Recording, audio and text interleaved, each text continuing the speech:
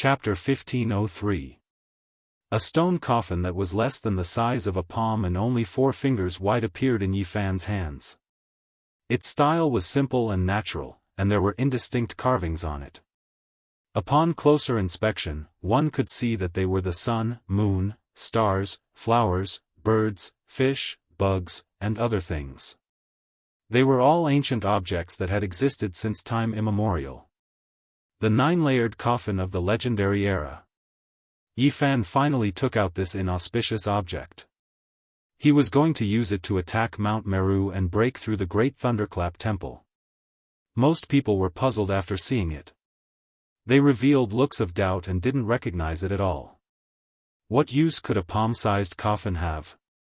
Could it be more powerful than an emperor weapon?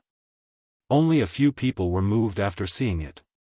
They vaguely understood its origins amidst their bewilderment, and they immediately thought of many legends regarding this coffin. Is it really a divine coffin from the legendary era? Many people from the ancient races came. A few of the ancient imperial clan elders' voices were trembling. They were closer to the legendary era than the people of today, so they naturally understood more about this type of coffin. Is there something terrifying about it? Many people were puzzled and asked the people beside them. This immediately triggered a wave of discussion. Meanwhile, a few of the older generation experts from the outer realm also looked forward. After getting a bit closer to take a look, they all revealed expressions of shock and their hearts began to beat violently. It really is like that kind of thing. When a few senior experts spoke in a low voice about the coffin's origins and how terrifying it was, everyone felt as if they were doused in ice and snow. A layer of cold goosebumps appeared on their bodies. It was rumored that it was buried above the 9 heavens and would never sink into the yellow earth. Everyone's breathing became hurried and their hearts continuously beat. Where did Yi Fan get this from? He actually had this kind of trump card. It was truly frightening. This kind of thing couldn't be provoked. A single mistake would result in the destruction of their entire clan. The legend of the divine 9-layered coffin is too terrifying. We can't touch it. After seeing it, we should respectfully bury it beyond the heavens and release it into the depths of the cosmos. The outer realm saints and archaic imperial clan elders all had serious expressions on their faces. Even those on Yi Fan's side were incomparably solemn. They treated this matter with extreme caution and caution. Among them, there was one whose reaction was the most special, and that was the divine silkworm Daoist. His reaction was far more intense than the others, and with a soaring sound, he stood perfectly straight like a divine sword being unsheathed. He gave off an oppressive aura, completely sweeping away his previous dejection. At this moment, his eyes shone with resplendent divine light, the radiance reaching several li. His lips trembled again and again, his fists tightly clenched. The bystanders naturally noticed his abnormality and carefully inquired about it. However, he didn't pay them any attention. His eyes didn't blink for even a moment, as if he was an immortal statue staring straight ahead. Everyone knew that he had a strange temper, and even the divine silkworm princess was usually helpless against him. Qi Luo, Yi Tong, and the others naturally did not mind and did not disturb him. You want to fight against my Mount Meru? The old monk Mo Ku's voice finally changed. His expression wasn't very good. He chanted the name of Buddha and said, using it might injure yourself first. You don't have to worry about it, Yi Fan said flatly. In the depths of the starry sky, in the battle on the other side of the gods, the indestructible god realm was destroyed. The ancient coffin of the Void Emperor played a great role, destroying all the power of faith. At this moment, Yi Fan took out the 9-layered coffin. Of course, he didn't want to completely replicate the result of the battle in the god realm. The god realm had been tampered with by the celestial being, so the Emperor's baleful aura could destroy the power of faith there. However, Mount Meru was different. It hadn't been cursed, so it was impossible for it to be ignited and turned into firecrackers.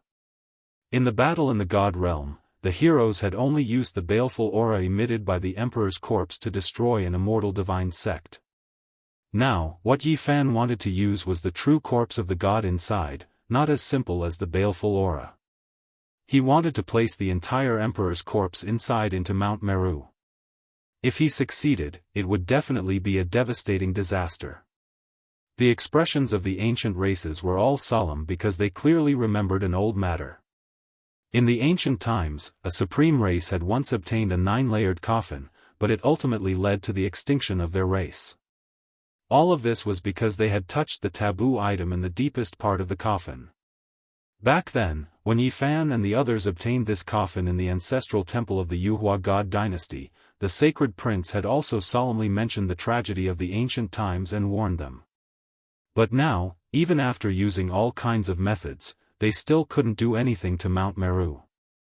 Yi Fan decided to use this trump card. How many people had seen the entire emperor's corpse?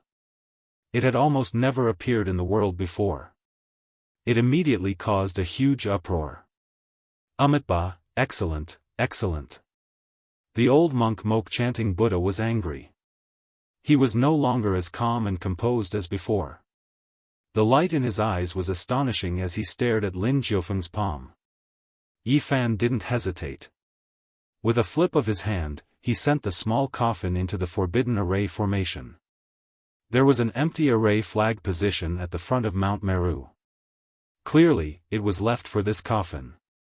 The baleful emperor couldn't win the battle in one go, but if he used the true emperor's corpse to suppress Mount Meru that hadn't been cursed, it would definitely be effective. He should be able to tear the mountain gate apart. In this world, there was nothing that could harm the great emperor. Even if they died, the bodies they left behind couldn't be damaged. Runes flickered in the heaven source array. Hazy chaotic mist flowed, drawing upon all the source aura of heaven and earth.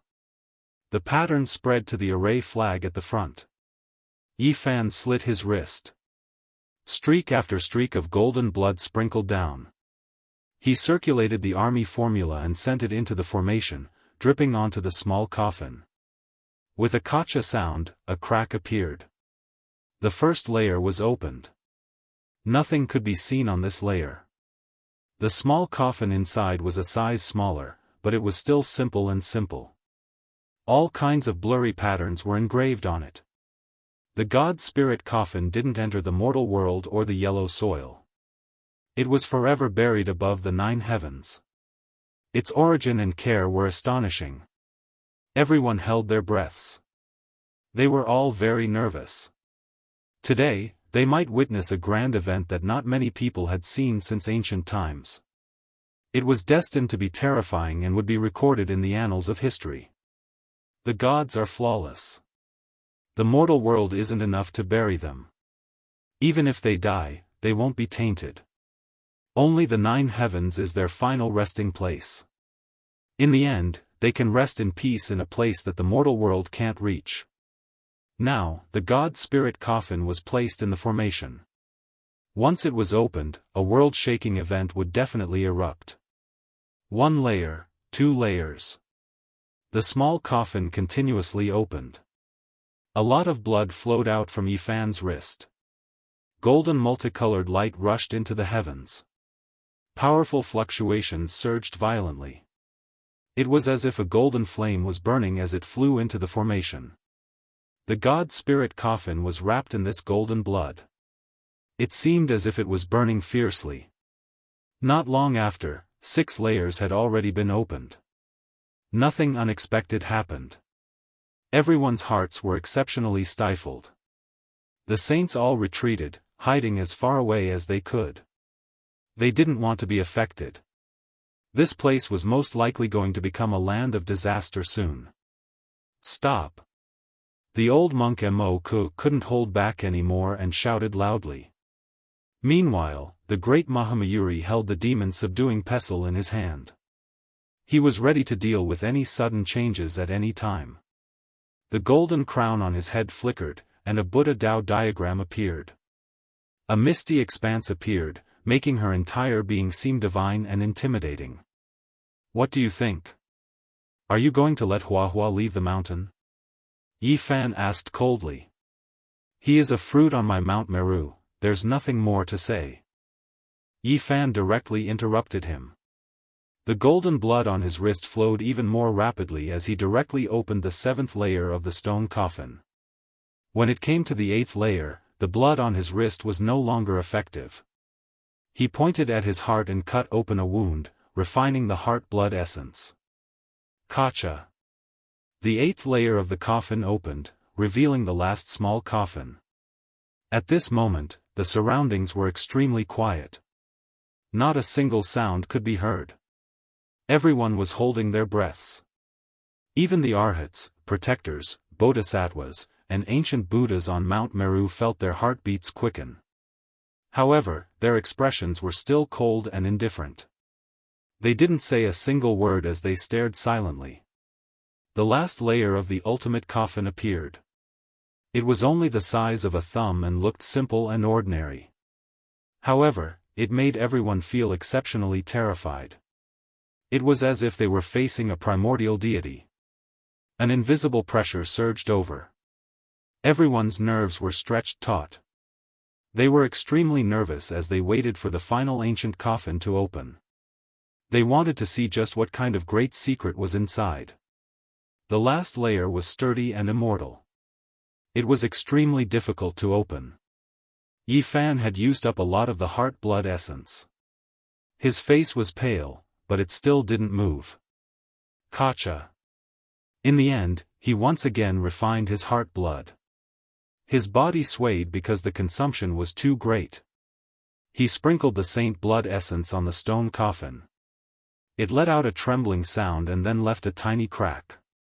The smallest crack appeared on the last coffin layer, but boundless emperor fiendish energy rushed out. It covered the heaven and earth like a vast sea.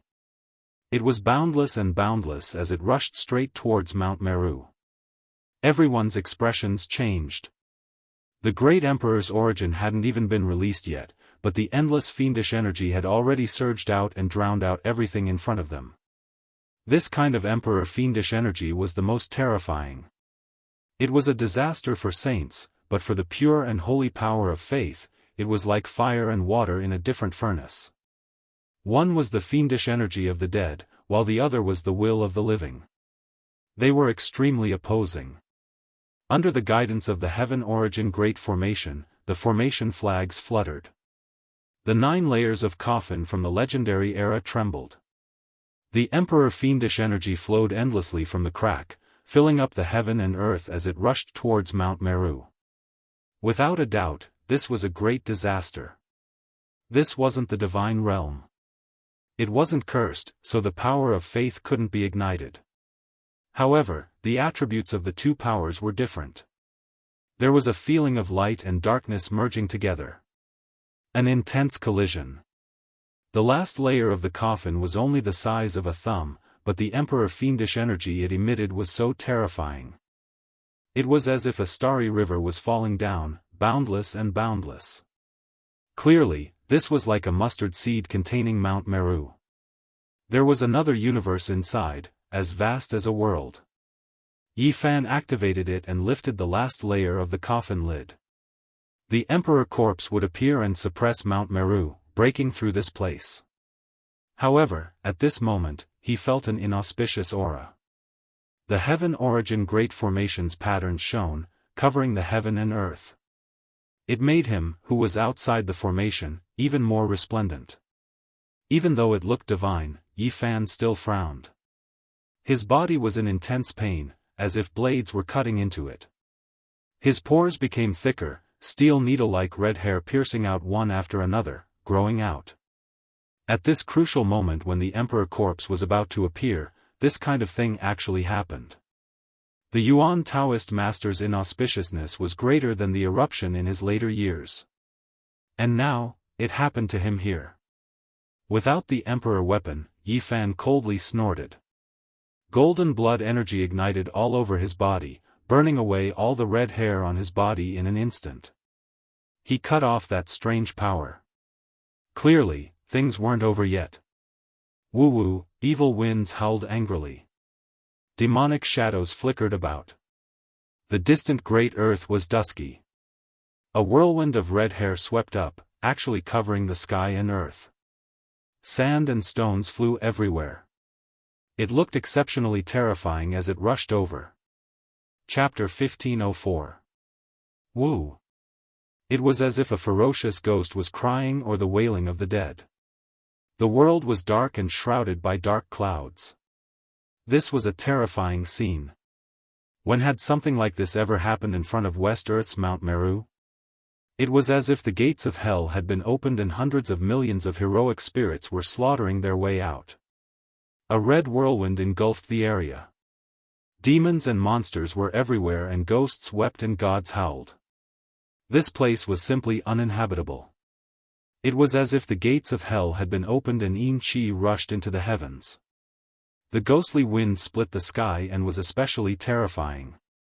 The whistling sound rang out non-stop and some of the short mountains in the distance were uprooted. It looked extremely terrifying. Kacha.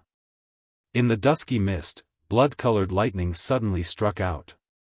It was especially eye-catching and beautiful as if blood was blooming. It was horrifying. This unforeseen event was too shocking and left everyone at a loss for a moment. It's raining. Why is it so fishy? Raindrops scattered down from the sky. There was a pungent smell of blood that made everyone's hair stand on end. Looking up, everyone felt a chill in their hearts. Between heaven and earth, there was actually a torrential rain of blood that quickly came crashing down. This scene was bloody and spectacular. It was as if small rivers were pouring down. The scarlet color was glaring and smashed onto the ground in the blink of an eye. This was a Buddhist Pure Land. Today, there were so many cultivators here, yet such an unforeseen event happened. It made everyone dumbstruck. It's coming for Yi Fan. Dongfang Yi said. He stared at the gloomy mist and his eyes were filled with wildness. He swung his club and was about to smash it over. The Yuan Taoist master's later years. Ji Ziyue was shocked and worry appeared on her face. Don't act rashly. Don't provoke this kind of thing. Yi Fan's expression was solemn as he said solemnly. The ominous premonition from before was right. On the surface of his body, a layer of red hair grew tenaciously and drilled out again. It looked extremely terrifying. The people in the distance also understood what had happened. All of them felt a chill down their spines. Someone as powerful as Yi Fan was actually shrouded by an ominous aura and such a strange unforeseen event happened. Every single Yuan Taoist master will die a miserable death in the end. None of them had a good ending. It seems like his curse has flared up prematurely. As saints, who would believe in ghosts and gods? This is the fatal weakness of a powerful inheritance. It seems strange, but it is actually inevitable. The saints naturally saw the demonic shadows. Some of them even wanted to make a move and catch one to see what was going on.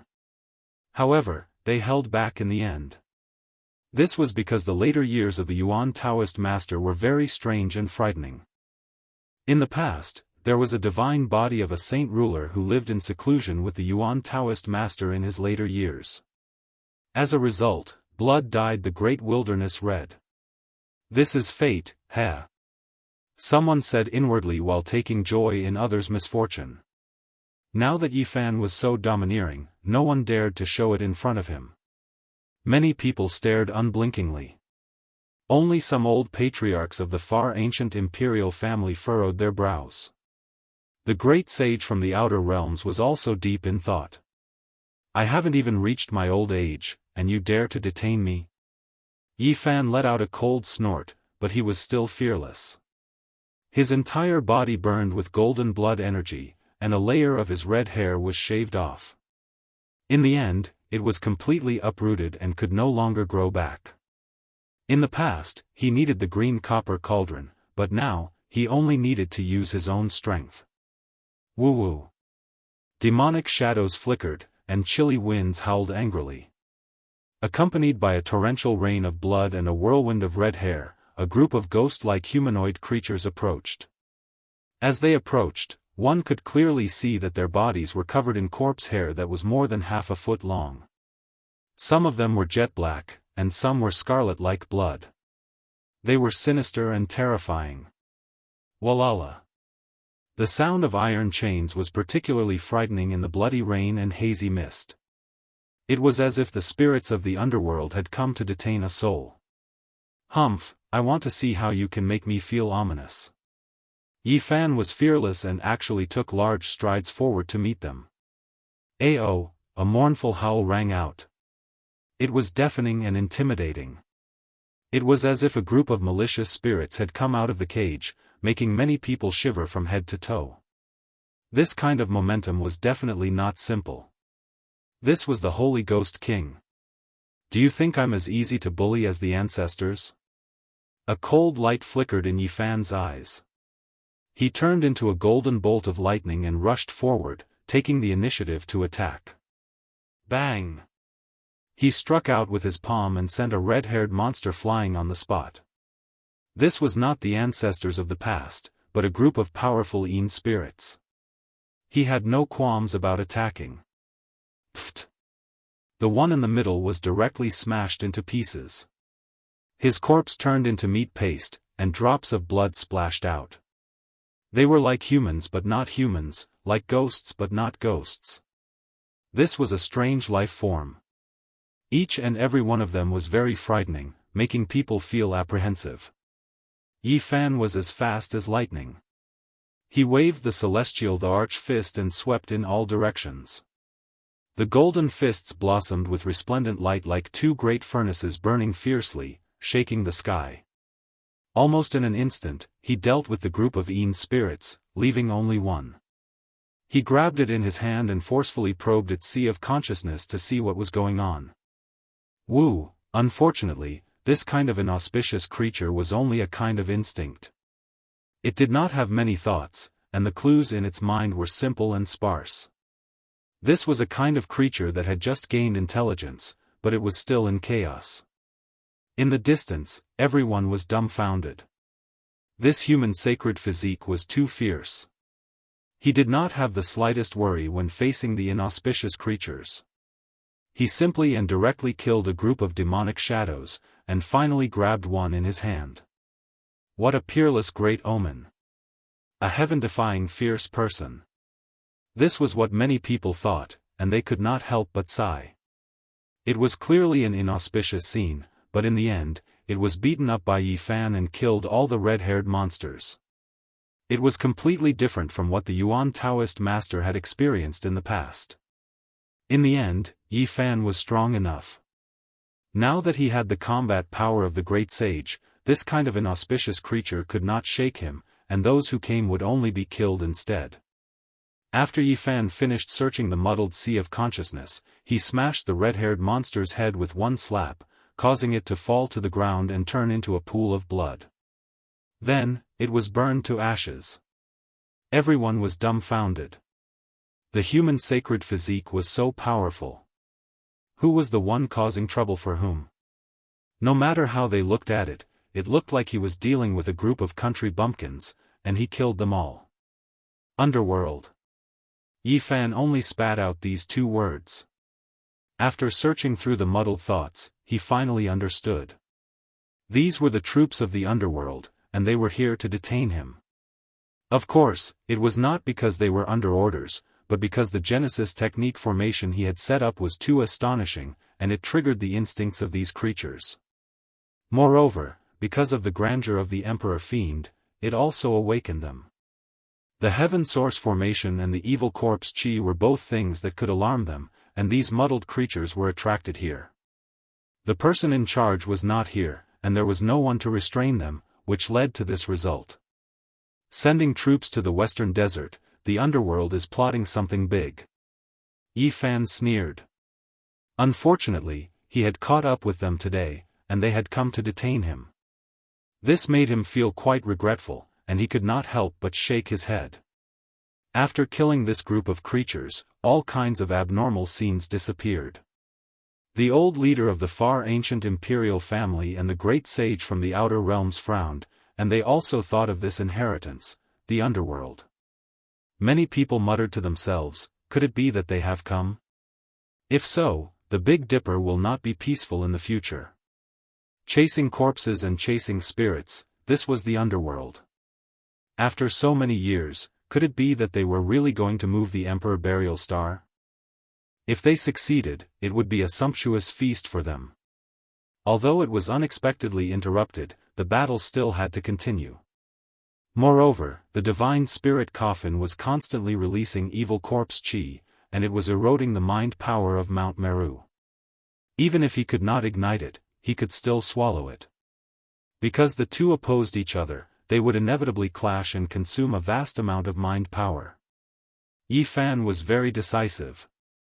He drank a jug of the life spring liquid of celestial being to replenish his essence energy, and then he cut open a wound on his chest to refine the essence of his heart blood. He made up his mind to open the lid of the 9th layer of the coffin, and let the Emperor corpse come out to suppress Mount Meru and open a path.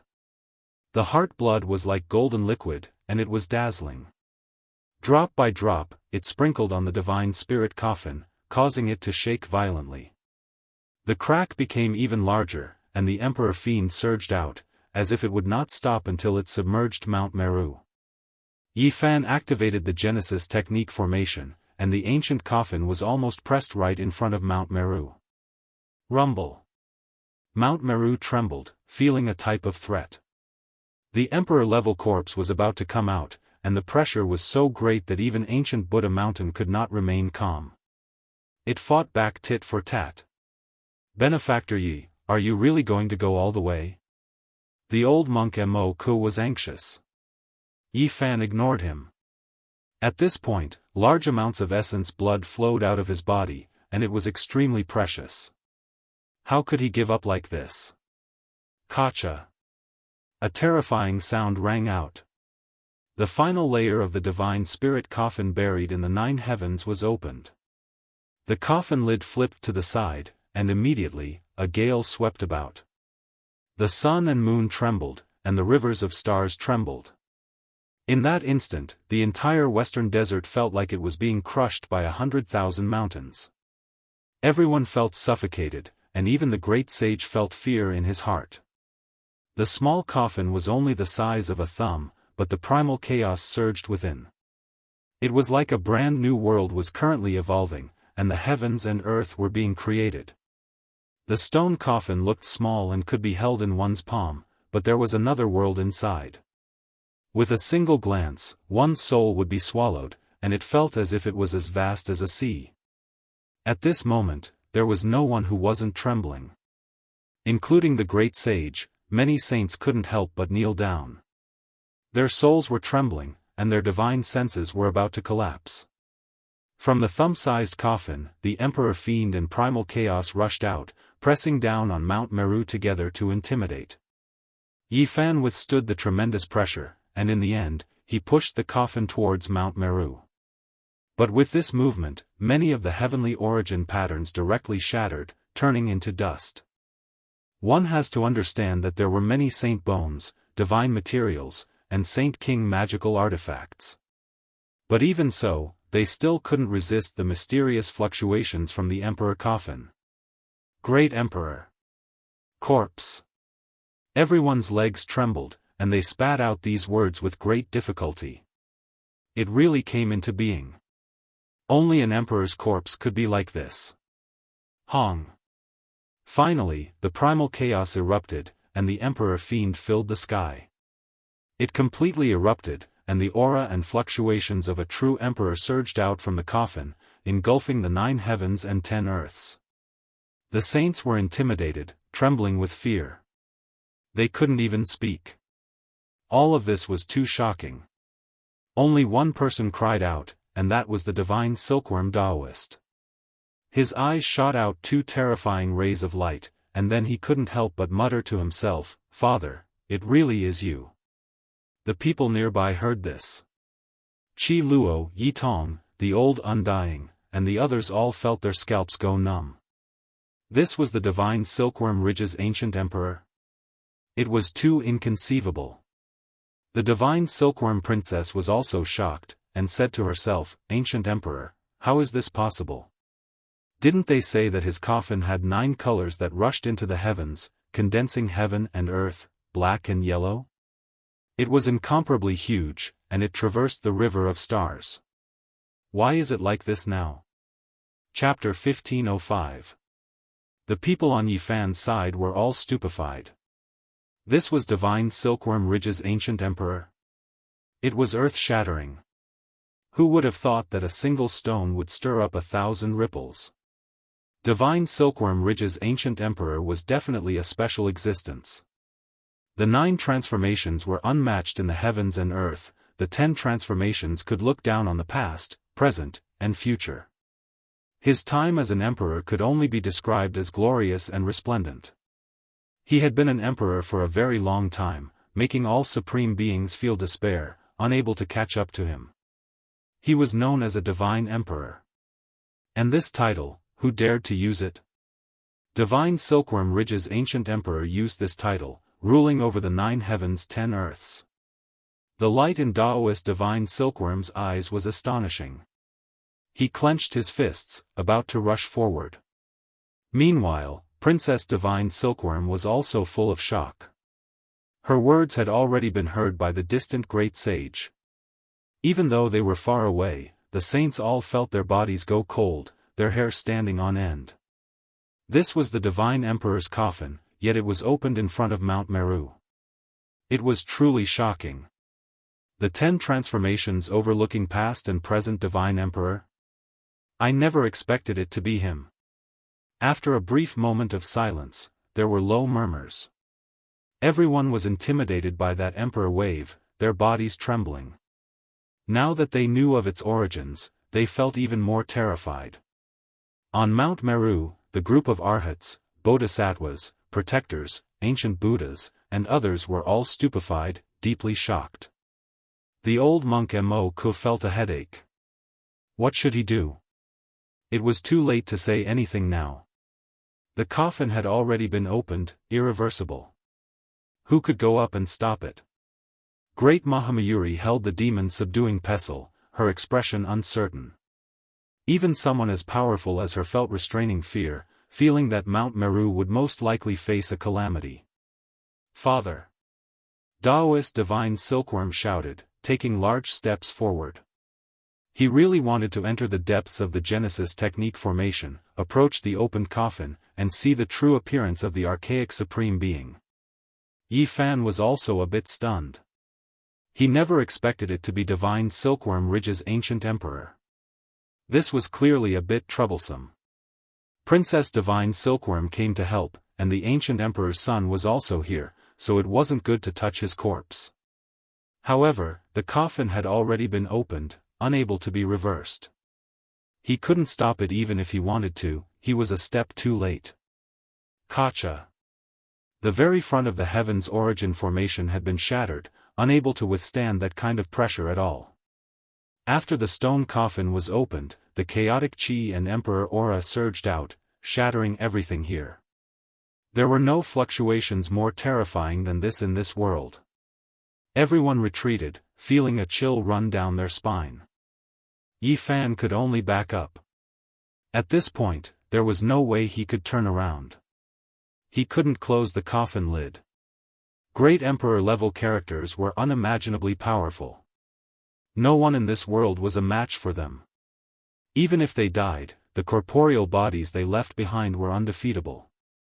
A single corpse was enough to suppress an immortal inheritance. Normally, it could only be sealed in a coffin, because the emperor's corpse represented death and destruction. Once it fell into the mortal world, it would definitely be a terrifying disaster. From a certain perspective, the emperor's coffin was more terrifying than anything else. It was uncontrollable, equivalent to a magic box. Opening it was equivalent to opening the source of blood and chaos.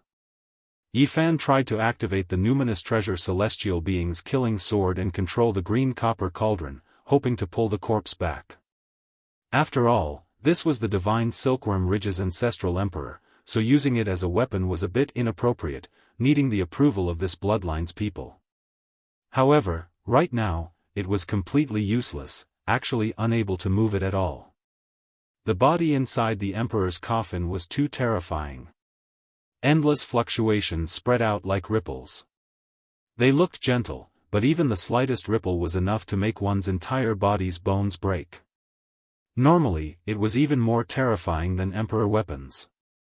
It was because the Emperor weapon could be controlled. Without reaching a certain cultivation realm, it was difficult to activate. It would always remain asleep, harmless to others. Moreover, even if one could activate the Emperor weapon, if one's own cultivation didn't reach the peak, it was impossible to completely revive it. It was because this was a weapon exclusive to great emperors, possessing extraordinary power. No one could truly grasp it. Meanwhile, the great emperor's corpse continuously fluctuated, representing the aura of death and destruction. Only by using a coffin to isolate it from the world could it be used, or else it would be a great disaster. Hong Long Long. The open little coffin slowly moved, approaching Mount Meru, crushing down until even the endless blue skies were collapsing. Unmatched ripples were released, destroying everything in its path. Daoist divine silkworm stopped. This meant that not even his father could move forward. He was his father when he was alive, but after death, his consciousness was extinguished. If he went up, his flesh and bones would similarly shatter. The little coffin pressed towards Mount Meru, almost about to crush it. Correct, it could be described as crushing. Even though it was small, no one would look down on it. In everyone's hearts, it was even heavier than the 9 great heavens, able to destroy everything. This was an archaic emperor. Emperor ripples were spreading, so who could resist them? It was clear that the Buddhist power of Mount Meru represented holiness, while the ancient coffin represented death. The Buddhist light and the aura of the dead collided, the two opposing each other. Within the world-shocking waves, Mount Meru swayed, as if it was about to collapse. The ancient coffin also trembled, the mist within boiling. After receiving this stimulation, both of them shone, no longer calm. The Buddhist light of Mount Meru illuminated all directions, illuminating the entire western desert. The little coffin also flickered with brilliant symbols, and a humanoid figure appeared within. The emperor coffin was immeasurably deep, like an abyss. There was a world within, and that figure was boundless, as if it was about to break through the void and come out. Hong Long. Buddhist light shone on Mount Meru. Buddhist figures rose one after another, each one tall and imposing, towering into the heavens. This was the great emperor's formation. It was fully activated, preventing the emperor coffin from approaching. The formation patterns were completely activated, releasing an astonishing might. If the great sage were to enter, he would instantly be smashed into pieces. At this time, the emperor coffin was still moving about, not damaged. Its speed did not change, and it advanced in a manner that was neither too fast nor too slow, about to crush down. Hong. The ripples from Mount Meru became even more intense. The entire mountain was covered in patterns, as if horned dragons were crawling about. The patterns were complex and profound. This was the great emperor's formation, truly activated. It could kill deities and intimidate immortals. It was powerful to the extreme. The little coffin was obstructed in the end, shaking violently. Everyone held their breaths, feeling indescribably shaken. They nervously watched all of this. An emperor-level conflict was about to unfold. Everyone felt uneasy, but also a bit hopeful. The little coffin trembled, as if it was about to flip over. The chaotic energy within the coffin surged like a sea, engulfing Mount Meru in all directions. In the end, a great hong sounded. A humanoid creature was shaken out from the coffin. As soon as it appeared, the 4 seas trembled, the 5 regions trembling. Heaven and earth wailed, the great Tao bowing beneath its feet. This was a shocking scene that everyone would never forget for the rest of their lives, forever engraved in their hearts. The emperor corpse appeared, wrapped within primal chaos, hazy and indistinct. Everyone knelt down on the ground, horrified to the extreme. Every inch of flesh was shaking, feeling reverence that came from their souls. A complete emperor corpse, who in this world had truly seen it before? This was, without a doubt, a majestic male. He towered there, incomparably imposing, crushing all sides until they split apart. Only he would exist eternally, surrounded by mist. I can't see clearly, what exactly does he look like? There was a great sage who said with a trembling voice. Is this the legendary matchless divine emperor? Everyone wanted to see him, but they couldn't. This primal chaos mist was extremely special, impossible to pass through. There was no way of seeing his true appearance at all. Out of everyone, the divine silkworm Daoist priest's expression was the most complicated. Excitement, sadness, joy, sorrow, all of these emotions interweaved together. He was already sure that this was his father. Meanwhile, right at this moment, Eastern Wasteland's 7 great life-restricted regions moved. Someone was roused awake, waking up from a deep slumber. A divine emperor with a complete and flawless body appeared in this world. It was different from emperor artifacts, not needing to exhaust cultivation to activate it. His body always released the most powerful fluctuations, shaking up the world. Is it him? He has returned. Divine Emperor, an expert that makes one revere him. A voice sounded in the peaceful and quiet origin ancient mind today, as if it was filled with endless emotions, as well as deep restraining fear. After being roused awake by the aura of a divine emperor, the speaker's mood became complicated. In this world, it was destined to be glorious. In this world, it was destined to be miserable. In this world, there would definitely be great changes. After endless years of waiting, all of it gathered towards this world. There had to be a result. The divine emperor appeared, his might suppressing the 9 heavens. He stood there, as if he still had life, wrapped within primal chaos mist. He approached Shumi Mountain, directly crushing the mountain until it was brilliant, ripples covering the heavens. Kacha. There were some emperor patterns that were limited in material, unable to endure this type of pressure at all. They broke apart when they approached, and then were erased. But it was precisely because of this that Mount Meru emitted an even more powerful fluctuation. This was stirred up. Buddhist power as vast as the sea surged up, and the entire Mount Meru turned into a giant life form. The imperial formation and magical artifact resisted the archaic emperor together. This was a type of ultimate confrontation. How many people in the present world had seen this before? True emperor-level fluctuations pervaded Shumi Mountain. If not for this place being special, the mountain region would have long turned to ashes. Kengchang. Right in the back, divine silkworm Ridge's battle clothes rang out, releasing blazing immortal light, vibrating intensely. The divine emperor appeared in this world. After death energy and emperor aura surged, his foundational aura pervaded the air, waking up the emperor artifact that had accompanied him for his entire life and was currently sleeping. It woke up from its hibernation, immediately dazzling past and present. It was as if a lost child saw its parents, continuously releasing light cries, shaking intensely. Clanging sounds rang out incessantly. The archaic emperor's battle clothes disintegrated, turning into pieces of armor that rushed towards the divine emperor, continuously covering his body. Every time a piece landed, a portion of the primal chaos mist would scatter. The 9-colored immortal clothes trembled, releasing a clear sound. The metallic luster was dazzling, as if the heavenly sun was falling. The divine emperor wore the battle clothes. In the past, he was unrivaled at the 9 transformations, overlooking the past and present at the 10 transformations. This battle clothes accompanied him on his emperor's path, sharpening it into an indestructible divine artifact. The emperor artifact revived, fully equipped on his body, becoming even more terrifying.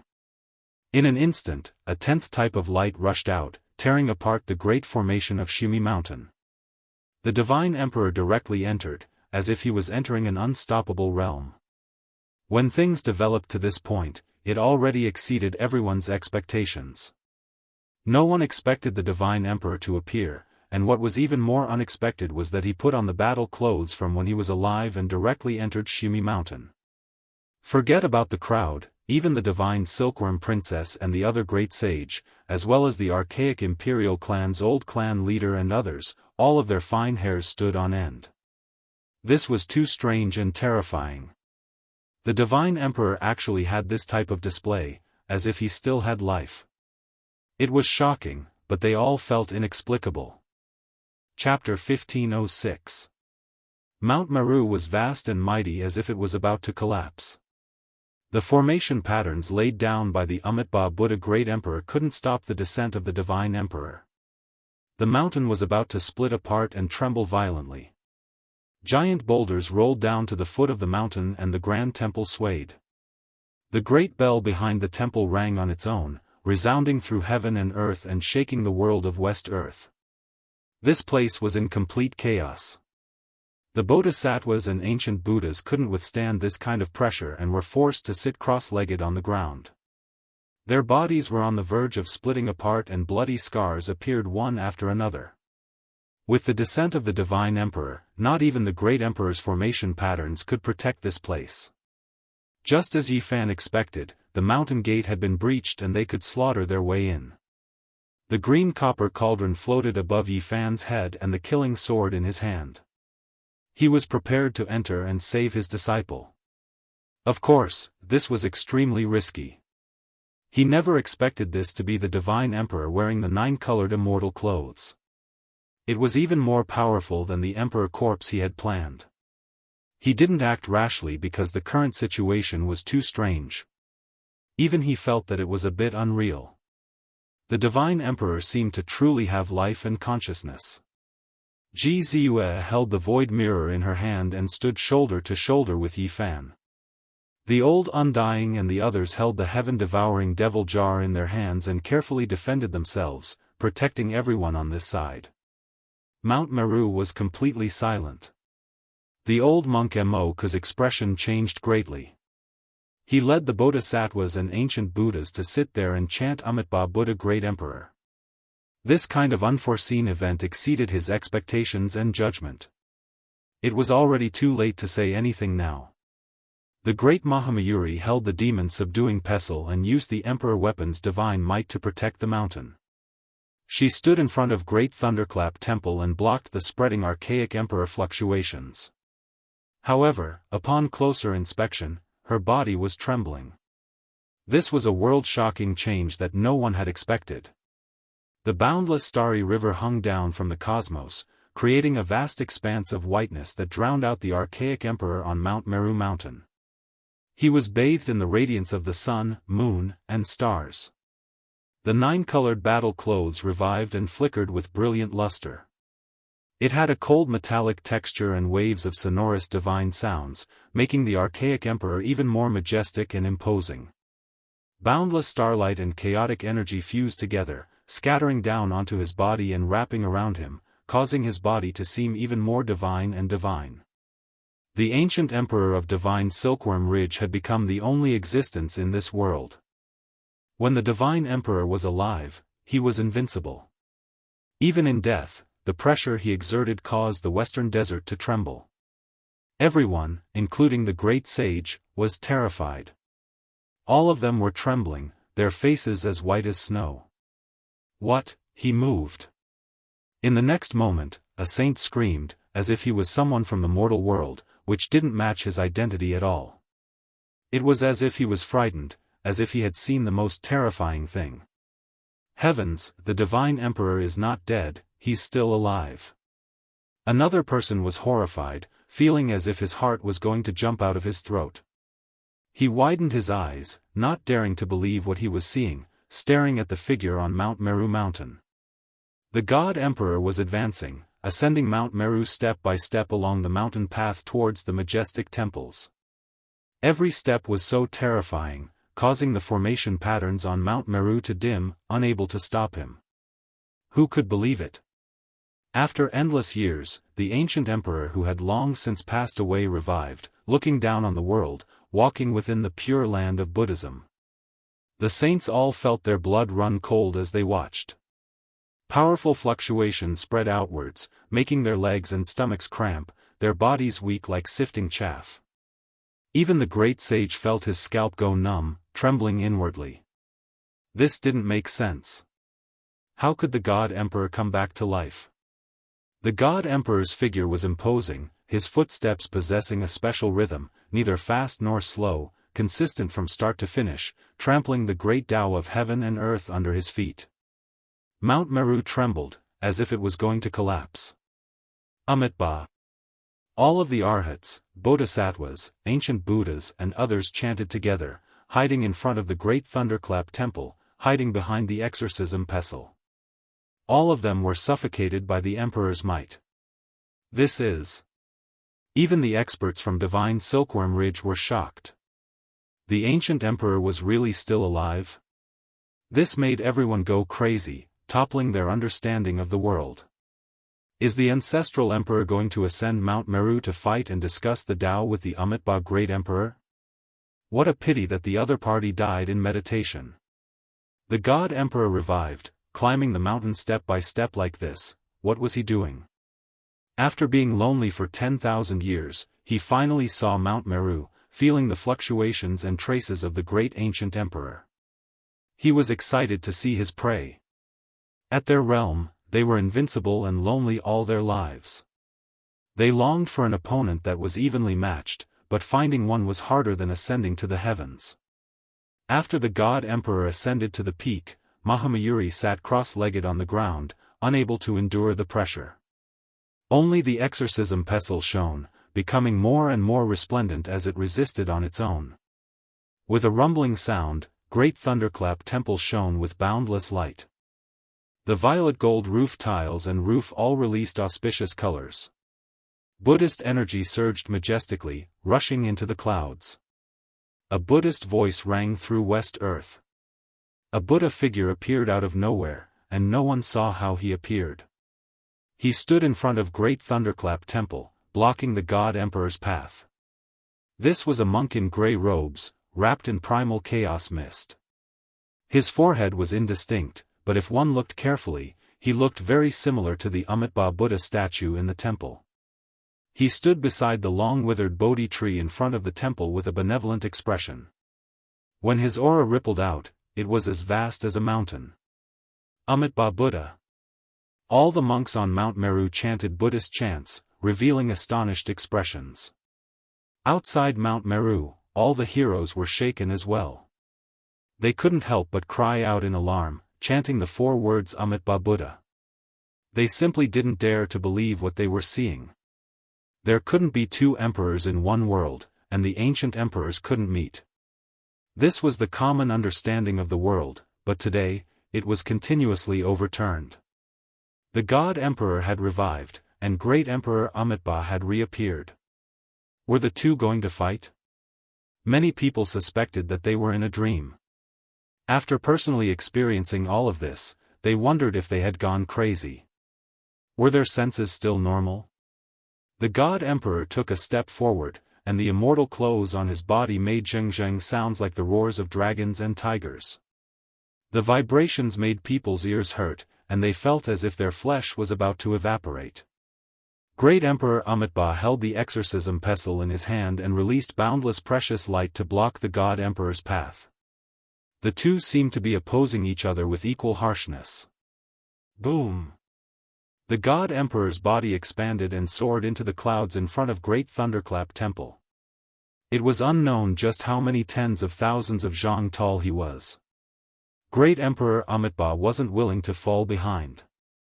He similarly soared into the clouds, and his enormous Buddha body towered between heaven and earth. This scene shocked everyone. A battle between emperors and emperors had occurred? After being separated for so long, there was actually a day when they would face each other and take action. Everyone found it hard to accept and believe it. Is that the Amitabha Buddha's imprint? But, how can we explain the God Emperor's resurrection? He should be a corpse, and in the end, he ascended Mount Meru step by step. How can it be said that he hasn't revived? The saints were bewildered, and their faces were all pale. Everything that happened today made one's hair stand on end. It was too shocking and inconceivable. If this was true, it might be the most important event in the lives of the great emperors and great ancient emperors. They had been lonely all their lives, and in the end, they had found an opponent. The great emperors didn't meet each other, and today, common sense was broken. Perhaps, every great emperor longed to be born in a different era and fight with the past emperors. They wanted to find a true opponent. Unfortunately, everyone passed away in loneliness. Their wishes couldn't come true, and it was difficult for them to meet others of the same kind. Mount Meru trembled, and the sun, moon, and stars swayed. It was as if they were going to fall down. The two of them wanted to test themselves against the heavens. Natural laws pervaded the air, and the two seemed to be confronting each other. Their bodies continuously increased in size, directly reaching beyond this region. They were so large that they exceeded common sense, shocking the entire northern Dipper star domain until all creatures trembled. Their divine might was matchless. Did the divine emperor really revive? The voices of some of the divine Silkworm Ridge experts were trembling, and their bodies were shaking. After the shock, only excitement remained. This isn't my father's doing. The divine Silkworm Daoist shook his head, his voice carrying sadness and regret. The surrounding people's expressions became sluggish. This was the great ancient emperor's son. Even he said this, so it most likely couldn't be true. However, just now, they clearly saw the divine emperor ascend Mount Meru. Yifan released a light sigh. After watching for a long time, he also understood everything. The divine emperor's loneliness and the Amitabha great emperor's regret couldn't be compensated. In the end, they still couldn't meet. These two weren't them. If the true bodies of great emperors confronted each other, heaven and earth would definitely react, and an irregular scene that had never been seen since the ancient times would appear. The great emperors wouldn't meet each other, never having opponents in their entire lives. This curse was difficult to break. This is a confrontation between two weapons, not because the great emperor himself is still alive. The divine Silkworm Daoist pointed out the riddle. His father ascended Mount Meru. Even though he was moving, he didn't develop a consciousness. It was his immortal clothes that were in control, keeping his mighty body from falling, overlooking the endless ages. The Amitabha great emperor's appearance was actually more or less the same. The demon fall pestle revived under the tremendous emperor-level fluctuations, merging with the fist-sized Sarira, forming the Amitabha great emperor's void image. In reality, there were no true bodies, only two emperor weapons. Their respective masters Daoist confronted each other, as if they were searching for an opponent for the lonely emperor and great emperor, satisfying their final regrets. In outer space, the perfectly straight divine emperor and the benevolent Amitabha great emperor faced each other. Natural laws swirled, releasing endless divine light. There wasn't a true confrontation, just a probing of Tao and magical techniques. The two didn't fight each other. The two emperor weapons revived, leading everything. They were extremely cautious and careful. Hong Long. In the end, their bodies shrunk, returning to their normal height. They reappeared at the peak of Mount Meru, in front of the great Thunderclap Temple. The Amitabha great emperor disappeared, leaving only the demon fall pestle floating in the air. As for the Sarira, it also fell to the ground, unmoving. On the other side, the immortal clothes rustled lightly, as if in grief. In the end, they couldn't keep the archaic emperor. Even seeing his corpse couldn't change anything. Everyone was shocked. How could they not understand what had happened now? Everything was because of the two emperor weapons' revival. Buddhism speaks of transcendence, great enlightenment, and only then can one achieve the Tao of Buddhism. At this time, the demon fall pestle transmitted its divine sense. This weapon actually spoke after reviving. Amitabha Buddha. The old monk Mo Ku and the others all chanted, listening respectfully. It was because they knew that the demon fall pestle was talking to them. Have you all transcended and gained enlightenment? Put that child down. The demon fall pestle continued. Let him go down the mountain. Regardless of whether it was Mo-ku or the great Mahamayuri, they didn't have the slightest bit of rebellious thoughts.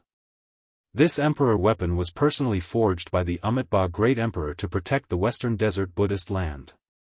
As a supreme being, they had to be respectful. Put it down? Have you all put it down? The demon Fall Pestle calmly asked. The great sage Mo-ku immediately put his palms together, admitting his sins and chanting Buddhist names continuously. Not long after, a golden arhat and the others escorted Hua out. They made him appear in front of the great Thunderclap temple and prepared to put down Mount Meru. No one had expected this kind of ending. It actually ended like this. Chang. The archaic emperor's battle clothes trembled slightly. The armor disintegrated, turning into rays of immortal light that fell down. The emperor corpse was wrapped in primal chaos mist, standing at the peak of Mount Meru. Chapter 1507. The divine emperor stood tall and majestic. Strands of chaotic energy swirled around him, making him seem transcendent and mysterious. He was like a living supreme being that looked down on all life. He stood at the peak of Mount Meru. The deathly energy had lessened greatly. The pressure of the archaic emperor was released, but the two awakened emperor weapons could withstand it and block it, protecting the Great Seal Thunder Sound Temple. The world calmed down. A light sigh came from within the nine-colored immortal clothes, carrying endless sadness. It summoned the nine-layered coffin, burying the divine emperor once again. The silkworm emperor's body slowly fell, surrounded by primal chaos. He sank into the coffin, and the stone coffin closed one by one, sealing him within. How many heroes were buried under the passage of time? No matter how great their divine abilities were, it was difficult to reverse the situation. A lifetime of glory, but in the end, all that was left was sorrow. The divine emperor was exceptional, stunning the past and present, but he still couldn't resist the passage of time. In the end, the curtain had to fall. After a dazzling moment, it was followed by endless darkness. Hong Long. The nine-layered coffin was completely sealed, like an ordinary stone. It was simple and unadorned, and no one would notice it even if it was thrown into the yellow earth. This was the life of a great emperor. In the end, ashes to ashes, dust to dust. Father. Daoist divine silkworm shouted loudly, hot tears gushing out. He clenched his fists and rushed forward. The divine silkworm race's battle clothes shot out a streak of immortal light, turning into a resplendent heavenly river that led outside the mountain. It was like a bridge to the heavens, turning this place into a passageway. It was guiding the people of the divine silkworm race. The ancient emperor's son, Princess Divine Silkworm, and the others all stepped onto Mount Meru. Yi Fan had a copper cauldron with brilliant green multicolored light above his head. He held the 3-foot immortal sword in his hand as he followed, arriving at the peak of Mount Meru for the first time in his life. Daoist divine silkworm's tears rolled down his face. He stroked the stone coffin, his voice hoarse. No one could hear what he was saying. With a honglong sound, the stone coffin enlarged. 9 colors rushed into the heavens, and the 10th color burst forth. It immediately enlarged to 1,000 zhang in length, and it was still growing. Strands of multicolored light shot out, entering the space between Daoist divine silkworm's brows. There seemed to be waves of scripture sounds, and there was even a type of comprehension after the great Tao was shattered. Daoist divine silkworm retreated, and he was in a daze. He muttered to himself, I missed it in the end, I have to be on my way. Shwa. Another wave of celestial light burst forth. Out of everyone's expectations, it actually flew towards Princess Divine Silkworm's shoulder and aimed at the little monkey that was shining with golden light. The little monkey, who was not much taller than a palm, immediately bared its teeth and looked afraid. It nervously grabbed a lock of Princess Divine Silkworm's hair and retreated. Everyone was stunned. What was the background of this little divine silkworm that had undergone several metamorphoses and now looked like a sacred battle ape? To think that the god sovereign would pay attention to him and bestow him with celestial light. Even the divine silkworm princess was shocked. She turned around to look at the little divine ape on her shoulder, who was blinking his big eyes and looking innocent. She seemed to be deep in thought, as if she had thought of something. A soul-shattering sound rang out. Before anyone could react, the huge stone coffin soared into the sky, drawing out resplendent immortal light. It tore apart the sky and directly entered the depths of the universe. It chose to walk the path of solitude, drifting endlessly in the universe. This was the final destination of the ancient emperor. In the end, it would be a lonely person who would chew on this kind of loneliness. The 9 coffins disappeared, and the entire Mount Meru quietened down. Be it the demon subduing pestle or the 9-colored divine robe, they gradually dimmed and slowly returned to silence. I saw the celestial domain open in my dream. Daoist divine silkworm looked into the starry sky. No one knew if he had dreamed of the celestial path, or if he wished for his father to sleep like this and see the celestial path after his death. Master!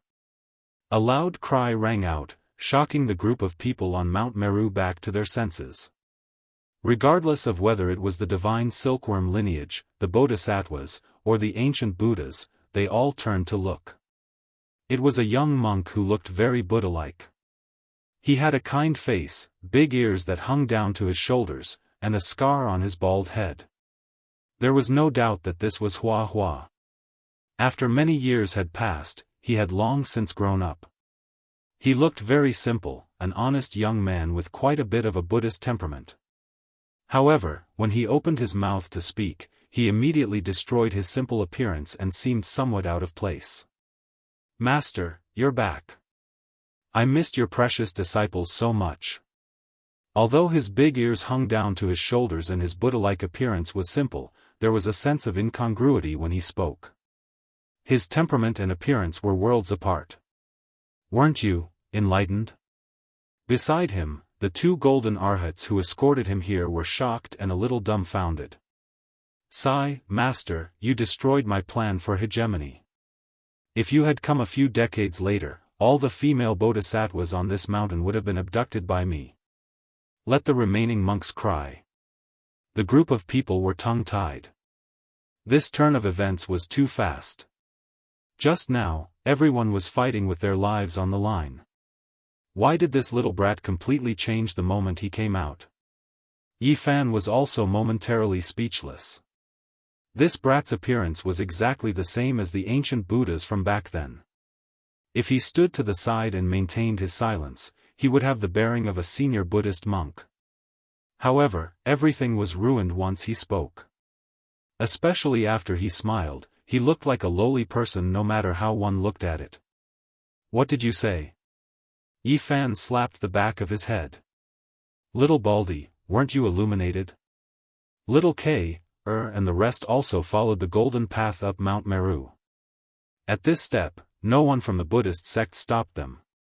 Seeing that Yi Fan was also looking over, Hua Hua immediately put on a solemn expression and said with a serious expression, Amitabha, Tathagata, Hua Hua, Great Buddha. Master sits in my heart, and wine and meat pass through my intestines. How can I be illuminated by them? In the end, it caused him to suffer another slap on the back of his head. Everyone spent a lot of effort to save him, but in the end, he didn't even get a single hair on his head. They had been worried for nothing. At this moment, he had a sinister smile on his face. The arhats and bodhisattvas couldn't sit still anymore. They had personally witnessed Hua Hua being illuminated, so how could he be fine in the blink of an eye? Under Yi Fan's stern gaze, Hua Hua didn't dare to act rashly and told the truth in full detail. Light flashed on his forehead, and a Buddha crown fell down. It was simple and unadorned, and there were some cracks and holes on it. However, it gave off a kind of Buddhist Tao presence. Everyone in West Earth was shocked. This was definitely a divine weapon that wasn't left behind by a saint. It had the aura of an emperor hidden within it. Yi Fan naturally understood what was going on. This was the parietal bone of Shakyamuni, a piece of parietal bone that he had left behind in the mortal world when he was refining the Zhang's 6 golden body. Back then, it was this piece of Buddha bone that had given Hua a belly full of scriptures. Quasi-Emperor's parietal bone was hidden in the immortal platform and had condensed into one with it. Outsiders couldn't find it, so they naturally couldn't illuminate him. Yi Fan had even prepared the salvation scripture. He thought that he would have to spend a lot of effort, but he didn't expect this to be the result. He directly gave the back of his head another slap. Looking at his despicable smile, no matter how he looked at it, he felt that this was a scam. The faces of the Buddhists sank, and they hoped that they would quickly go down the mountain. There was really nothing they could say about this ending. However, Hua wasn't willing. He was suppressed for no reason, and no matter what, there was a wave of resentment in his heart. Amitabha, this old monk's mortal heart was moved, and my obsession was too deep. I am here to apologize, Mo Ku said expressionlessly. Hua wore a smile, and directly grabbed the old monk's hand, not letting go. She said that she had to take action, and that she couldn't be suppressed for so many years in vain. You have already successfully reincarnated and reappeared in the world. This is a miracle of the Buddhists, and it has verified the Tao of Amitabha. Do you really not recognize me now? Have you forgotten the scene of us discussing the Tao by Lake Au 5,000 years ago? Mo Ku shouted. Monk, you are too unreasonable. At the side, Dongfang Yi and the others couldn't take it anymore. Only Yi Fan understood what was going on. He originally thought that the ancient Buddha was very low-key, and not everyone knew about him. He didn't expect that he was old friends with Mo Ku. This time, the Buddhists detained Hua, and it involved too much karma. In the eyes of Mo Ku and the others, Hua was a miracle of the Buddhists, and it confirmed the saying that Amitabha mainly cultivated the afterlife. This was a living example. What nonsense, don't say useless things. I only know that you have suppressed me for many years. Buddhism talks about karma, and you need to return me 100 years of freedom. How about this? I want to establish a big sect in the Buddhists, and let the celestial court grow branches and leaves. You can be my protector. A bald kid was pulling an old monk, and they were arguing endlessly, making people not know whether to laugh or cry. The Buddhists all lowered their heads and didn't say a word. They really didn't want to be entangled by this green-skinned monk. At this moment, a tall figure rushed out of a temple not far away, and his huge bald head was shining. He shouted, God, angels, I finally see a familiar person. Yi Fan, brother Yi, do you still remember me? Bring me down the mountain too. Not only the Buddhists, protectors, and ancient Buddhas frowned, but even the outsiders were a little stunned. How could there be such a strange monk in the pure land of Buddhists? Yi Fan was startled. This was none other than Kai De, Li Xiaoman's classmate from America. After so many years, he had developed a set of profound Buddhist divine arts. As a protector Vajra, what have you become? Mo Ku scolded. Kai De ignored him as if he was grasping at a life-saving straw. He looked to Yi Fan for help and said, Bring me away from this damned place. I'm a vegetarian every day, even the gods will go crazy. Weren't you punished to face the wall? Why did you come out? A bodhisattva asked. Kai De complained to Yi Fan, I haven't eaten meat for 150 years. A while ago, I managed to braise dog meat with great difficulty, but I was discovered the moment I took a bite. I was punished to face the wall for 500 years. God, after 500 years, when I come out, all my teeth have fallen out, and I can't even bite dog meat. Everyone was dumbfounded. Outside Mount Meru, the saints from the outer realms were also staring at each other. Everyone wanted to laugh, but the bodhisattvas, ancient Buddhas, and protectors all had ashen expressions, each uglier than the last. Yi Fan didn't know what to say. He patted Kai De's shoulder, not knowing if it was to comfort him or if it was the etiquette of old friends reuniting. He cursed silently, this was also a fraud. He muttered to himself and spoke to the Western Desert monks, asking Kaida to go down the mountain and jump out of this hell in his eyes. As a Buddhist disciple, your 6 senses are impure. Banish him down the mountain. Mahamayuri's face was gloomy as he issued such a decree. He didn't want to see such a disciple for even a moment longer. On Mount Meru, the Bodhisattvas and Arhats sent them down the mountain as if they were the plague. Hua Hua was like a chatterbox. He pulled the old monk Moku's hand and talked endlessly, spittle flying from his mouth. It was as if he hadn't opened his mouth in 10 lifetimes and had endless things to say. His saliva flew everywhere as he chatted with the old monk, asking him to go down the mountain and become a protector to compensate him for all the years of suppression and suffering. The great sage Moku could bear it at first, but later on, his snow-white eyebrows kept twitching. He wanted to slap Hua Hua to death. He really couldn't stand it anymore. His mouth never stopped. Great Master, your beard has turned white. Great Master, your shoes are about to grow holes. Great Master, were you hacked when you were young? There's a big scar on your nose. Listening to these endless words and godlike logical thoughts, the old monk Moku wanted to strangle him to death. Chapter 1508. After walking out of Mount Meru, the chatterbox continued to hold the old monk Moku's hand affectionately. People who didn't know the details would think that they were good friends despite the difference in age. Moku couldn't bear it anymore, but he could only endure it in the end. In the end, Moku agreed to be the protector of the mountain gate for a few years. No one knew if it was because of the Vajra's order, or because he really felt guilty, or because he pitied Hua Hua's previous incarnation, or because he was moved by the chatterbox. This result left everyone dumbfounded. Master, don't worry. I will heal that big scar on your nose in the future. F***ck off. The Bodhisattvas and ancient Buddhas were dumbfounded and speechless. After a long time, they finally returned to Mount Meru. Dongfang Yi and the others were still wondering if they should beat this old monk up with a stick, but after seeing this result, they decided to let it go. They were afraid that the Vajra and other monarch weapons wouldn't agree to it. Let's see how he does. If he dares to do anything, we will cut off his cultivation. The group of people left for real. Delicious.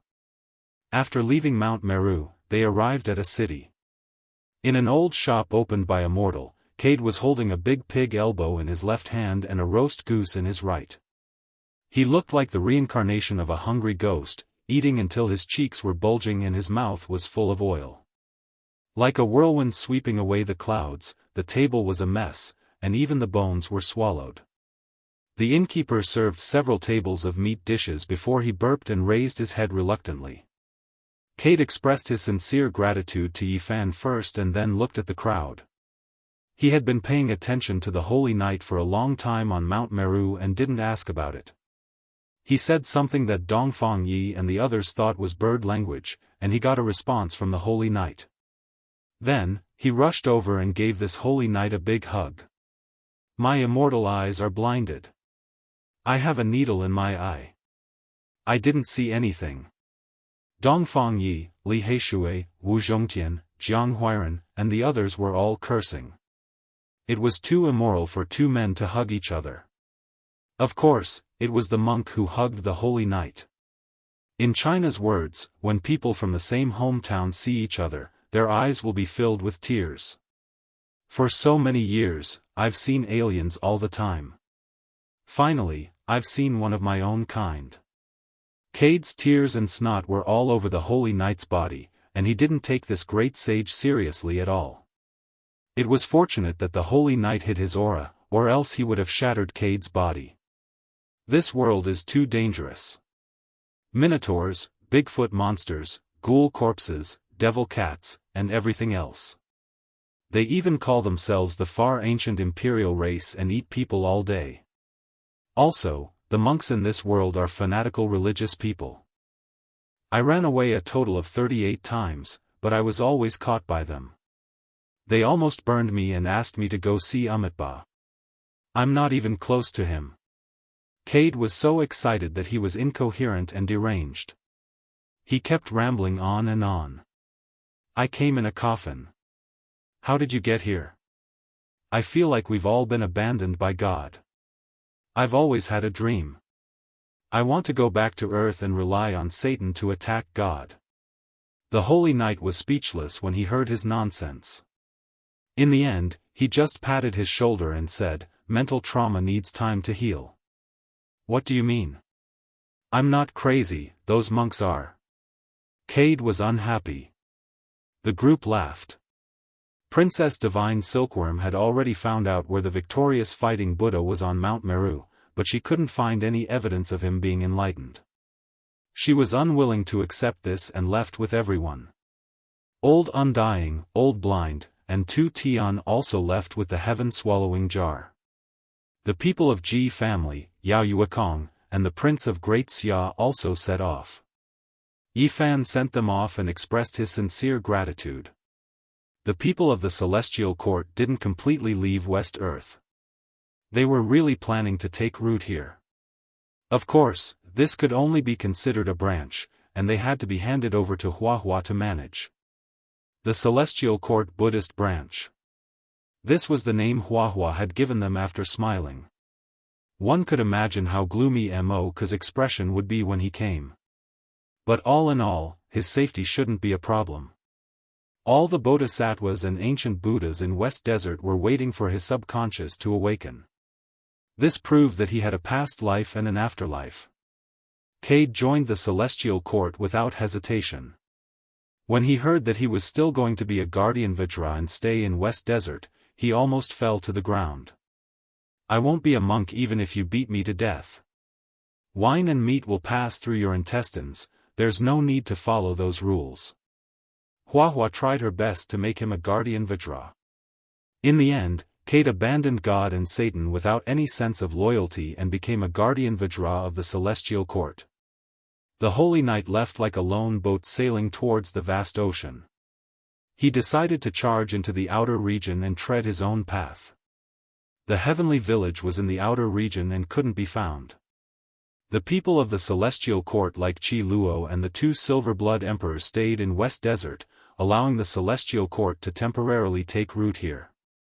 As for Yan Ishi, Li Tian, and a few others, they chose to travel the world. When this great era arrived, there were too many interesting things to see. Of course, everyone had already agreed that it wouldn't be too long before they crossed the Star region and left Big Dipper. Because they knew that once the path to immortality opened, this place would definitely be in chaos. At that time, even a saint would easily perish. After getting drunk, everyone set off on their way. After this battle, the Celestial Court's fame spread far and wide. In the eyes of the Golden Crow race and the ancient race, Yifan had also killed his way to fame. He had used several the arch weapons at once, shocking the world and making it tremble. From a certain perspective, the clans that had used the arch weapons were all tied to the same chariot. In the future, if one of them was provoked, it could lead to several the arch weapons smashing down at the same time. Who could fight against them? The 5 regions were in an uproar, and there were sounds of discussion everywhere. For so many days, it was all about Yifan's battle at Mount Meru. It had become the focal point of the world's attention. Yifan walked alone through the western desert with an immortal sword on his back. His clothes fluttered in the wind, and he looked otherworldly. There was no longer a trace of killing intent, and his green clothes made him seem otherworldly. He arrived at the shore of Lake Au and stood there for a long time. Then, he walked through all the monasteries in the western desert and finally arrived at the Lantua temple. Benefactor, you've come. It was an old monk with snow-white eyebrows. He seemed to have long since expected that Chu Feng would come here. The Lantua temple was a vast ancient temple. Under the sunset glow, the buildings were all dyed with a golden luster. The ancient temples were incomparably dignified and appeared even more divine. In the western desert, there were a few ancient temples that were the most famous. The Lantua temple, the Divine Cloud temple, and the Hollow temple all had immortal inheritances of Buddhism. Of course, the Great Thunderclap Temple was the most famous. In the past, Yi Fan had fought a great battle here and fought against several divine monks, all for the sake of seeing An Miaoyi and giving her freedom. Today, he returned to this place. The old monk in the temple naturally wouldn't forget him. He chanted Ba and invited him in. In that battle, the two sides didn't fight to the death, and the situation was resolved peacefully. Therefore, there was no enmity or hatred between them. It was just that the Battle of Mount Meru this time left the Buddhist sects with a grudge. Yi Fan traveled throughout the western desert and found out that An Miaoyi ultimately chose to cultivate here in seclusion. Therefore, he came to see her. Bodhisattva has been in seclusion for dozens of years and hasn't come out. Perhaps she will only reappear after 100 years, said a divine monk. The 9-storied pagoda was still there. An Miaoyi sealed herself within, comprehending the supreme principles and cultivating her own Tao fruit. Did she say anything? Yi Fan asked. She did. The holy monk nodded and said a few words. Meeting is not as good as reminiscing. When these words were spoken, Yi Fan's body trembled. He was in a daze and couldn't calm down for a long time. He stared at the sealed stone pagoda and wanted to barge in. This was a sacred pagoda left behind by the great sage of an unknown era. It could be used to imprison monks, seal oneself, and suppress oneself. If one were to forcefully open it, the stone pagoda would most likely be destroyed and the person inside would be injured. The fate of the mortal world has been severed. See you on the path of immortality. The old monk handed a letter to Yi Fan. Other than the first sentence, there was another sentence. Yi Fan stood there without moving. It was difficult for him to say a single word. He sighed softly. He walked around the pagoda and could clearly feel a kind of thought. With the letter in hand, various past events appeared in his mind. Why did she say that the fate of the mortal world had been severed?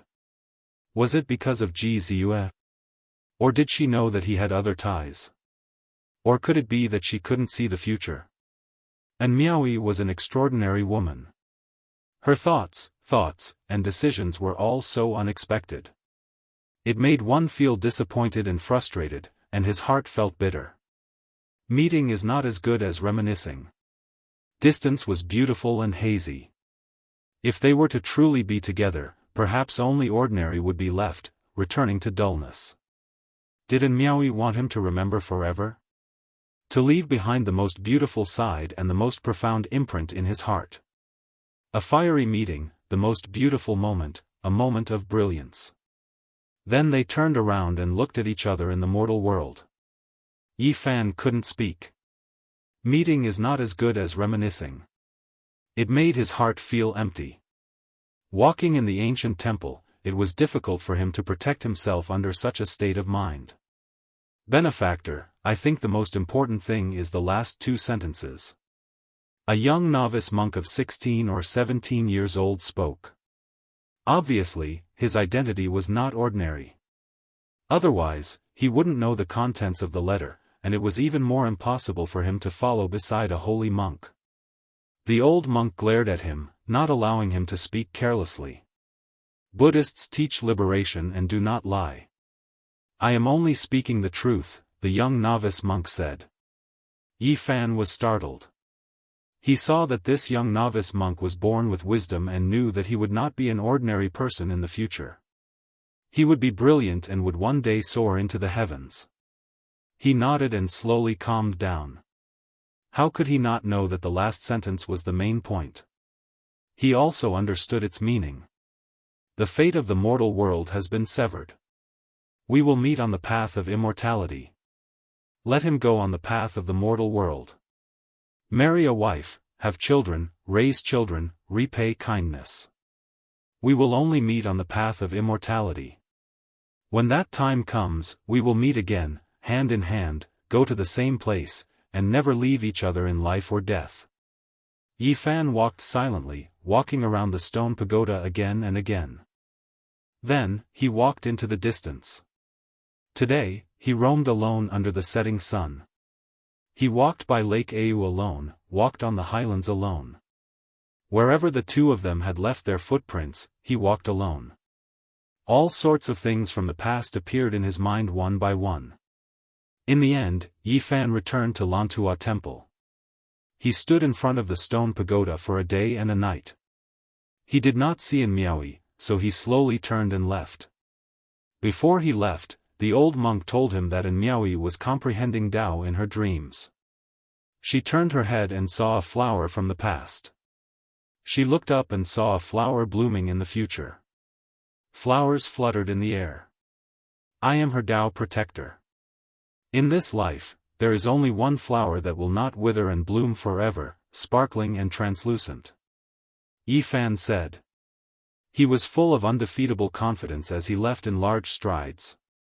He was no longer disappointed, no longer feeling empty. There was only a belief left in his heart. If he was undefeatable in the present world, what was there to be afraid of? Everything would be crushed under his fist. Yi Fan took a step forward. The sun, moon, mountains, and rivers moved in reverse. The western desert retreated at lightning speed. He entered the northern plains and continued north until he arrived at a vast icy plain. Tu Fei, I have come to save you. Chapter 1509. There was no end to the vast icy plains. It was a vast expanse of whiteness, and there were glaciers everywhere. The cold was bone-chilling, and the air one exhaled would immediately be frozen into ice shards. It was difficult to see creatures here. This place was the northernmost, and apart from the pure white snow and the undulating glaciers, there was nothing else to be seen. Yi Fan advanced on foot. With his current cultivation, he didn't need to be as careful as before. He could walk in a perfectly straight line without any worries. Along the way, he saw a few enormous ruins and ice palaces, but they weren't worth stopping at. He directly arrived at the center of the icy plains, the North Pole. This was a terrifying domain. Space was distorted, and all types of brightly colored mists pervaded the air. The brilliance was chaotic and brilliant. This special domain couldn't be considered small, and its radius was several hundred li. In the past, Yi Fan could only stop here. If he forcefully walked in, he would definitely be torn apart, and his golden body would shatter. Now, he was almost about to take that crucial step and become the great sage. This domain naturally couldn't stop him anymore, and he could calmly walk in. The mist spread out, forming a giant vortex that continuously rotated. The rocks that tumbled down from the distant snowy mountains would instantly turn into fine powder. Yi Fan was calm and composed. His long sleeves fluttered about, and with the immortal sword on his back, his body and mind were calm. He arrived at the forbidden region at the center of the North Pole, arriving at the most mysterious ancient land on this icy plains. Woo-woo, all types of strange whistling sounds rang out. Within this misty vortex, there were shattered bones, stone tablets, and broken weapons. They belonged to past experts, and they all moved along with the powerful domain. These things might be extremely troublesome for others. However, for Yi Fan, who had an innately powerful constitution, it wasn't much. The domain fired strand after strand of multicolored light hacked down on his body, releasing waves of resounding sounds. It was difficult for them to injure him. In the end, he arrived at his destination without any mishaps. There was a giant well here. It was thick and deep, and its end couldn't be seen. It was vast and majestic, and many chaotic lights revolved around it. This was the eye of the vortex. All types of ice fragments splashed about, and waves of terrifying mysterious fluctuations surged. They were several tens to 100 times more powerful than the outside world. Streaks of dazzling light erupted from the deep well, and dense mists rose. This was the ancient immortal land where the northern pole immortal light was born. Only once every 100,000 years would a strand of it soar into the heavens, so it was very difficult to catch. Yi Fan frowned. He didn't see Tu Fei or the old woman from the same generation as the crazy old man. The immortal light in the ancient well was more intense. The extreme true essence and magnetic light surged like a river or a sea. Ordinary warriors would be smashed into powder immediately if they got in there. There was an ancient tablet in the Forbidden Zone warning that only sages were allowed to enter. Since Yi Fan had already entered the well, there was no reason for him to retreat. He stepped into the well and fell down. Below the ice cave, there were brilliant colors. Radiance rose like mist, and the coldness was bone-piercing. Hundreds and thousands of corpses floated up and down, most of them already frozen and cracked into pieces, spinning along with the vortex. The clothes on these people were very ancient, and they were from different eras. Almost all of them were ancient people who had died tens of thousands of years ago. Many of them were saints, which made Yi Fan frown. He went straight down for 3,000 zhang, sinking into the depths of the giant well. All kinds of essence qi surged like the sea, and the waves were even more violent, but he still hadn't reached the bottom. He didn't land on an empty ground until he was 10,000 zhang deep. The underground world wasn't dark, and it was brightly lit by all kinds of dancing lights. It looked like a kingdom of gods. There were many ruins underground. Among them, there was a giant stone door in the center. Now, there was a gap, and the extreme true essence and magnetic light rushed out from it. Even Yi Fan felt a certain amount of pressure. He stared at the waves that could tear a saint apart. He walked forward step by step and stared at the majestic stone door. Immortal Mansion. He saw a plaque on it, and when he saw these two words, he was startled. He looked at the underground ancient building area, and suddenly felt that the style was somewhat familiar. After walking around in a big circle, he didn't find anything. He once again arrived in front of the door and slowly pushed it open with a caca sound. Then, he walked in. The cold was bone-piercing, and the murderous aura attacked the body. It could freeze ordinary saints and destroy them here. Behind the giant door was this terrifying. Light interweaved, divine essence surged, and spiritual energy was like the sea. It was as if he had arrived in a violent immortal realm world. Yi Fan walked with difficulty, facing the great pressure. He walked for dozens of li before he walked out, which made him heave a sigh of relief.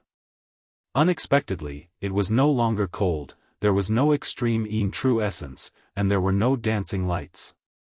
There was only a deathly stillness. It was as if he had arrived before the creation of the world. This was a dusky world. What entered his eyes were broken mountains, rift valleys, riverbeds. It was dusky, incomparably desolate, and there were no signs of life. It could be seen that in the past, this should have been a piece of divine land, but it had suffered a catastrophe that destroyed all living things, leaving only ruins. Boom! When Yi Fan stepped into a valley, blazing formation patterns flickered, sending him flying.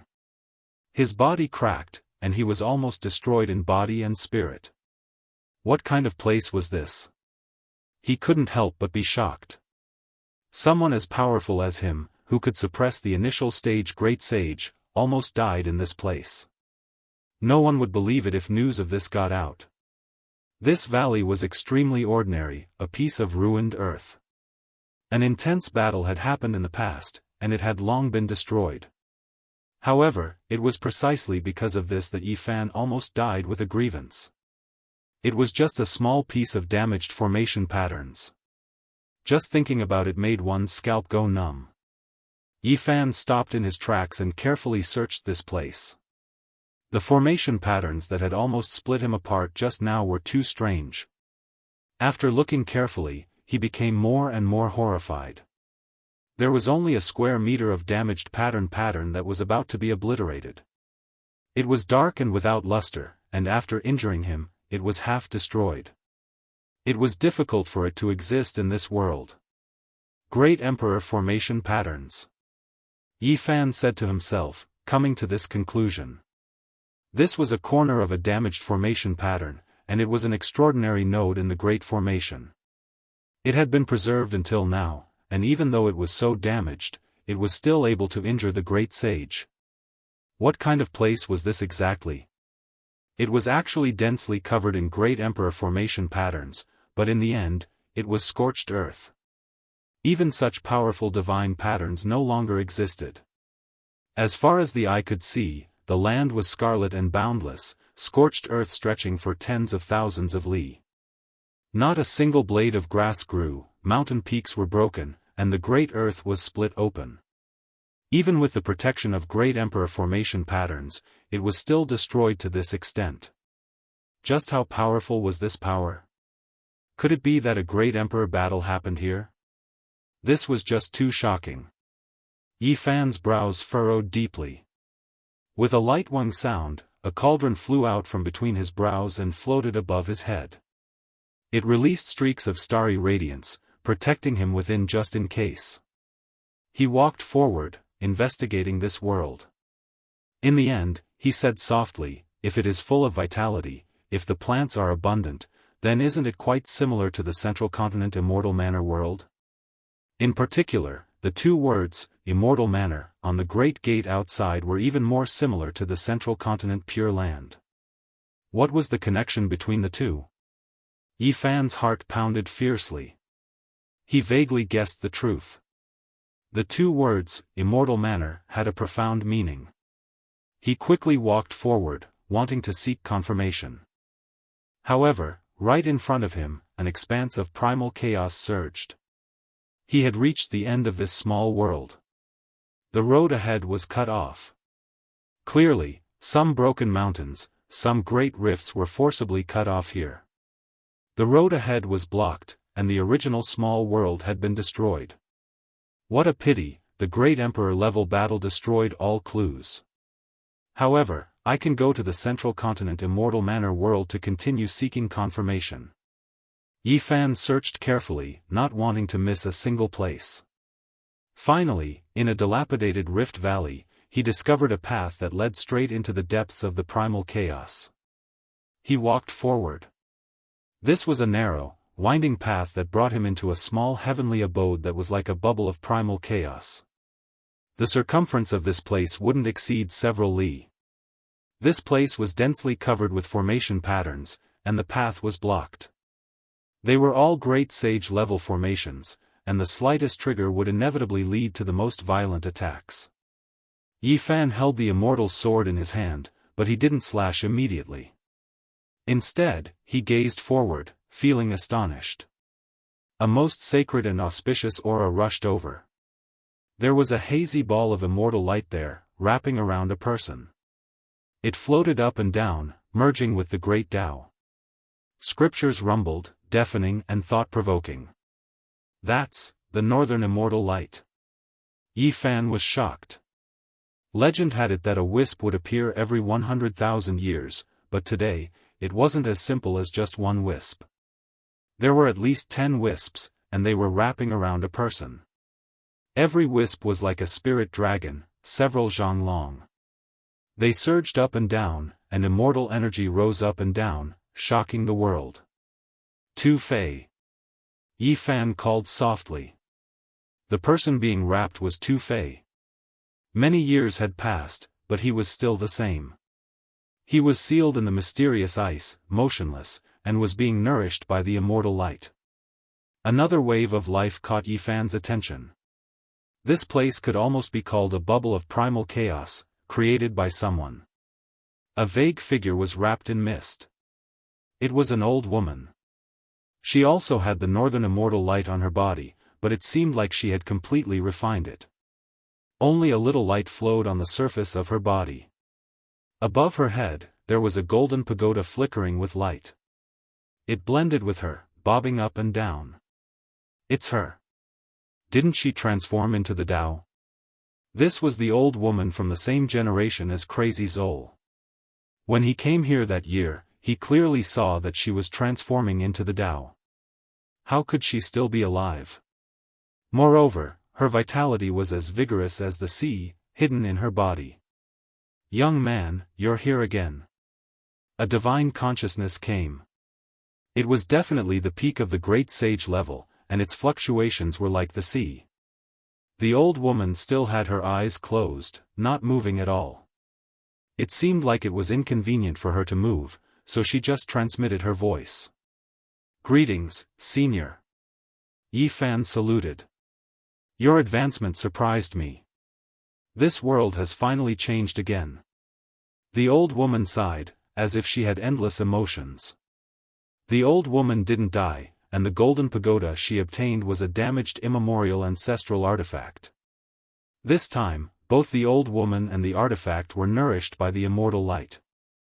The former's lifespan increased, and the latter also recovered, gradually becoming flawless. According to legend, a strand of immortal light could only fly out every 100,000 years. However, they had a great opportunity.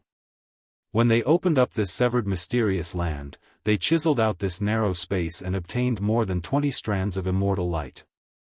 "What is this place?" Yi Fan asked directly after a short conversation. "This is a road." "I only chiseled out a section," said the old woman. "Road? What kind of road?" Yi Fan was shaken. He felt that his guess was getting closer and closer. "This is the Immortal Ascension Road from millions of years ago. I'm trying to restore it and reopen it," answered the old woman. Chapter 15:10. Path of Immortality? Yi Fan was shaken. Even though he had some suspicions that this place might be related to immortals, he still couldn't help but be shocked. He actually saw such a path. The old woman wanted to reopen the old path, cut through the primal chaos and recreate the ancient land, restoring the appearance of this small world before it collapsed. Without a doubt, this was extremely difficult. The primal chaos destroyed everything here. Now, it was completely barren. This pure land had been completely cut off. The path of immortalization millions of years ago. Whether that was the beginning of the primordial age or the end of the mythological age was unknown. There was someone who wanted to invade immortal domain, breaking up this small world, creating this scene. Who are those people? One name after another appeared in Yi Fan's mind. Was it the ancient celestial being, or the emperor of the celestial court at the end of the mythological era, or the immortal heavenly emperor? There was no doubt that those who embarked on the path of immortalhood would be world-shaking. He just didn't know if he had succeeded or failed. Looking at the state of this place, the great emperor's formation patterns had all been ground to pieces, and the path to immortality had also collapsed. It must have been extremely intense at that time. It has finally become the past. Yi Fan sighed softly. If one wanted to enter the immortal domain, they needed the right time, the right place, and also heaven-defying strength. Not a single one could be lacking. No one could truly be sure where the path of immortality would open in this world. This place was just an undying ruin, a place that had witnessed the glory of those who came before, as well as the desolation of those who came after. The only thing the old woman could do was to open up the primal chaos and restore the pure land of the past to its original state. She wanted to find the traces left behind by the path of immortality millions of years ago. There was no way they could enter immortal domain from here. Time changed, so the location naturally changed as well. However, this place was undoubtedly a treasury, containing immortal light. Back then, that person was unrivaled and unmatched. He definitely broke through immortal domain, or else there wouldn't be immortal light descending into this world. The old woman said. There was naturally reason to suspect that the North Pole immortal light was the spiritual energy of the immortal domain. Back then, someone broke through the barrier that had been unbreakable for 10,000 years, causing the aura of that world to surge over. This immortal energy or auspicious multicolored light was sealed in primal chaos. After endless years passed, a strand would occasionally seep out, appearing in the outside world. This is a powerful person, able to see immortal domain. Yi Fan sighed softly. Shui Yuqing had also stepped onto the path of immortalhood and broken through the barrier. However, his body was frail and he was no longer as glorious as he was in his prime. In the end, he fell on the road and could not enter that world. What about this person? Would he also be like this, breaking through immortal domain, but in the end, he was covered in blood along the way? This was very likely, because this place had completely collapsed, and the great emperor's formation runes were almost completely obliterated. Yi Fan looked at Tu Fei and sighed. He knew that it wasn't the right time to come here. Tu Fei's fortune wasn't finished yet. He was still transforming. It wasn't suitable to take him away. A fierce wave of soul consciousness came. Tu Fei couldn't move or talk as he was sealed in the mysterious ice. However, his soul consciousness had been awakened for many years. At this moment, he was so excited. "Little Yi, is it really you?" "It's me. I've come to see you," Yi Fan said softly. "I'm a dead man now. I can't move. I really want to get out of here." Tu Fei's body was controlled by the immortal light, but it hadn't been refined yet. He couldn't move yet. "Just wait. Sooner or later, you will be born," comforted Yi Fan. "Where's that dog that should be chopped into pieces? I want to kill it. That bastard. That unreliable bastard." Tu Fei was full of resentment. He was a blabbermouth. At this moment, of course, he couldn't control himself anymore. He cursed Black Emperor. Which one is better? Rock meat or donkey meat? Tu Fei's thought process couldn't be judged by common sense. He had just cursed Black Emperor, and now he was talking about food. "What's wrong?" asked Yi Fan. "Hungry." Yi Fan was speechless. "You've got some saint virgins. Don't kill them all. As your brother, if you don't agree, you should save some for me." Besides his big mouth, Tu Fei was also thick-skinned. He changed the topic quickly, which made Yi Fan speechless. After being trapped for so many years, this man couldn't change his nature. "Little Yezi, you're not good enough. You can't even get Yaoshi. You haven't seen the Jade Lake Saint Virgins for more than 100 years. You're such a waste. You just woke up. Don't worry too much." Yi Fan got a headache. "I want to drink the path understanding tea." "Your grandpa. Can't you think normally? Don't jump around. Does Black Emperor still wear flowery underwear? Give him a dog skin one." Tu Fei's thoughts drifted again. After his thoughts raced endlessly, he finally quieted down. It was very quiet. After a long time, he sobbed, "Lu Ko is dead." He cried loudly. This was his true feelings. Some bandits had sworn brotherhood. Lu Ko was his good brother, and he had gone through thick and thin with him. However, Tu Fei couldn't send him off. He felt so sad. Yi Fan understood that Tu Tian and the undying old man had come here to tell Tu Fei everything out there. Of course, Tu Fei was hurt and hurt. After crying for a long time, Tu Fei finally calmed down. He talked to Yi Fan and asked about many things. In the end, he sighed and wished he could leave immediately. The old woman had taken Tu Fei as her disciple and taught him the Nirvana immortal scripture. It was said that this was the orthodoxy of an ancient celestial being. It was a cultivation method that was copied from a divine steel dug out from the ground. Tu Fei's long hibernation was also related to this. This environment, this immortal light, and this cultivation method were really suitable for him. In the end, they talked about the path to immortality. The old woman pointed out that the celestial world in the central province was definitely the correct location in the past, and that there were even people who had truly entered the celestial realm from there. Because that world had not collapsed to this day, it also meant that the ancient path had not collapsed back then. "I want to go there and see what the deepest part is like," said Yi Fan. That year, he couldn't go deep due to his limited strength. He was stopped outside. In that place, the undying heavenly king and the Tai Huang were buried.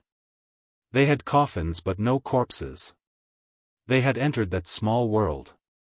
Perhaps death wasn't the truth. Becoming an immortal was the truth. Yi Fan stayed here for 3 days. They talked about many things that happened in the past, which made Two-Fei's emotions fluctuate.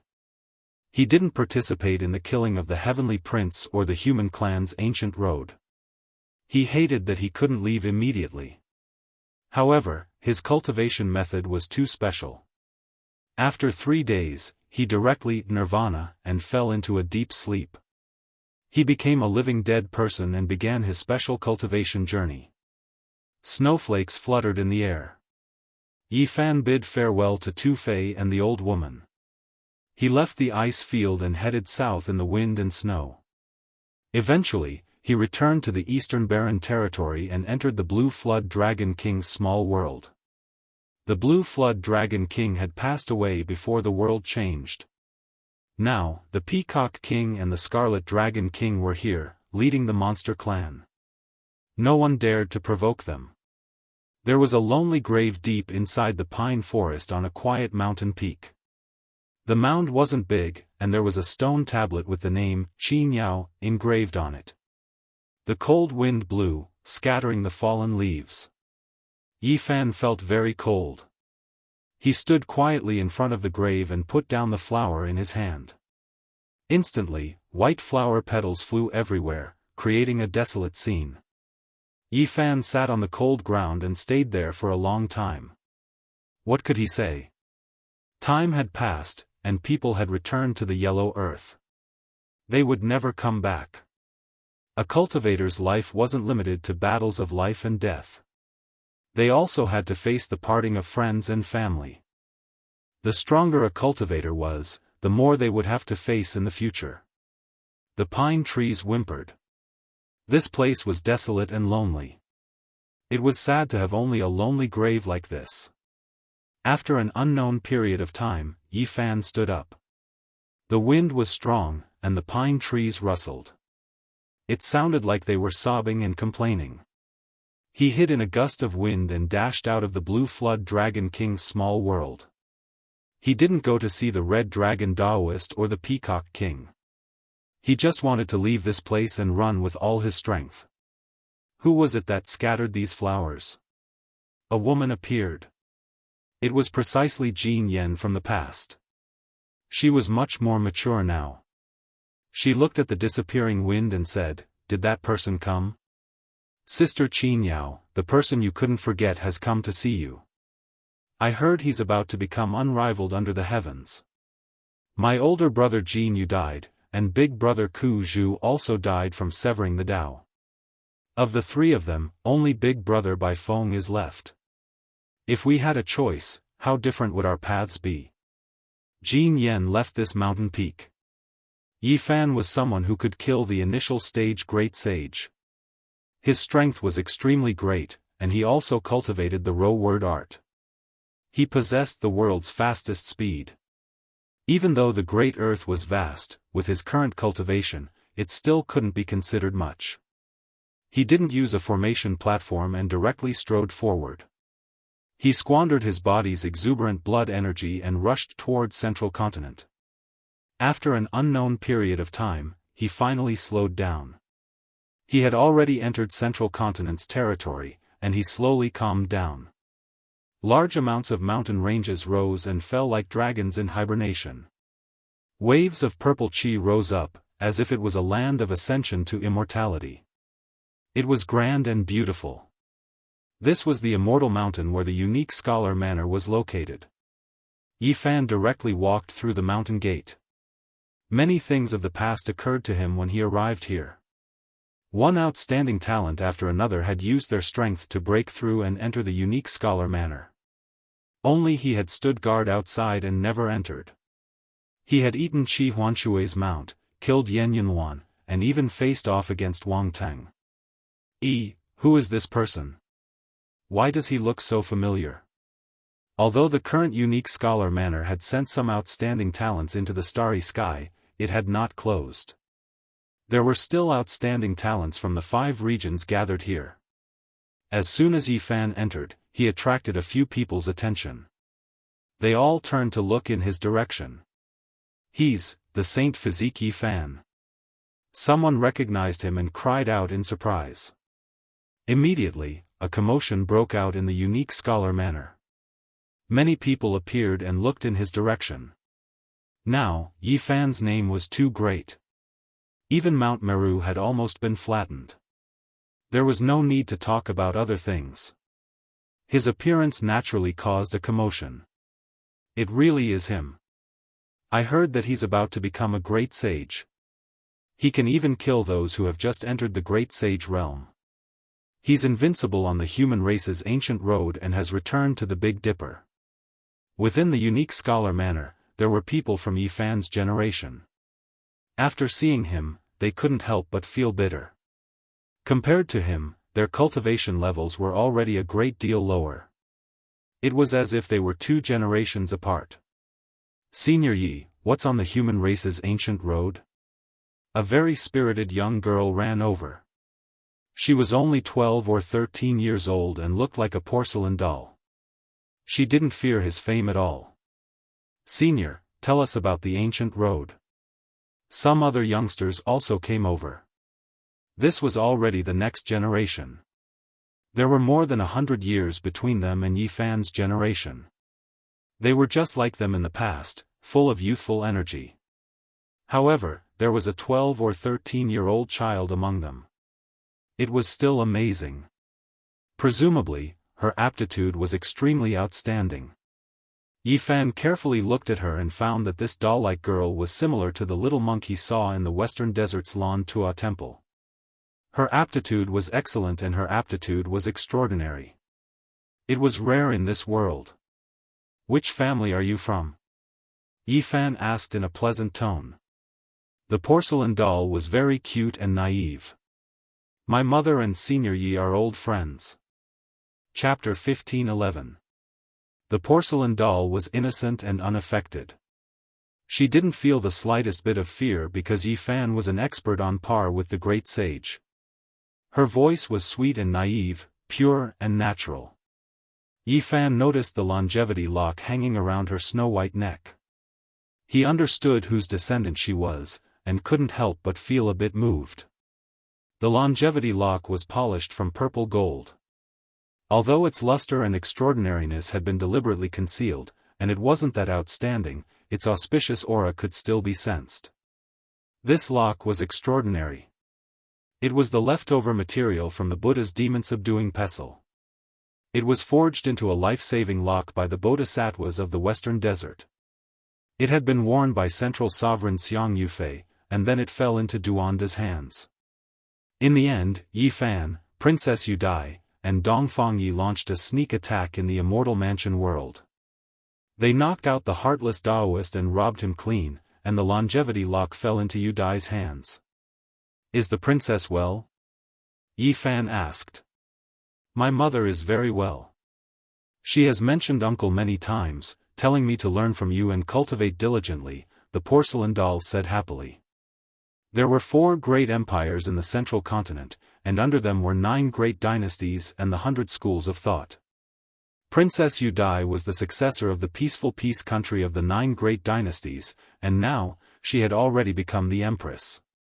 Yi Fan had saved Yudai in the past, and was bestowed an ancient scripture that explained the mysteries of the natural Tao. It was suspected to have been written by a human emperor in his later years, and Li Ruoyu of the humble peak had obtained it as a supreme treasure. Yi Fan himself had also been deeply enlightened. Yudai was one of the few beautiful girls in the central continent, and was ranked 3rd by busybodies. She had countless pursuers in this great land, and her popularity among her peers was very high. The stunning girl from back then had already become a mother. Yi Fan could only sigh. Time passed quickly. My mother said that if I can meet uncle, I must properly ask for his guidance, and also invite him to our home as a guest. The porcelain doll's large eyes were very bright, and her voice was childish. Yi Fan laughed and rubbed her head. This child was very cute. In fact, this little doll was not shy at all. She asked Yi Fan many questions, and even asked about the matters of the ancient starry sky path. The people on the side were very envious, and in the end, the younger generation cultivators all crowded over. They were full of curiosity about the legendary divine physique, and all of them asked about it as a senior. In the distance, a group of cultivators who had cultivated for close to 200 years were speechless. These people had experienced Yi Fan's era, witnessing how he rose up. When they looked back, it was as if they were in a dream. Now, everything was different. Naturally, they were all geniuses whose names shook a region. However, compared to the current Yi Fan, they were much dimmer. Killing a heavenly prince, stepping onto the ancient road of the human race, contending against a great sage, and wanting to flatten Mount Meru in a fit of rage. Which one of these wasn't shocking news? Time has truly changed too much. Some people silently sighed. Some of the experts weren't very old, but after witnessing the events of the past 100 years, they actually wanted to retire, no longer willing to struggle in this chaotic world. Yi Fan talked about some things on the road with these young people, and then he walked into the depths of the odd scholar manor. He wanted to find the old manor master to ask about some things. Unfortunately, he couldn't do as he wished. The old manor master had disappeared for over 100 years, and he had long since left this place. "Uncle, I'll treat you to a drink." The porcelain doll ran over and pulled him towards a small wine shop. The mountains in the manor were beautiful, and peach blossoms were blooming along the road, filling the air with a sweet fragrance. The little girl was very eager to learn, and she asked many questions about cultivation. Then, she gathered her courage and asked Yi Fan to teach her the one artifact breaking 10,000 techniques technique. Yi Fan laughed and said, "Forget it, I'll teach you a scroll of the Tao scripture." It wouldn't be good for him to teach other scriptures. After all, they belonged to the Jade Lake, Jiang clan, and so on. Carelessly teaching them would cause big problems, but the Tao scripture didn't have this kind of worry. The porcelain doll immediately cheered and clenched her small fists. Obviously, the little girl wanted to ask for guidance on the profound mysteries of this scripture. Yi Fan pointed at the space between her eyebrows, and then left her alone to ponder. He stood up and walked off into the distance. "Uncle, the immortal mansion world is so lively. All the saints from outside the realm have been coming and going for so many years, all searching. Aren't you going?" "I want to go in with some friends as well," the little girl called out from behind. "You guys go first, I'll be there soon," Yi Fan replied. He knew that the porcelain doll wanted to go in, but was afraid that something unexpected would happen, so he hoped that he could protect her. Yi Fan's main goal in coming to the central continent was to enter the immortal mansion world, so he didn't refuse. He couldn't refuse to take care of the daughter of an old friend. He went to a different tavern, and saw some familiar people. He guessed that they were cultivators of the same generation as him, and after chatting with them, he didn't mind telling them about his experiences over the years. "Brother Ye's name has shaken the world, and you've killed so many saints from outside the realm that they don't dare to act rashly. But we haven't accomplished anything yet, and our cultivation isn't high enough. We've really wasted our time. What's the point of saying such useless things? Brother Yi still remembers us, then please drink more and drink to your heart's content." After the initial restraint, the crowd loosened up a little. Yi Fan learned many things from their mouths. He learned all about the turbulence that had happened in the Big Dipper star region over the years. Many years had passed, but the wild aura of the immortal mansion world hadn't changed. Wild beasts ran amok, strange birds roamed, and powerful saints had already been born in the depths. After so many years, this world had long since been open to the outside world. First, the ancients had stirred up trouble, because they had heard that the undying heavenly emperor was buried here, and that there was a divine will left behind. Then, the saints from outside the realm descended. They understood that this place might be related to the road of immortal ascension, and all of them hurried over to investigate. In the past few decades, they had come and gone, and many heroes had come and gone. They had discovered many secrets, but it was still difficult to enter the deepest parts. That was a forbidden area. "Will Senior Yi come?" This was a group of youths, 6 or 7 in total. They constantly turned their heads to look behind them. "Don't worry, Uncle Yi is coming." The porcelain doll guaranteed, because she had heard the secret voice transmission. Yi Fan had indeed come in. He promised to stand guard for them for 3 days, and then he would leave. Apes cried and tigers roared. Azure dragons soared through the sky, and giant rocks spread their wings. In these past years, the creatures here had become more and more powerful. The natural laws had changed, making this place even more suitable for cultivation than the outside world. On the first day, these youths encountered danger. They were chased by a centipede that was over 10,000 meters long. Poisonous gas gushed out like clouds, and it chased them for thousands of li. They were almost killed. Yi Fan didn't make a move. He calmly watched them flee, and he wouldn't show himself until the critical moment. Finally, these youthful faces understood how dangerous this place was. They no longer rushed in rashly and only trained in the outer regions. They didn't bite off more than they could chew. Time passed in a flash. 3 days passed. Yi Fan appeared and said, "If you are willing, I can bring you all into the depths for a walk. However, it can't be considered training, and will only allow you all to gain some experience." Great! The group of people cheered. Yi Fan walked towards the undying emperor's coffin. He had already heard that the will of the deity had disappeared. Some said that the evil will had been erased under the passage of time, and others said that he had escaped. Meanwhile, the human skin of the undying emperor was brought back from the hands of the humans after many negotiations by the great ancient imperial clans. It was enshrined in the highest divine temple. This place was now empty.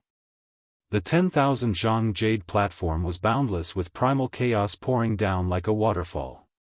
However, the heavenly emperor's ancient coffin, human skin, and the will of the deity could no longer be found.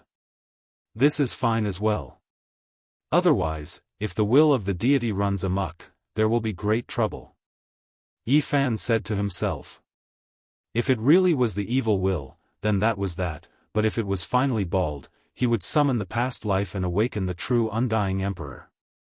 Then, he would be unmatched in the heavens above and earth below, sweeping through all life.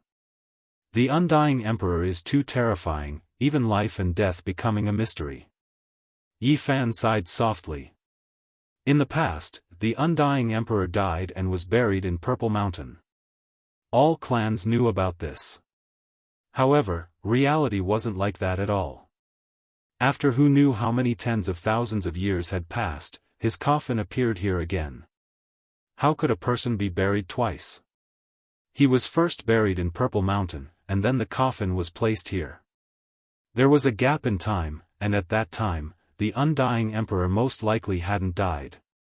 All signs pointed to the fact that he revived after being buried in Purple Mountain. His body underwent rebirth, reappearing in this world. Then, he came here and established the immortal path, wishing to fight his way into immortal domain. Yi Fan left this place, heading towards the depths of the immortal manor world. This space was extremely large, easily spanning tens of thousands of li. The territory was vast and boundless. Kill! Shouts of war shook the skies. In the depths of this pure land, a boundless battlefield appeared. Not a single blade of grass grew here. Demonic clouds surged, and baleful energy overflowed into the heavens. It was unknown just how many people were stopped in this place. Almost all saints couldn't pass through, stopped by the most powerful killing intent. Black mists roiled, killing intent shocking through endless time. In the past, there was definitely a great battle that caused the heavens to collapse and the earth to split apart. There were ruined marks of great emperors left behind, and there wasn't the slightest bit of life left on the scorched earth. Many figures could be seen fighting a great battle in the mists. These were the afterimages left behind from the archaic times, and even after endless time had passed, they hadn't been erased. It was hard to imagine just how terrifying that battle was. A magnificent army turned into ashes, leaving behind unerased resentment and killing intent, engraving itself into this shattered mountain and river. Undying Emperor. Someone roared angrily, his voice shaking heaven and earth. Even after endless time had passed, it still made everyone's ears ring with wang-wang sounds. One could imagine just how astonishing that roar was back then, how majestic and magnificent it was. Yi Fan was stunned. Meanwhile, the faces of the porcelain doll and the others were all pale. They were all horrified. Even though they were young, they had naturally heard of archaic emperors. When they heard this type of explosive roar, their minds all trembled. Did he really open up the path of immortality here? Yi Fan said to himself. He became more and more certain. He had the children stay here and not rush about randomly. Then, he himself turned into a void figure, circling around this boundless battlefield, starting to measure it and carefully observe it. This was definitely a tremendous calamity. Even the great emperor's formation patterns were shattered. Was this the result of forcefully entering the path of immortality, or was it the result of a great battle between two archaic emperors? Even Yi Fan couldn't be sure. This battlefield was too terrifying. Even though most of the laws and resentment had been erased, there were still some that didn't scatter, creating this type of disturbance. It was also precisely because of this that the saints were stopped here. 90% of them couldn't pass through. In just a short period of time, Yi Fan discovered that there were no less than 18 saints pacing back and forth. There were ancient races, as well as sages from the outer realms. All of them were very powerful, and they were here to investigate. Why did a few little things that still smell of their mother's milk come in? Aren't you afraid of dying without a burial? A saint from the other side walked over. When he saw the porcelain doll and the others, his eyes were demonic and sparkling. The incomer naturally released a powerful aura that rushed over, pressing down on the porcelain doll and the others until their bones were about to break. They almost immediately knelt down. Do you have a problem? Yi Fan arrived soundlessly and stared at him coldly. You have the human race's divine physique? The voice of this foreign expert trembled. He staggered backwards and hurriedly bowed. Then, without saying a word, he hurriedly left into the distance. The saints nearby all knew that Yi Fan had arrived, and it immediately caused a wave of unease. Everyone nodded in his direction, but they all kept a respectful distance and quickly retreated, making way for this place. Yi Fan didn't tarry. His body shone with golden light, and he propped up a golden divine domain.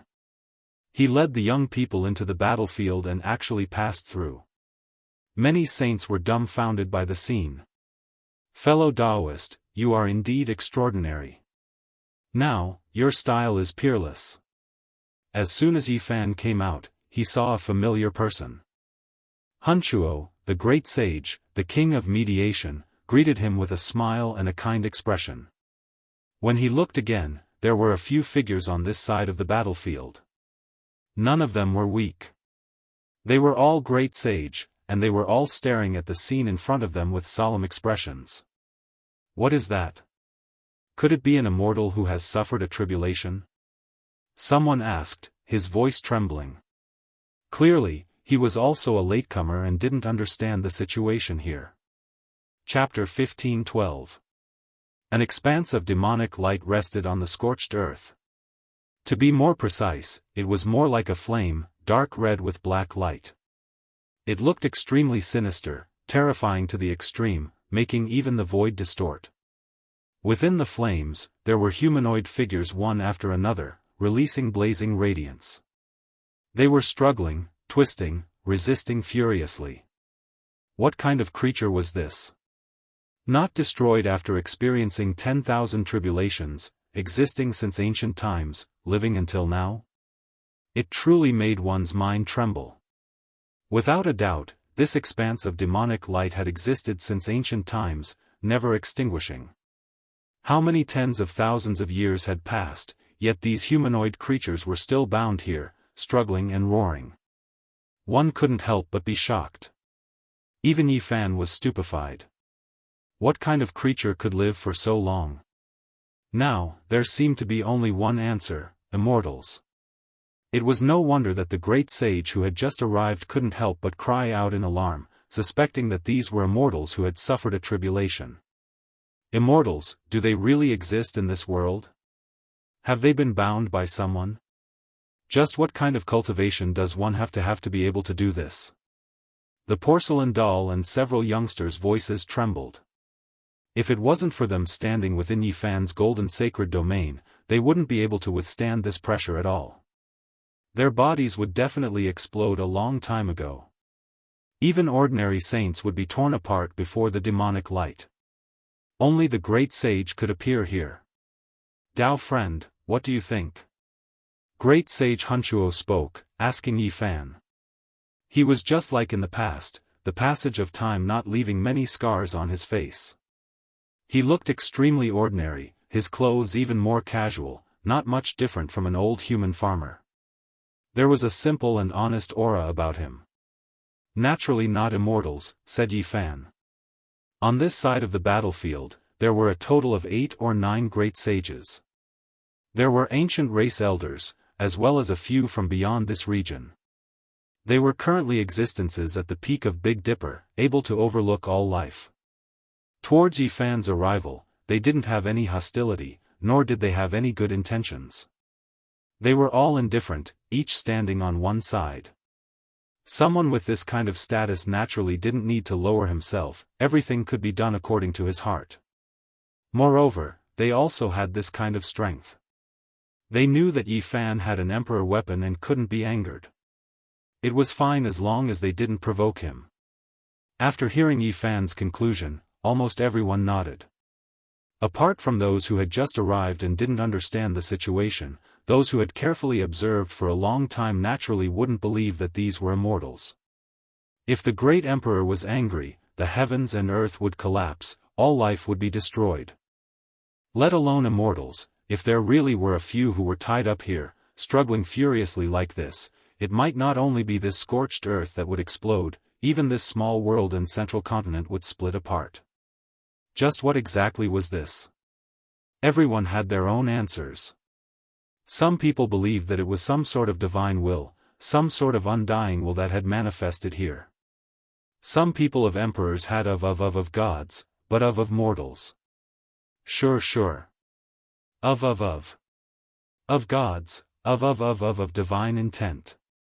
Without a doubt, the latter conjecture was crazy. Normally, only existences at the level of archaic emperors or great emperors could give birth to such evil spirits. It was too shocking to see several of them together. Yifan searched carefully and observed carefully.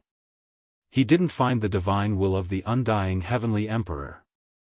He believed the former guess more. Roars came from the dark red flames, shaking the great sage so much that his chi and blood surged and his body swayed. Yifan hurriedly thickened his gold sacred domain to protect the few young people. Just how powerful is his will? After countless years, he has already been worn down to his weakest state, yet he can still be like this. This is truly shocking. Everyone sighed. These humanoid creatures were terrifying. Even if they were so weak that they weren't even 1,000th of what they were in the past, if they escaped, it would still be enough for the great sage to go to war. This must have been left behind by an ancient emperor. Otherwise, it would be impossible for someone else to have such a strong will imprint. A great sage from the outer realm said. He had 12 pairs of golden wings, and it was unknown what kind of bird race he belonged to. Everyone nodded. Even the remnant fluctuations were this powerful. It could only be an ancient supreme being. Fellow Daoist, what do you think this dark red demonic light is? Great sage Hunchuo asked Yifan as if they were of the same generation. He was very serious and sincere. Thinking back to the past, such a character was high up above, so powerful that even sage kings had to retreat, let alone Yifan, who hadn't become a saint yet. But now, everything was different. The little cultivator of the past had grown to a level that even the great sage feared. Everyone needed to treat him with caution and seriousness. It looks like blood is burning, Yifan said. That's right. Fellow Daoists and I also think so. This time, we specially came to seek confirmation. Great Sage Hunchuo nodded. The porcelain doll and the other juniors all held their breaths. They stood behind Yi Fan and listened attentively, not daring to disturb the conversation of this group of experts. These people weren't from the same world as them. How could they see them normally? Today, Yi Fan brought the porcelain doll and the others to broaden their horizons. It was completely a kind of spoiling. Hunchuo took out a paper bag. After opening it, it was actually black soil that emitted a hair-raising aura. The Outer Realm Great Sage was amazed and couldn't help but take a step back. According to legend, this was formed when the blood of an ancient sovereign sprinkled on the soil. After the essence energy scattered, it became what it is today. Great Sage Hunchuo said. With a light shout, a stream of light shot out, dragging the soil into the demonic light ahead. Boom! The entire world trembled. It was as if the world was collapsing. The dark red flames burned even more fiercely. However, near the black soil, there was a shocking change. It suffered a great rejection, and the dark red flames actually liquefied, turning into wisps of bloody mist. The killing intent was astonishing. This was a confrontation between the remnant blood of a great emperor-level expert and the ancient sovereign's blood. Everyone couldn't help but take a step back. They realized that their speculation was correct.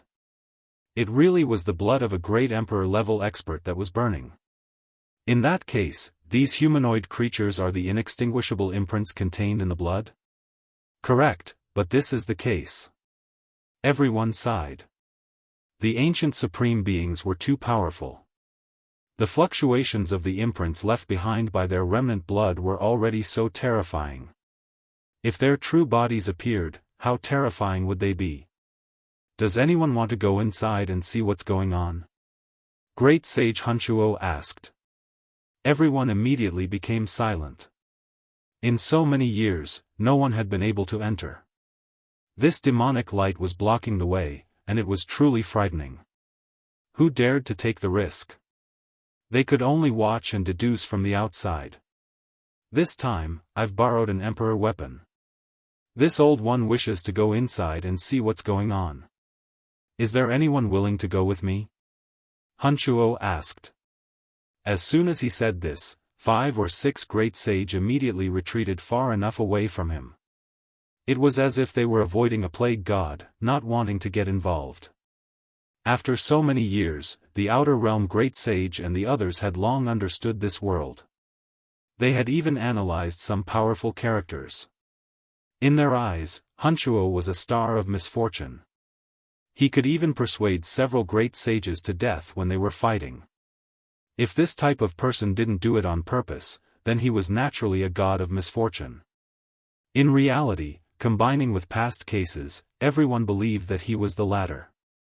He had an innately miserable and unlucky appearance. If one provoked him too much, there would be great problems. There were people who searched through ancient texts, saying that this was a special type of fate.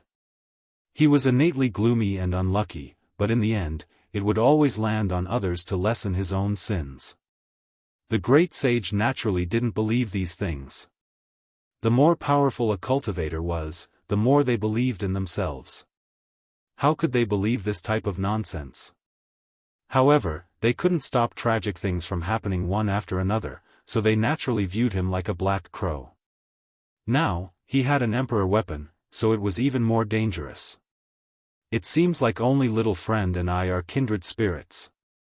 Hunchuo said, looking towards Yi Fan.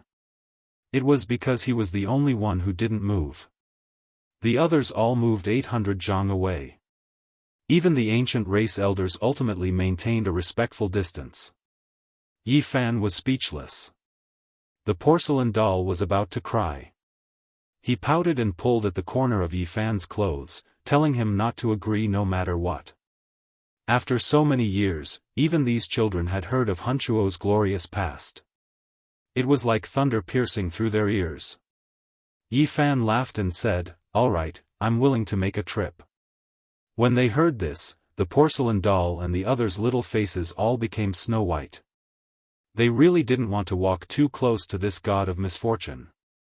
Even the great sage was cursed to death, so their little lives were even more delicate. Alright, the demonic light over there has almost been extinguished. We'll leave from there, said Hunchuo. Yi Fan walked behind him, maintaining a set distance from him. After all, this was an ancient race senior expert. His strength was extremely great, and he had an emperor weapon in hand, so he had to be on guard. Of course, he wasn't that scared either. He himself also had an emperor weapon. At worst, he could just run away, so there was no need to be scared. On this side, the demonic light was indeed about to be extinguished. Only a weak flame was jumping about, but it blocked the path ahead. After burning for hundreds of thousands of years, even millions of years, this type of blood still hadn't dried up.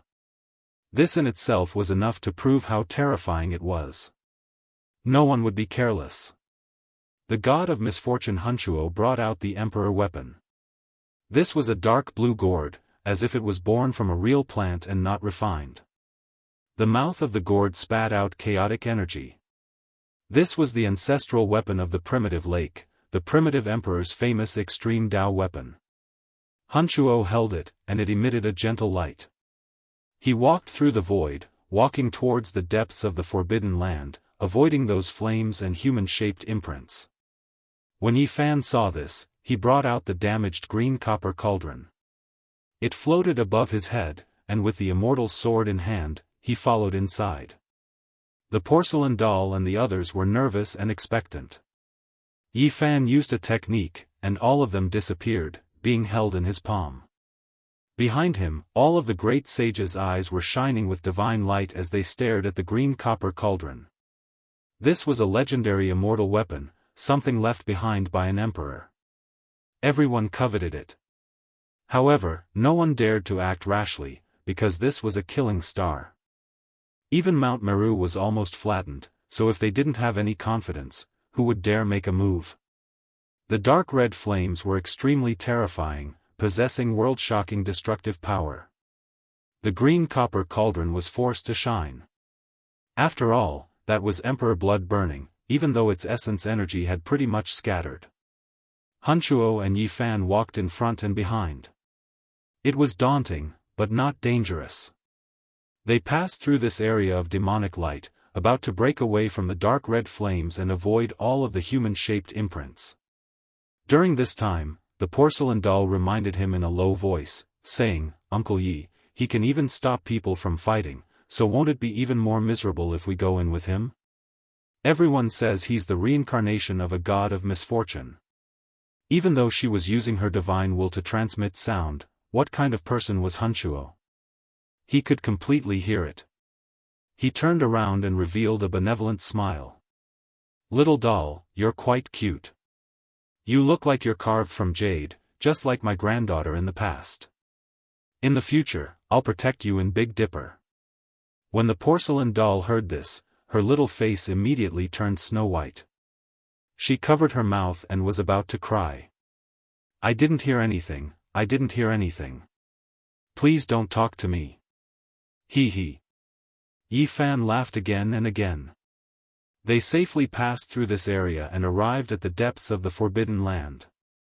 They immediately felt an even more terrifying aura. At this moment, the green copper cauldron shone brightly, several times more resplendent than before. "This is..." Even Hunchuo was shocked, his eyes widening. "Is this the end?" The golden blood in Yi Fan's body boiled as he looked at everything in front of him in shock. Chapter 15:13. In the innermost depths of the forbidden ground, this was a piece of scorched earth. In the outer regions, the mountains had collapsed and the rivers had dried up. The land was deathly still, without the slightest bit of life. And inside, it was a scarlet expanse, dripping with fresh blood. Broken bones and flesh were scattered everywhere, it was a ghastly sight to behold. This kind of blood was bright red and had an undying divine luster. Although most of the essence energy had dissipated, it was still shocking. There was a kind of pressure spreading outwards. Emperor blood. In just an instant, these three words appeared in the hearts of Hunchuo and Yi Fan. The center of the entire forbidden ground was bleak, emitting a sparkling red light. There were many puddles, all of them were this kind of emperor blood. There were even some blood-stained white bones and minced meat, causing the hearts of those who saw it to palpitate. An aura that could slay the primordial spirit and seize the soul permeated the air. This wasn't a true powerful force, but rather a formless pressure from a spiritual domain. The stronger one was, the deeper they would feel it. Yi Fan and Hunchuo's blood was boiling. Their foreheads shone with a sparkling light, as if there were hundreds of stars on their backs. The immortal platforms at the center of their brows were about to explode. Calm their hearts, focus, self-control. The two of them quickly stabilized their state of mind, allowing themselves to be like mortals. They didn't use their primordial spirits or physical strength to resist. The pain of their bones being torn apart slowly disappeared. The two of them finally stabilized. The demonic and heaven-defying pressure ahead no longer targeted the two of them. Instead, it was conflicting with the Emperor weapons. Regardless of whether it was the blue gourd or the green copper cauldron on Yi Fan's head, their radiance didn't diminish at all. The porcelain doll and the other children didn't sense the danger earlier. But when they saw Yi Fan and great sage Hunchuo like this, they instantly understood that this place was filled with danger. A great emperor died here, even his body exploded. The path to immortalization is so terrifying, even an ancient supreme being died. Yi Fan sighed. Great sage Hunchuo had a heavy expression. This kind of ending was truly moving. A supreme being who had been invincible throughout the ages actually had a day where he died, dying miserably on the path to immortal realms. This truly made one's heart tremble. There was no head, no face, and no one could see his true appearance. The ancient emperor had completely exploded. His body was smashed into smithereens, and fresh blood drenched the place. It was a terrifying sight to behold. Amongst these pieces of corpses, the only one that was completely preserved was a right palm. It was warm like jade, and it possessed a terrifying energy of divinity. If it were to strike someone, then even the quasi-emperor would perish on the spot. Sadly, right now, he could only lie there quietly. Everything was over. The ancient emperor failed in the path of immortality and died. This was the ending of the path to immortality, the tragic end of an ancient supreme being. Yi Fan had heard many legends, but what he was seeing now was the most tragic scene on the road to immortality. A great emperor-level figure was blown to pieces. How tragic was that? Further forward, it was chaotic and hazy, the entire small world cut off. This meant that the path of immortality stopped here, shattered. This person failed to pass the trial and died dejectedly. Who is this person? Could it be the undying heavenly emperor? Yi Fan muttered to himself. Great sage Hunchuo's heart immediately jumped. This title was supreme to the 10,000 ancient races. Even though tens of thousands of years had passed, he was still the supreme deity in the hearts of many ancient races. And within many great races, there had always been a legend that the undying heavenly emperor might not have died and had ascended to immortality. In reality, there was no need to verify this at all. Perhaps it was the respect people had for the supreme deity in their hearts, and as a result, the legend and glory were derived. As for the truth, no one knew. It can't be the undying heavenly emperor. He is unrivaled in this world. Even if he stepped onto the path of immortality, he wouldn't be defeated. He is known as undying. This trial cannot allow him to die. Hunchuo shook his head and didn't accept this explanation. He came here before and buried the coffin, leaving behind a piece of human skin. His flesh and bones are nowhere to be seen. Could it not be him? When Yi Fan opened and closed his eyes, light shot out in all directions. In reality, he didn't really believe it was the undying heavenly emperor, because he had previously heard the roar of another person in the battlefield outside. The one who seemed to have the upper hand seemed to be that undying heavenly emperor. In this world, is there an era where two emperors coexisted? Yi Fan asked. Hunchuo shook his head. From what he knew, there didn't seem to be such an era. However, when he thought of the venerable emperor era, he became a bit hesitant.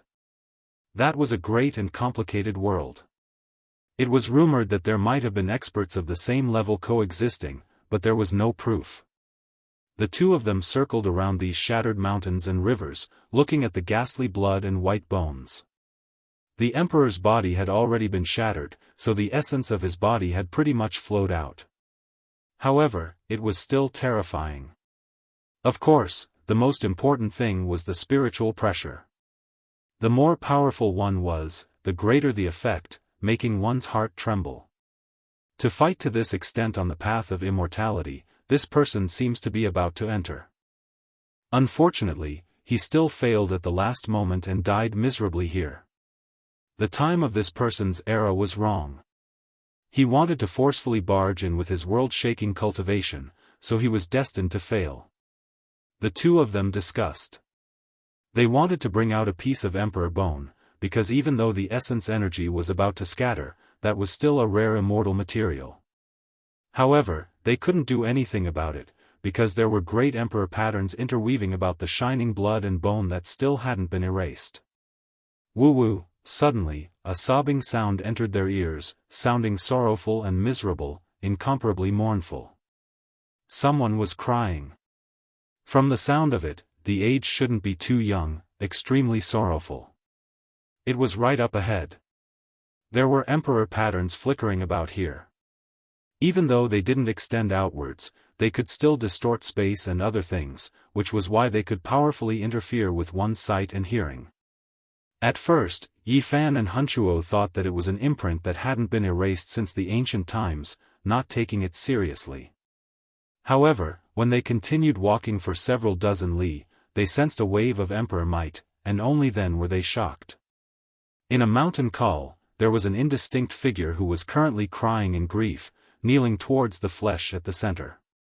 Meanwhile, above its head was a dragon sword that released brilliance in all directions, dazzling and resplendent. It continuously released mournful cries. Tai Emperor Sword. This was Central Continent Great Xia Emperor Clan's supreme treasure, left behind by its founder. One didn't need to think too much to know that this person definitely came from the everlasting dynasty. Yi Fan's heart shook, and Hunchuo also instantly understood. Now, the truth had come to light. The one who died at the center of the battlefield was the Tai Emperor, the founder of the Grand Xia dynasty. The Tai Emperor stepped onto the path of immortalhood, but he failed forcefully and his body exploded here. This was a great sage, his body emitting an aura of decay. He didn't have much lifespan left, and needless to say, this was the foundation of the Grand Xia imperial clan. Now, he had appeared. This person should be the Tai Emperor's descendant, otherwise, why would he be so sorrowful? He trembled as he stood up, crying a few times, allowing the Tai Emperor sword to continue its mournful cries before finally leaving.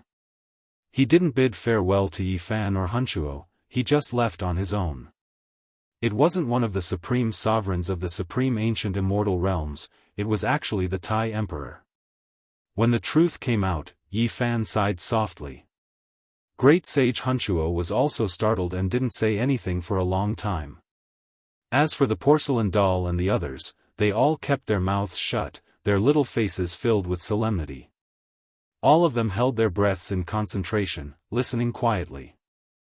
Yi Fan knew that the Tai Emperor had come here before, because during the battle back then, he and the others had ascended the tens of thousands of zhang tall jade platform and found the Dao diagram left behind by the undying Emperor within the coffin.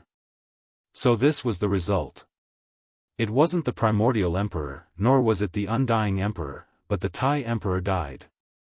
The primordial Emperor died here, filled with unwillingness. Not far away, his Emperor blood was still burning, and even now, it hadn't been extinguished. This was the resentment of his unwillingness. Since ancient times, countless heroes had hoped to become immortals, but there was no record of a certain person becoming an immortal. Now, it seemed that everything was a tragedy. Even the primordial emperor failed, leaving behind great hatred as he fell in a pool of blood on the path of immortalhood. What's with that roar from the battlefield? Yi Fan muttered to himself as he looked at Hunchuo. Now that he thought about it, that roar was too terrifying. It seemed to be extremely angry at the undying emperor, and was loudly berating him, filled with hatred. Hunchuo was also deep in thought. This was really strange. What exactly happened in the past? Why would there be such unwillingness to die? Why would such a voice be branded in the void, not dissipating even now? That voice was so terrifying, and it was still there. It was very likely that it was the roar of a great emperor-level character. Could it be left behind by the Tai Emperor? No matter who it was, when they thought about it, they couldn't help but make some connections. How did the Tai Emperor die? Yi Fan revealed a strange expression. Great Sage Hunchuo was silent. There were clues that pointed to one direction. It was very likely that the undying emperor had secretly attacked the Tai Emperor. However, how was this possible? The undying emperor was a character from the beginning of the primordial era, at the end of the legendary era. It was at least several million years ago, and the Tai Emperor was someone from hundreds of thousands of years ago. How could the two of them meet? This didn't make sense. That old ghost, the undying emperor, could he have lived for so long? How is that possible? If that's the case, he wouldn't need to become an immortal, and he would already be immortal. When Hunchuo heard Yi Fan's disrespect, he didn't object. He only frowned and thought about it seriously for a long time. Even he felt a wave of horror and strangeness. Could it be that the Tai Emperor forcefully broke through and opened the path to immortality, but the undying emperor ambushed him and stole his immortal throne? The porcelain doll said in a low voice. The other youngsters were all overwhelmed with shock. This matter was too far away from them. The great sage was someone they couldn't even look up to, let alone a great emperor. However, they had heard such a secret at this moment. This was a bewildering murder case that involved ancient emperors. After the porcelain doll finished speaking, he shook his head. This kind of deduction had a fatal flaw. Who could live for millions of years? Yi Fan's eyes were cold as he said, could it be that the undying heavenly emperor also walked that path in the end? Don't tell me that the origin ancient mind was created by him, and that was why he was able to live for endless years? Hunchuo was shaken. He said to himself, doing that would indeed allow one to live for so long. However, it is too cruel. It would be difficult for one to advance even an inch in this life. The things he spoke of, at this point, there was already no longer a need to doubt what kind of existences there were in origin ancient mind, that they survived precisely through such methods. The undying emperor definitely wouldn't do that. He was a prideful person, and from the moment he was born, he wanted to make all deities of the 10,000 worlds kneel beneath his feet. He would rather die than submit. He claimed to be number one throughout the ages, so how could he lower his head? Great Sage Hunchuo said. Regardless, this place didn't have the undying emperor's corpse. He had come here before, so he definitely had some plans and obtained something. The number of great emperors and emperors from the ancient times can be counted. Let's go to that battlefield again and carefully observe those engravings. We need to see who exactly left them behind to determine the truth behind this bloody case. Yi Fan said. He took the lead and walked out, wishing to get to the bottom of this. Chapter 15-14. The great emperor fell, dying in battle on the immortal path.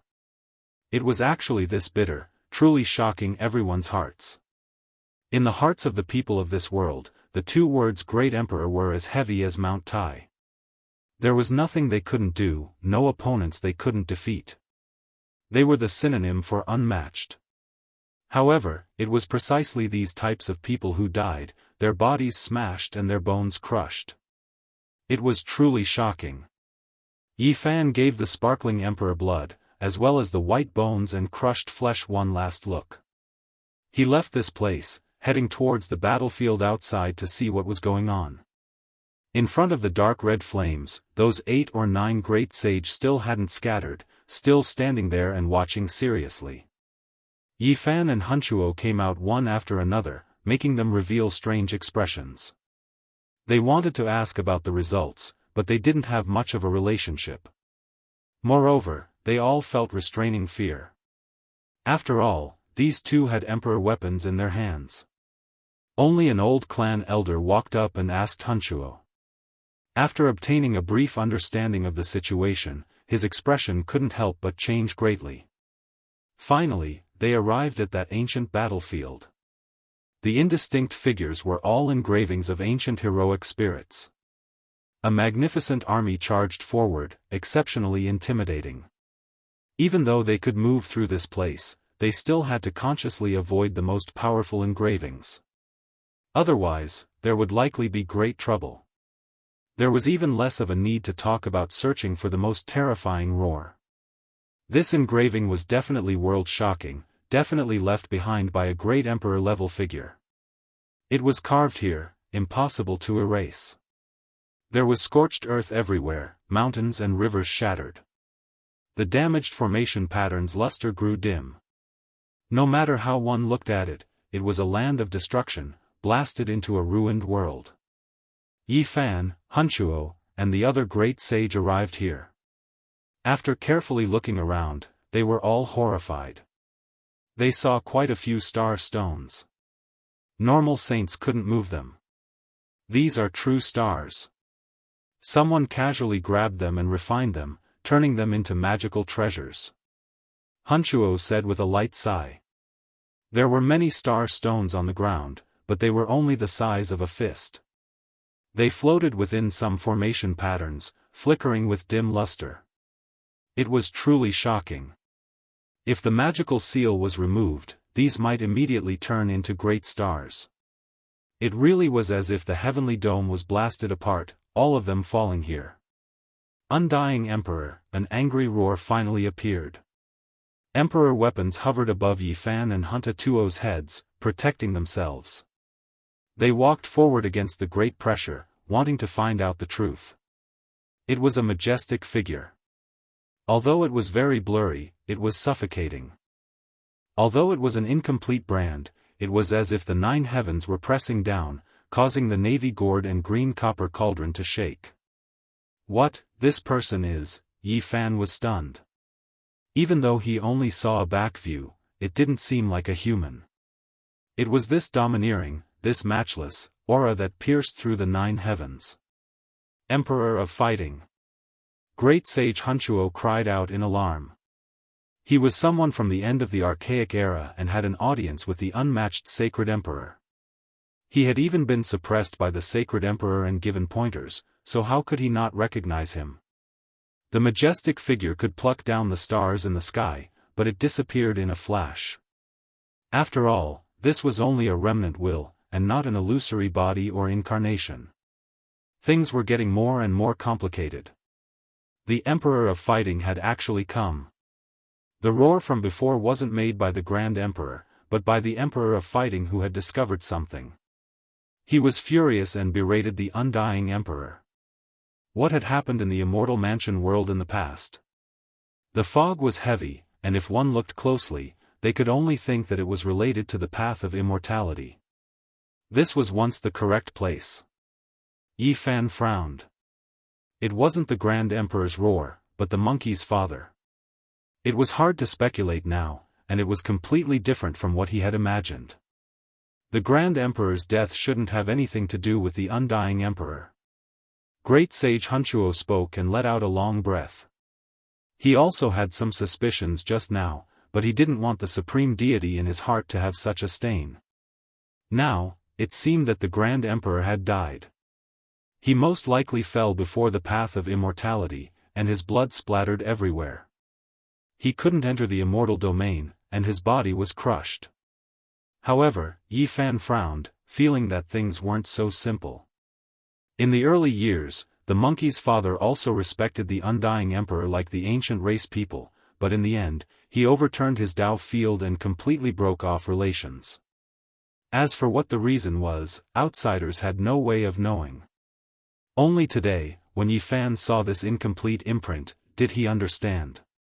Perhaps it had something to do with the path of immortality. The undying emperor had plotted in this place, and most likely the emperor of fighting had discovered something.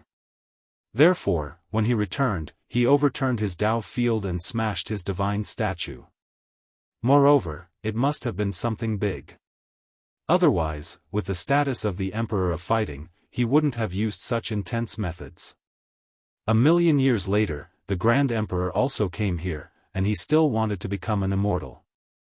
But how could the same place be the correct place so many times?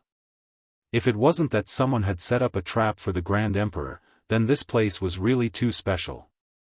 If it really has something to do with the undying emperor, then he's the most terrifying person. He hasn't died for millions of years, and he can plot against two great emperors. It's really terrifying, the porcelain doll said with a bit of fear, blinking its large eyes. Hunchuo frowned. Behind him, the old patriarch of the ancient race didn't like what he heard and glared at him. However, when he saw Yi Fan's cold eyes, he had no choice but to turn his face away. The Immortal Mansion world was complicated and confusing. It was already impossible to find out what the truth was. After all, it was too long ago, and the great emperors had changed many times. Yi Fan returned to the place where the emperor's body had shattered. He stared at the flesh and blood, and looked at the only palm that hadn't been destroyed. He couldn't help but frown. That palm was sparkling and translucent like jade, and it was the center of the palm. If one looked closely, there were a few wrinkles on the back of the hand, and it wasn't completely maintained in its youthful state. Obviously, the Grand Emperor had been very old at that time. In his later years, it was reasonable to say that he had fallen on the path of immortality due to his old age and weak body. In the end, Yi Fan relaxed his brows. There was no need to worry about it. There was no need. In reality, it was enough to sum up a few useful pieces of information. The first was that the undying Heavenly Emperor hadn't died in the Purple Mountain and had come here. The second monkey's father had also come. He had seen through something and rebelled against the undying Heavenly Emperor. The third was that the Grand Emperor had tried to break through here and fallen in a pool of blood, dying on the path of immortality. No matter what, this place was useless in this world. The primal chaos had cut off the path ahead, and the path of immortality had collapsed. There was nothing left to investigate in this Immortal Mansion world. For Yi Fan, the curtains could be drawn. He had finally explored this world clearly. What a pity. The great emperor of a generation actually ended up like this. In order to become an immortal, he died without a complete corpse. Yi Fan let out a long sigh. Whether or not immortals existed in this world was a serious matter. Since ancient times, there hadn't been a single example of true success. The most powerful celestial being, the ancient emperor, and the great emperor had almost all failed. There hadn't been a single example with conclusive evidence. Immortals were too indistinct, too far away. Even great emperors were left with regrets and grief. Daoist friend, will you be participating in the upcoming distinguished meeting? Great Sage Hunchuo asked as they left this forbidden land. What distinguished meeting? Yi Fan was astonished. He had just returned and hadn't paid attention to it, so he hadn't heard of any distinguished meeting. The distinguished meeting of the myriad races. Great Sage Hunchuo replied. Yi Fan was momentarily stunned. He still remembered the distinguished meeting of the myriad races at the Jade Pool. That was truly a turbulent time. The human race and the ancient race had engaged in a soul-stirring contest. Great Sage Hunchuo said, "In this world, the true path of immortality is about to appear, and the Big Dipper is becoming more and more chaotic. There are endless battles, and the saints are fighting to the death. They are about to set a rule." There were rumors in the world that this world would be different from the past.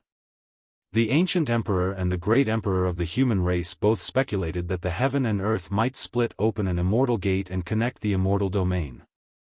However, time was limited, so there would definitely be bloodshed and corpses forming a sea. The Big Dipper was destined to become the center of the storm in the entire universe. Battles were unavoidable, but they couldn't continue to be chaotic because of this. The various races had to discuss and set some rules. When the time comes, I will go and take a look. Yi Fan nodded and bid farewell to the god of misfortune. When they returned to the great scholar manor, the porcelain doll and the few youths were incomparably excited. They bowed to Yi Fan to express their gratitude. Everything they had experienced today was too mysterious to them. They walked side by side with the great sage and saw the corpse of the great emperor of ancient times. They didn't even dare to think about this in the past, but now they were exploring it. In the northern part of the central region, in the City of Darkness, a place that made the unparalleled experts frown and feel apprehensive. The Empress of the West had come and gone before. Great Sage Physique had come here before. The Void Emperor had overseen it before. Great Emperor Wuxia had descended before. They represented supreme beings of the extreme Tao one after another. This city was too special. It would inevitably become the center of the storm every time there was a dark upheaval. That was because this place wasn't that far from the Undying Mountain, and it wasn't that far from the Sacred Cliff either. It was an ancient city that had to face the forbidden regions of life during the Age of Turmoil. Among them, there was a great sage Physique who fought a bloody battle at the Undying Mountain. He spent his entire life on conquest, and in the end, he died at the Sacred Cliff in his later years. During his prime, he had once guarded the City of Darkness, and it was unknown how many upheavals he had quelled. The Void Emperor had fought bloody battles in the various forbidden regions, and the final battle at the Undying Mountain was the most cruel. Great Emperor Wuxia had also taken action here, killing the supreme beings of the Dark Age and even suppressing a rarely seen giant throughout the ages. Now, the God-sealed decree he had refined was still pressing down on the Sacred Cliff. The City of Darkness was, without a doubt, the #1 city in the central region. It had an immortal legend, and its name shook the world. Its origins were great. Recently, the City of Darkness wasn't calm at all. It was because a distinguished meeting was going to be held here. At that time, the Big Dipper race, the various great races of the Archaic era, as well as the saints of the Outer Realms, would all appear. This was a distinguished meeting of all races in name and in reality. It didn't just belong to the Big Dipper race, but rather all the powerful races that appeared on this ancient planet. In the past few days, there would be experts rushing over from time to time, stirring up a storm and becoming the focal point of the entire world. Almost all experts would come. Wu, that's the old clan leader of the Fire Qilin Cave. I heard that their ancient prince disappeared and hasn't returned even now. Many old seniors of the ancient races with extremely high statuses had come. One could well imagine how much importance they attached to this distinguished meeting. That's the Jiang clan Saint Lord Jiang Yifei. He also came. There are rumors in the outside world that he might be the son of the Eternal Universe Emperor and that his previous identity was fake. Impossible, that's just a rumor. On the street, a youngster in clothes whiter than snow sat on the back of a golden swan ni. He was untainted by even a speck of dust, giving off a type of transcendent feeling. Many knights followed around him. The Central Region's Wind Clan's clan leader, Feng Huang, has come. This woman has truly been stunning in recent years. She solved the riddle of her clan's ancient monument. Oh, it's really her. I heard that she had some grievances with the human race's Saint Physique in the past. A woman wearing a multicolored mask and surrounded by multicolored clouds flew across the sky and quickly went far away. No one dared to approach her. Behind him, there was a group of experts following. What did I just see?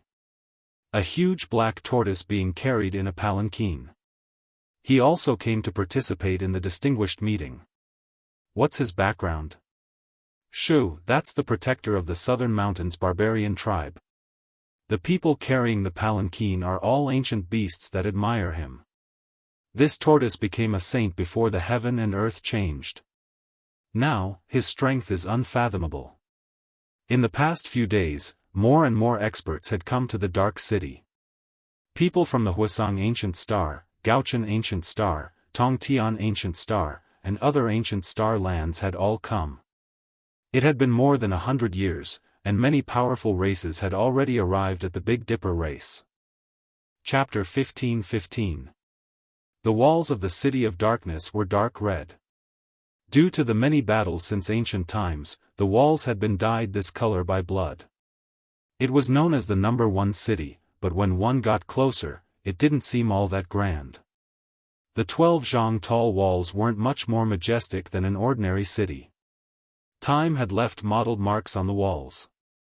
The formation patterns hidden under the blade marks and arrow holes flowed with a dim luster. This was the city's defense. It was known as the number 1 city of the central region not because of its size, but because this place was too important. In the past, this place had always been the main battlefield during the chaos of the darkness. Too many things had happened here. When people talked about the central region and the chaos of the Undying Mountain, this city was inevitably mentioned. That was why it was called the number 1 city. Candied haws, the handiwork of the time-honored I Chun family. They are big, round, and sweet. Divination, divination, divination, divination. The Lini Divine Image Realm's Watchman has descended, granting the fate of 3 lives and 3 worlds, seeking the heavens. After many years of recuperation, the City of Darkness was now very prosperous. The chaos of tens of thousands of years ago had long since disappeared. People came and went, rubbing shoulders with each other, and the atmosphere of the mortal world rushed to the heavens. After entering the city, what Yi Fan saw was a scene of hundreds of businesses flourishing and people living in peace. He also saw many cultivators hiding among the mortals. In reality, cultivators made up half of the city. After all, it had experienced the most terrifying chaos in human history, so there was no lack of cultivators. He entered a restaurant that was close to the main street of the City of Darkness. Looking out from the window, there was an endless stream of horses and carriages, and the sounds of hawking could be heard incessantly. There were even divine lights flying through the sky from time to time. There were too many people going in and out. There was no need to make inquiries. He only needed to find a place with a lot of people to sit down and hear the latest news. Many cultivators had come today, and they were all discussing the recent situation. People believed that the path to immortality was about to open because there were too many people coming from all over the heavens. Saints crossed over like a tide and descended on the Big Dipper. Moreover, the major life-restricted areas were no longer peaceful. Some people saw a beautiful woman playing a flute in the absolute beginning forbidden area. She flew across the sky, transcending the world and shaking the northern region. There were also people who heard the sound of iron chains shaking in the forbidden area of the southern domain. The 9 sacred mountains trembled every day, and endless mist spewed out from the abyss. There were others who saw that a few ancient monuments in the immortal tomb were shining, as if they were going to break through the heavens, releasing waves of terrifying aura. The recent unforeseen events made everyone feel uneasy, but also filled them with anticipation. If the path of immortality appeared, it would be the greatest change since ancient times. Only heaven knew what would happen. It said that in this era, the immortal realm might be connected to the human realm. Is this true or false? Why did such a secret spread from the mouths of the saints outside the realm? There should be some truth to it. Otherwise, why would they risk their lives and cross the galaxy from the other side of the universe? That's true. If it wasn't like that, only great emperors would be able to fight their way into the immortal domain. I'm really looking forward to it. Everyone in the world will become immortals, and we will also bask in your glory. What a magnificent scene that will be. Yi Fan poured himself a cup and drank by himself. He hid his true appearance because he didn't want to be recognized and cause a commotion. He quietly sat on the side, listening to everyone's discussions. Now, there really weren't many people who could injure him in this world. Unless the quasi-emperor appeared, he could already rule over this world. All clans had to respect and revere him. At the very least, it would be like this on the surface. Who is that? Could it be the ancient Empress Huolin, or? She, actually returned from outer space. Someone cried out in alarm. A graceful figure flew past, her height reaching the same height as the restaurant's window. She soared through the air above the street, the people below her feet moving to and fro. She was like a fairy walking on waves. A head of water-blue long hair scattered down, flowing with sapphire-like luster. Her clothes fluttered about, her skin snow-white. Her eyes carried spirituality, as well as a type of dignity. She flew into the city just like that, disappearing in front of a grand ancient watchtower. I heard that she returned to her clan's ancestral land. Who would have thought that she would appear again after more than 100 years? This woman's current strength will most likely make even the great sage feel restraining fear. Everyone moved from her to the Fire Qilin cave, naturally mentioning the fire unicorn. Don't look at how the Fire Qilin cave suffered a great loss in the Eternal War. However, no one dares provoke them, to the extent where they might even make others feel restraining fear. Why do you say that? Do you all still remember that as soon as the fire unicorn appeared, he would often wander around Origin Ancient Mine? Quite a few people had seen him before. What does this mean? Just this type of hidden relationship is enough to allow this clan leader to flourish for a long time. As the number of cultivators increased, all sorts of secrets were revealed and the City of Darkness fell into an uproar. Who is that woman?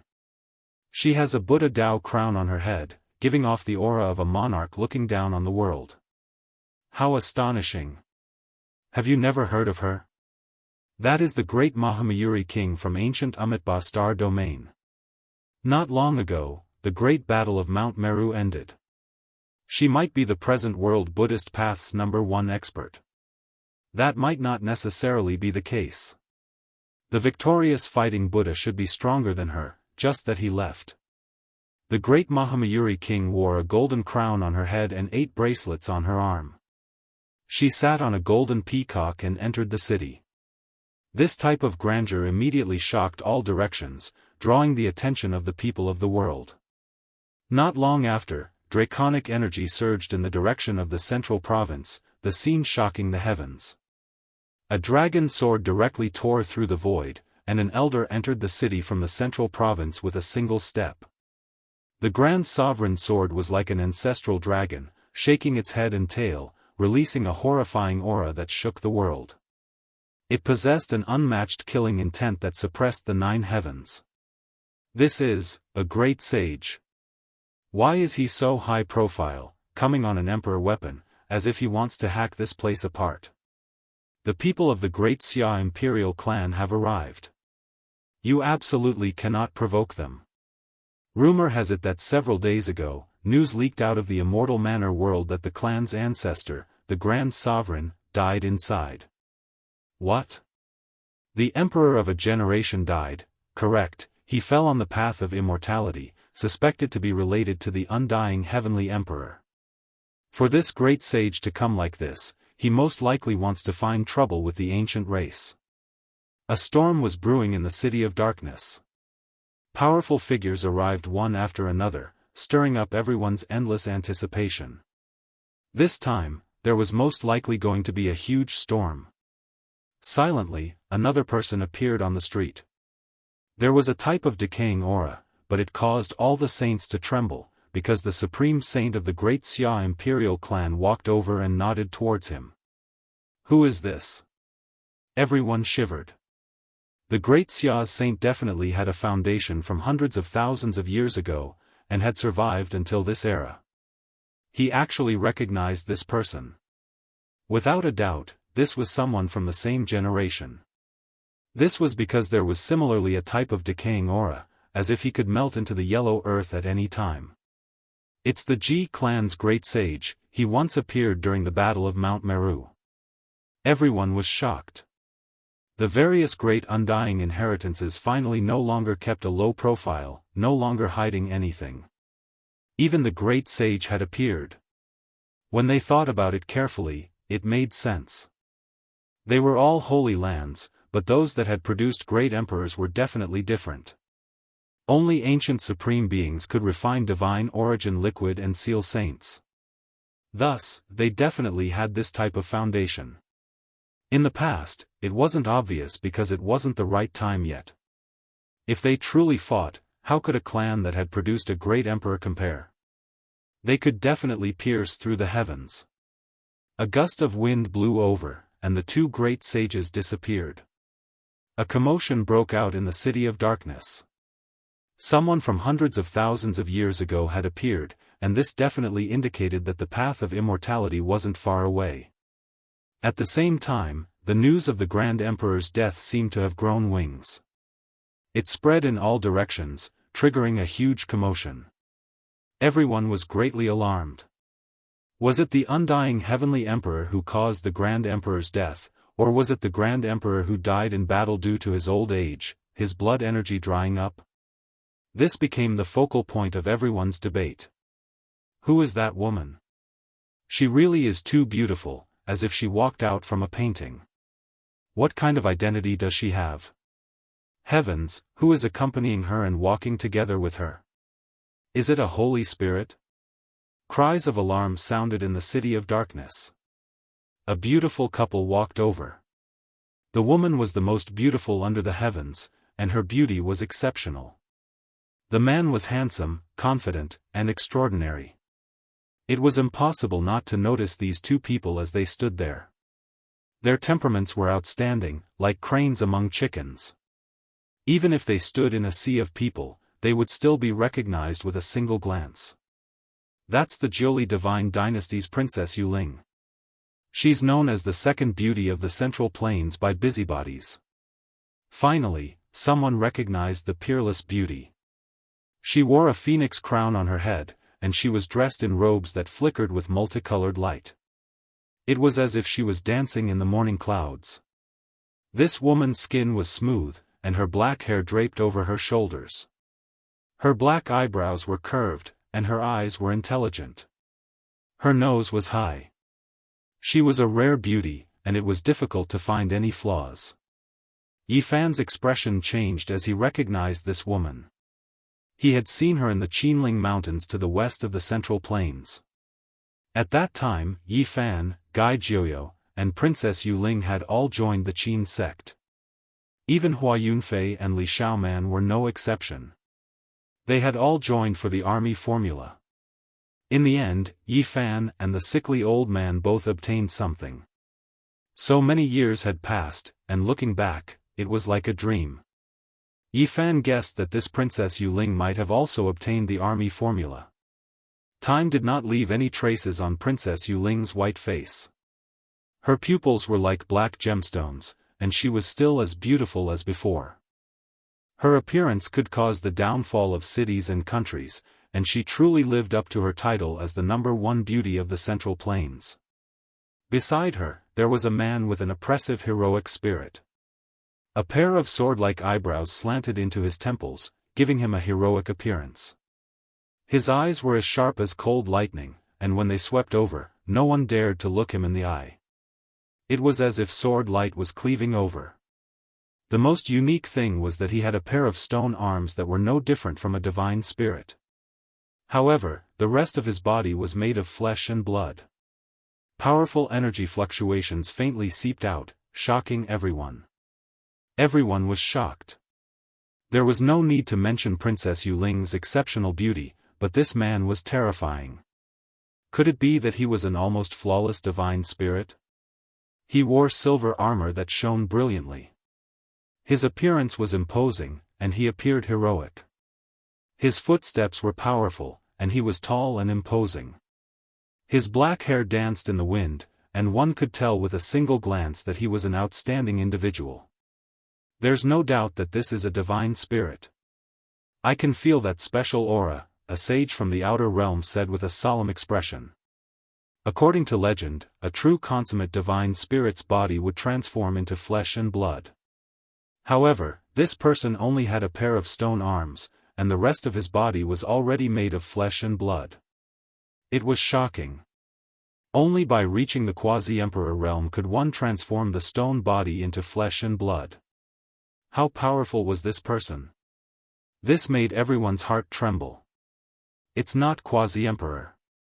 If I'm not wrong, it's because he has the divine spirit bloodline's incredible royal blood flowing in his body, an elder from Skirich Star said.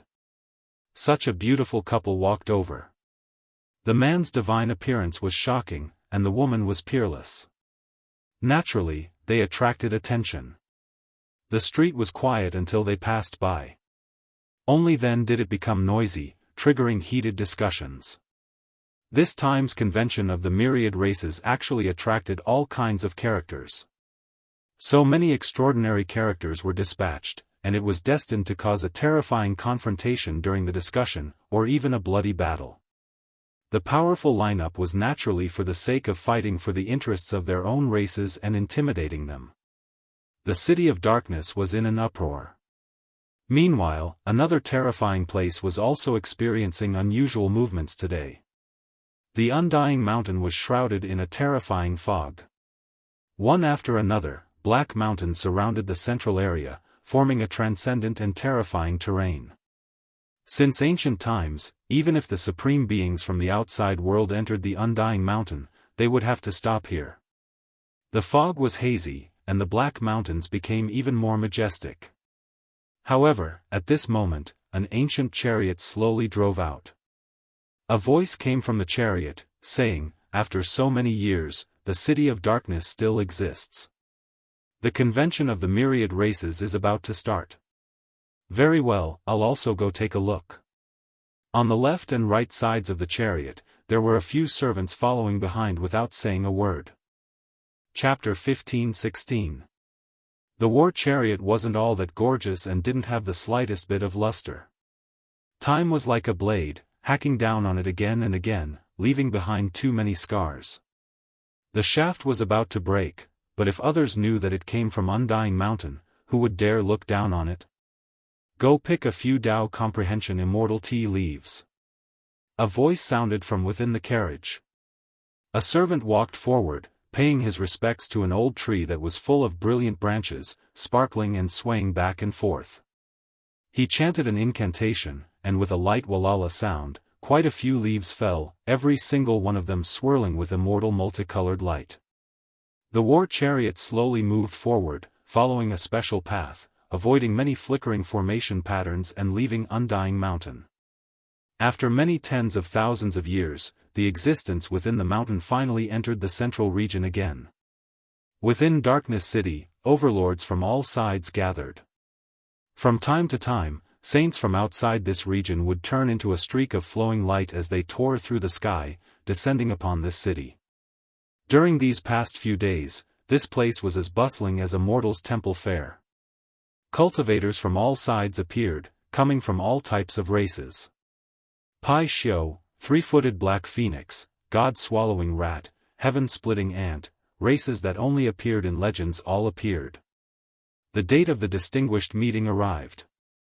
Clouds and mists surged above Darkness City, great waves surging. It was as if a gate between heaven and earth was opened, releasing thunderous sounds. The distinguished meeting of cultivators naturally wouldn't be held in a place where mortals resided. Above this ancient city was a vast divine scenery. Above the white clouds, mountains were majestic and heavenly palaces were grand. This was a floating continent that flew out from the void. An ancient aura surged over, making one feel the aura of a prehistoric beast. It was as if they arrived at the absolute beginning, truly towering above the ancient sea of clouds. This was the location of the distinguished meeting. Great cultivators worked together to open the void seal, summoning this ancient continent that had been hibernating. All disputes were going to be carried out here. Formation patterns interweaved like lightning, flickering with radiance in the sea of clouds to protect this ancient continent. This was a powerful defensive structure. Dang, a great golden bell hung from a heavenly watchtower, ringing out in all directions, clearly ringing through the ancient city below. The divine bell sounded again. The mortals discussed, all of them looking towards the sky. They saw many streams of light rushing into the sky. All kinds of magical treasures danced in the air, and multicolored light shot out in all directions, illuminating the entire world in a dazzling scene. The people in the city didn't panic, because they had experienced too much. They saw cultivators every day, so they had long grown accustomed to this. This grand meeting had officially begun. Experts from different parts of the universe arrived on this ancient continent as if they had arrived at the territory of the celestial court. Yi Fan arrived as well. He was like a passerby, calmly watching everything unfold. He had no desire to participate, and only wanted to silently bear witness. The path of immortal ascension was about to open, and everything that was happening here was just the beginning. Blazing golden light filled the sky. 3-footed golden crows descended, several people lined up side by side with a great sage in the lead. That race appeared again, killing intent pressing down. They swept their eyes over the crowd. Yi Fan was neither happy nor worried. For now, he did not want to fight. Of course, if someone wanted to cause trouble for him, he did not mind killing them. Boom! The heavens fell and the earth split apart. An enormous centipede more than 10 li in length swooped down from outer space. Gray mist surged powerfully, able to wipe out all life. This was a great sage-level poisonous bug. Phoenix cries shook the 9 heavens. Blood Phoenix Mountain's old clan leader appeared. Scarlet multicolored light flickered between his brows, and then a weapon that was bright red like blood Phoenix wing golden centipede appeared, making even the endless clear skies rumble.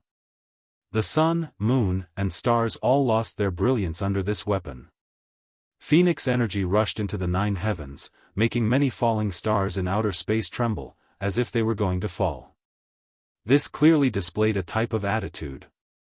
It arrived powerfully, as if it was going to take action if there was a single disagreement.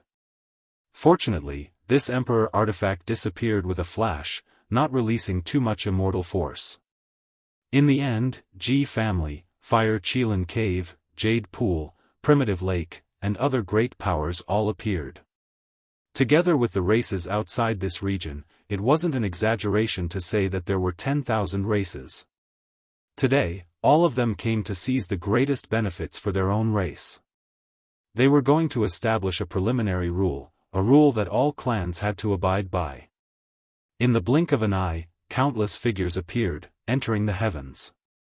White clouds surged beneath their feet, palaces connected one after another, as if they arrived before the southern heavenly gate. More and more powerful races appeared, so there were naturally many arrogant and untamed individuals who believed themselves to be formidable, sneering continuously. There are too many people, I suggest we clear this place. What qualifications do a few weak races have to come here? They will only add to the chaos. Someone said like this. Well said, then we'll start with you. A large snake with 8 heads nodded. Suddenly, a head reached out, swallowing the person from just now. Blood splashed out, the scene extremely horrifying. Its entire body was spotlessly white like jade, every single scale several meters in length, coiling into a snake mountain. Its 8 heads were all incomparably large. Everyone's hearts jumped. This distinguished meeting really depended on strength. A saint was devoured as soon as they arrived, moreover asking for it. Dao friend is too domineering. Even if you don't agree, there is no need to act like this. Your methods are too extreme, this place cannot tolerate your presence. A bird-headed human wearing Daoist robes stepped out. In his hands was a peachwood sword. With a light shout, he hacked towards the 8-headed snake. Pooh! One of the 8-headed snake's heads fell. It did everything it could to resist, but in the end, it was completely killed, not even its corpse remaining. It was all collected by the demonic Dao, stored in a bloody gourd. How improper, is this distinguished meeting for you all to stir up trouble? Back off! An ancient race great sage shouted. The distinguished meeting was originally a discussion between all clans. Just now, their opinions were different, so it is normal for them to decide a winner and a loser. A great sage from outside this region said coldly. Now, there really were too many people who came. From the endless heavens and tens of thousands of regions, as long as it was a powerful race, there would be people who came, all for the sake of trying their luck, waiting for the immortal path to open. Among these people, there were naturally a few powerful great cultivators who didn't wish for so many people to compete for the immortal path. They wanted to use this as a pretext to make most people back off. The distinguished meeting began. Everyone discussed spiritedly, discussing the various things that would happen when the immortal path was about to open, what rules and standards should be established. Everyone, don't you feel that the Big Dipper is too crowded? All the clans added together can't even make up a fraction of the human race. If there really is a world of flying immortals, then wouldn't the human race be supreme in the future? Someone in the dark said in a low voice, and it was difficult to determine where he came from. That's right, the Big Dipper is full of humans. In this ancient land of ascension, this kind of power arrangement is unreasonable. I suggest that all the clans join forces to invite them out. Leaving a portion of them is enough. Someone agreed. Is that so? Move all the clans of your clans here. Do you dare? The Xia imperial family's old great sage with a rotten aura said with a gloomy expression. Boom! The next moment, a dragon sword appeared in his hand. It was exceptionally sharp, and the imperial draconic chi, which was known to be comparable to the battle saint technique, rushed out. Pooh! In just a moment, there was a bloody light in front of them. Broken limbs all flew up, and then they all exploded in mid-air. That place was immediately devoid of life, and only blood splashed everywhere, creating a scarlet scene. This kind of method made people's hair stand on end. With a single word, he directly killed everyone. No one thought that this great sage's ruthlessness was so heavy. He was much more ferocious than those people just now. Before, killing one or two people was completely a small matter. This was the true ruthlessness. In a single breath, he directly killed over 100 experts, and there was no lack of ferocious people at the Saint King realm. I heard that the Grand Emperor died a violent death in the Immortal Mansion world. This revered great sage most likely came with grief, anger, and killing intent. If we provoke him now, we are purely looking for trouble. Everyone was trembling with fear, and no longer dared to discuss that topic. The human race's great sage was too crazy. He directly used an emperor weapon. Who dared to speak carelessly? In the central heavenly palace, several great sages walked in, and this was only a portion. Only the strongest experts could appear there. When the great Mahamayuri, the Ji clan's great sage, and the others appeared, many people felt reverence. They didn't know if they had the demon subduing pestle and void mirror. Even some of the supreme experts from the outer realms shivered inwardly. Yi Fan didn't approach. He only sat down in a pavilion and quietly watched people come and go, listening to their intense arguments. Clouds roiled, reaching up to one's knees. This ancient continent was very mysterious. Many orchids grew here, and their fragrance assailed the nostrils. There was an argument in the central heavenly palace. A great sage flipped over a table. With a rumble, two figures rushed high into the sky, coldly confronting each other. It seemed like a battle between the great sage was about to break out. Many people knew that today would inevitably be a day of turmoil, but they didn't think that there would be such peerless figures confronting each other as soon as they arrived. But in the end, both of them descended again. The meeting continued, and the various giants divided into many camps to carry out negotiations. Yi Fan believed that with two or more great sages from the human race, and both of them had emperor weapons, unless the various clans joined hands, there wouldn't be anyone stupid enough to provoke them. In the heavenly palace, there was a sea of people. Many experts expressed their opinions. That place was drowned out. Powerful holy fluctuations spread, making everyone's hearts tremble. Hong! Suddenly, the heavenly dome collapsed. Two figures rushed into the 9 heavens, entering the heavens and entering outer space. The most world-shaking battle erupted. Enormous fluctuations spread outwards. The entire ancient continent flickered with streak after streak of blazing light. The ancestral formation blocked the boundless ripples from outer space.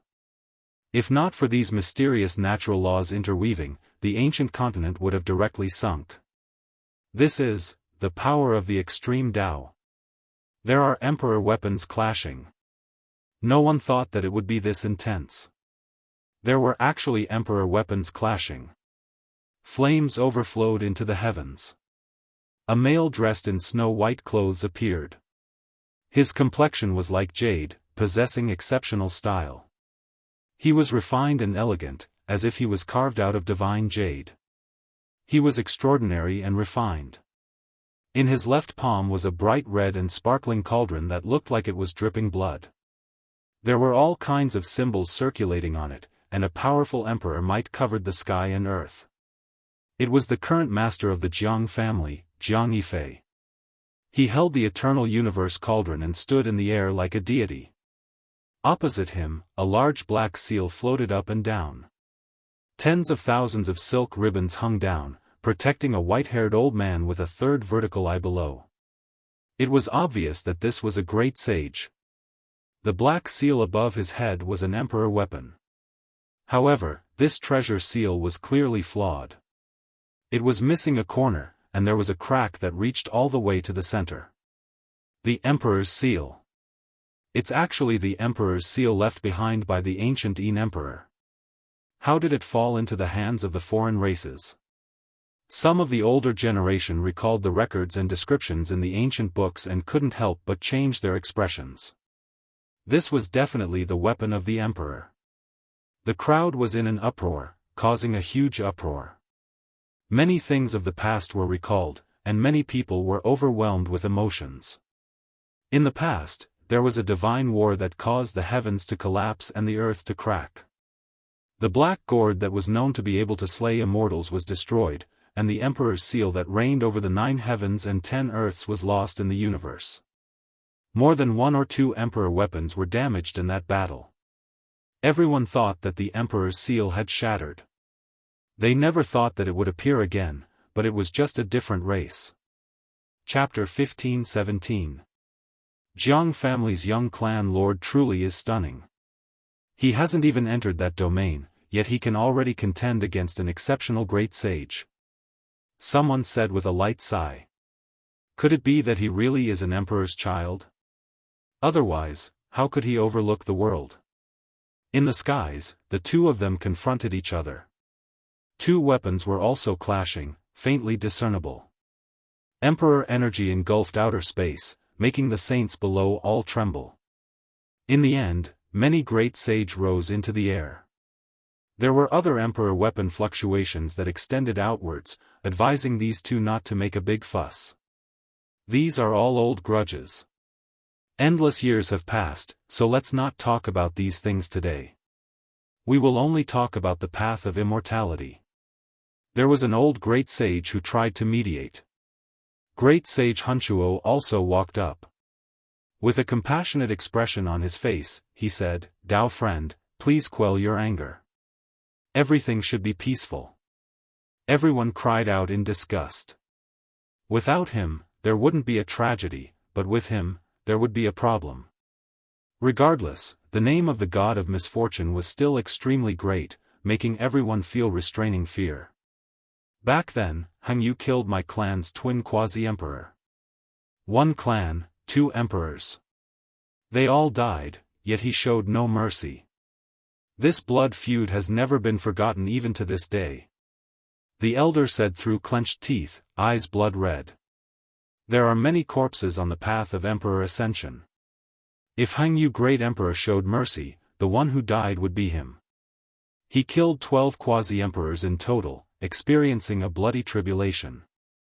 He had no choice. Someone said with a sigh. Before Heng Yu Great Emperor confirmed his Tao, he had stood in the starry skies, facing challenges from all directions. A total of 12 quasi-emperors came to fight, but they were all killed one after another. That battle directly made the heavens' 10,000 regions desolate, the universe's great wastelands collapsing.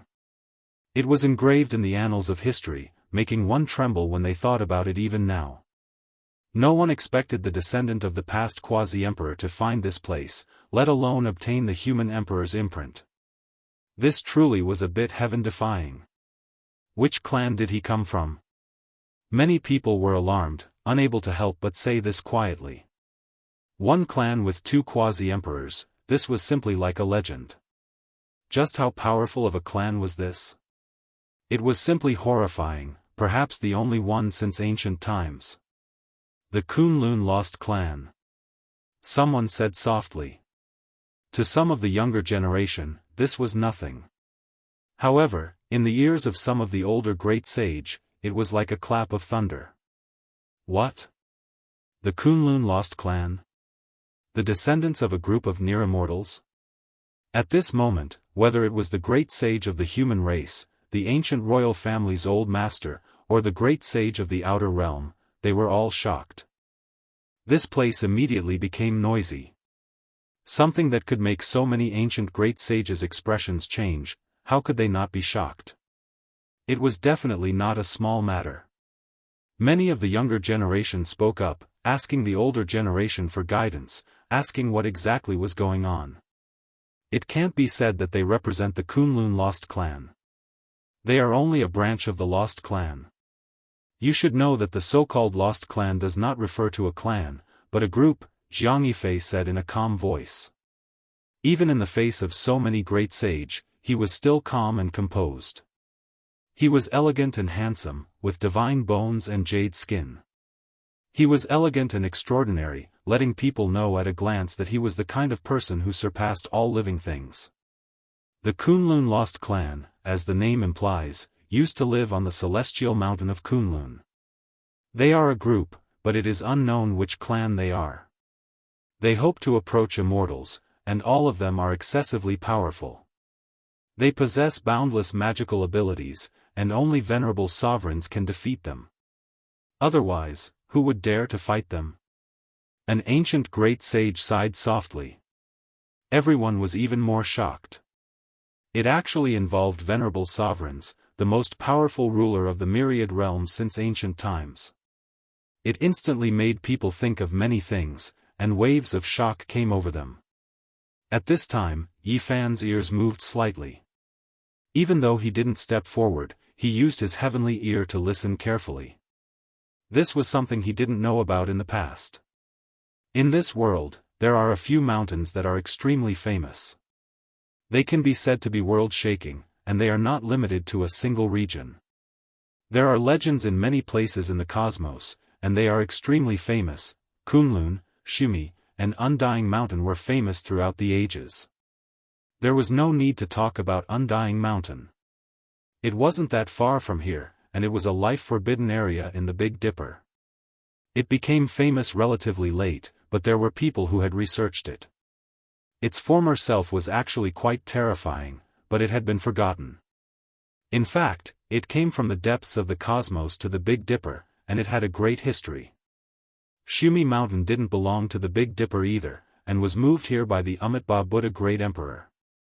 It had existed for an especially long time, and when the Buddhist Great Emperor took it away, it truly took a great deal of effort to cut it off from the original immortal land.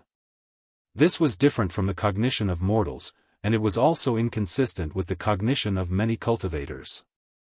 It could be considered a secret. Everyone listened to the great sage without interrupting. And Kunlun was even more extraordinary. There used to be a few heaven-defying tribes that lived close to immortals, and they were very arrogant and didn't mix with the mortal world. That place was too special, and it was precisely because of this that it attracted a great disaster. The Lord of Ancient Heaven personally attacked, and who in the world could resist? In one battle, Kunlun was defeated, and the tribes were exiled. And it was precisely because of this that Dizun's celestial cauldron appeared. In a sense, the green copper cauldron was born because Dizun attacked Kunlun. Yi Fan was stunned. Kunlun was now on the other side of the starry sky, in his hometown. These tribes were exiled by Dizun, and so they called themselves Kunlun Lost Tribes. Kunlun was really special.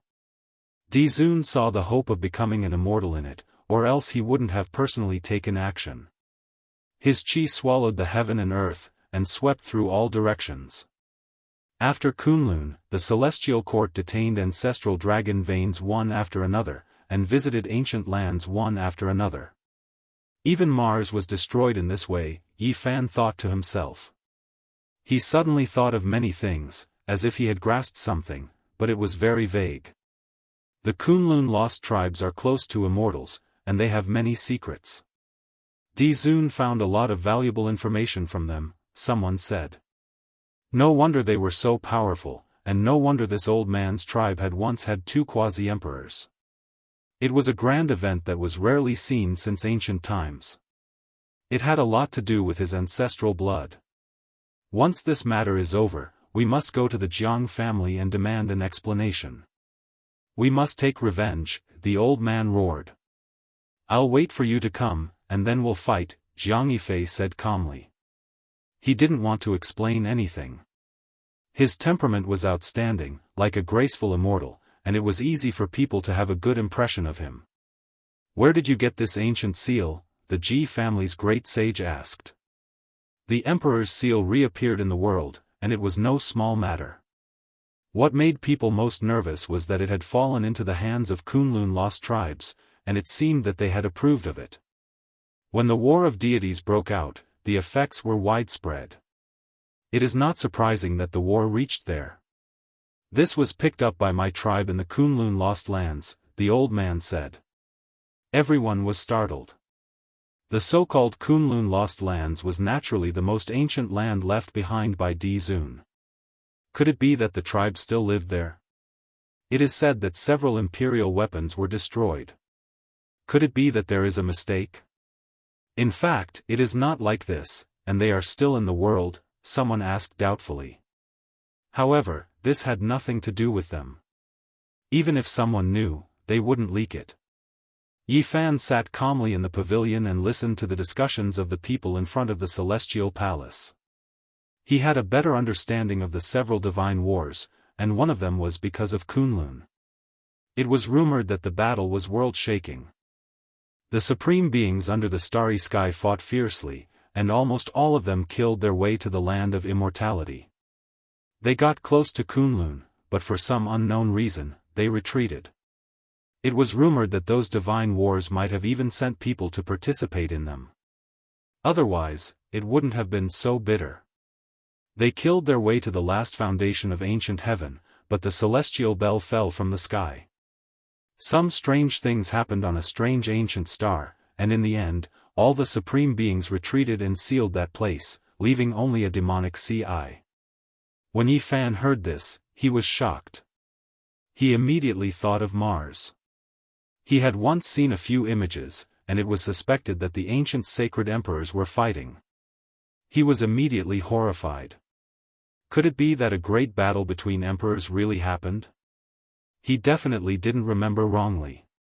At that time, he really saw it. Later on, the demonic human and the divine crocodile also mentioned the northern Ci. The crocodile stayed there and refused to leave because it wanted to enter the demonic Ci and obtain immortal treasures. Yi Fan suddenly felt that many things were connected, but it was too vast. Kunlun, Mars, and Big Dipper were all connected. What is that celestial bell? Someone asked. Naturally, it's an immortal artifact, a great sage replied. Today, the experts of the 10,000 worlds and the great sages from different ancient star fields were gathered together. It was also because of this that many fragmented ancient secrets were pieced together, gradually making things clear. Otherwise, at the very least, the cultivators of the Big Dipper star field would never have heard of an ancient artifact like the celestial bell. Ancient desolate tower, celestial bell, and venerable emperor's cauldron. These three ancient artifacts are known as the closest to immortality. When Yi Fan heard this, he couldn't help but be shocked. He thought of the immortal treasure map he had. The front side had the 10,000 worlds, but he still hadn't figured it out. The back side had 3 pictures. One of them was the place where Kunlun became immortals. 10,000 dragons spat out immortal springs, turning into a placenta-like immortal pond that nurtured the incomplete green copper cauldron. Now that he understood the existence of 3 immortal artifacts, he naturally thought of the true meaning of the other 2 pictures. Could it be pointing to the other 2 immortal artifacts? It had to be said that when the experts of the 10,000 worlds gathered together to discuss some ancient secrets, they could quickly decipher part of the truth. Everyone understood a little bit, and as long as they worked together, it would produce a shocking effect. When and how the ancient wasteland tower was created can't be verified. It's too long ago. There are even rumors that it was left behind when the real immortals established the immortal court. Rumor had it that this ancient artifact had killed a great success sage body. It was even believed to be able to kill a great emperor. The immortal bell was born in Kunlun. It was the first artifact nurtured by the immortal mountain. It contained the 10,000 secrets of the heavens and was exceptionally terrifying. When the venerable emperor attacked the mountain, the immortal bell broke through the sky and left. He didn't get it, which was why the green cauldron was born. When these words were spoken, it was subversive and dumbfounding. This was the secret that the great sage of the various star fields pieced together from many fragments. According to legend, the sound of the bell can restore one's youth, and the sound of the bell can make one die of old age in an instant. This was one of the incomparable abilities of the immortal bell. It was unimaginable. Kunlun nurtured the immortal bell and suffered a great loss. Therefore, the venerable emperor had to visit the 10,000 worlds to find ancestral veins to replenish Kunlun's immortal essence. Yi Fan's heart was in turmoil. He understood many secrets. At this point, he could connect many things together. The war between deities broke out, the war between ancient emperors. So, the immortal bell might be sealed in Yinghua. Is it the so-called immortal treasure? What kind of strange things did it do back then that even emperor realm masters worked together to seal it? Yi Fan muttered to himself. The venerable emperor left behind an immortal map. It is said that everything about the green cauldron is recorded on its back. It also contains some of the secrets of the ancient wasteland tower and the immortal bell, a great sage said. Yi Fan's heart was pounding. This map was once in the hands of the venerable emperor, the undying heavenly emperor, the emperor of fighting, and ruthless. In the end, he took it out from the chaotic dragon lair and now it was in his hands. Chapter 15:18. The ancient wasteland tower, just how long had it existed? Tracing back to the endless years, where was its source? This ancient artifact was truly too mysterious. The celestial bell was equally bizarre. It was actually born in Kunlun, containing all the mysteries of the heavens and unpredictable. The venerable emperor's green cauldron was also born in Kunlun, imprinted with immortal fragments. White clouds flowed, reaching up to one's knees. This ancient continent was in a clamor. People were shocked at the various things of the past. The era of legends was too long ago, leaving behind many unsolved mysteries. The hostile atmosphere in the heavenly palace eased. The Kunlun remnant clan put away the black seal of the human emperor, no longer attacking. Many great sages sat down again, discussing how to deal with the various rules and order of the road of immortality. If the entire world becomes immortal, there is nothing to say. But if there is a time limit, only a portion of people can enter the immortal domain, then we can only decide the result with a battle. I suggest that the inheritors with the emperor weapon can occupy a few more spots, ensuring that their path is smooth. Why? Someone immediately objected. Not every great sage present had an extreme ancient weapon. In reality, even if one looked across the heavens and tens of thousands of realms, only a few people had one, and the number of great emperors could be counted. Of course it is based on strength. Otherwise, you and I can each take an ancient weapon and go to the outer realms. Let's see how people end up, the old chief of the Blood Phoenix Mountain said coldly. The old patriarch of the Blood Phoenix Mountain said coldly. Naturally, he held the ancient sovereign weapon, while that person held the sacred weapon. Would there be any suspense in this kind of confrontation? Without a doubt, it would be one-sided, and there would be no miracle. In the central heavenly palace, everything was so bare, involving the hope of becoming immortal. The great sage sat down to discuss, and everyone was against each other, thinking for their own race. In the face of cruel reality, everything had to be calculated. At this time, if one was of noble character and unquestionable integrity, then one would only be regarded as an idiot. Fighting for the greatest benefits for their own race was the key. What's so great about having an emperor weapon? When the time comes, as long as our race has a quasi-emperor, everything will be different. The emperor weapon might even have to change owners. A god-swallowing rat said coldly. This great sage was very special. He didn't transform into a human. He had sharp fangs, and his eyes were green. He was a silver divine rat, and his entire body seemed to be burning with silver flames. He was as large as a giant elephant. Is that so? Up until now, I've only seen the human race produce a single quasi-emperor. I'm looking forward to your race's great emperor's arrival. Someone coldly replied, not caring in the slightest.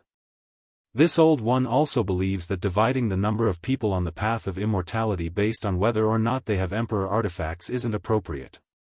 It should be divided according to the races. A Pai Xiu spoke.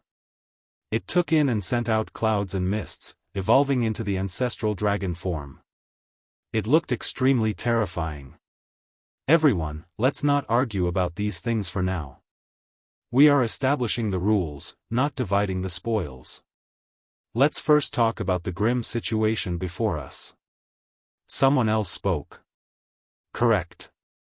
Currently, the Big Dipper storm isn't peaceful. I think this land will sink even before the path of immortality opens. We need to come up with a plan. We need to eliminate a few restless elements, for example, the human race's divine body, the Golden Crow race, and the destruction of Mount Meru. These dangerous elements always stir up disputes. Shouldn't we suppress them? What does everyone think? I think this is very necessary. An old woman called Granny Feng spoke.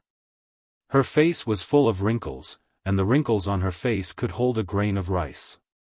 Her words were sinister, and one could tell with a single glance that she wasn't someone easy to deal with.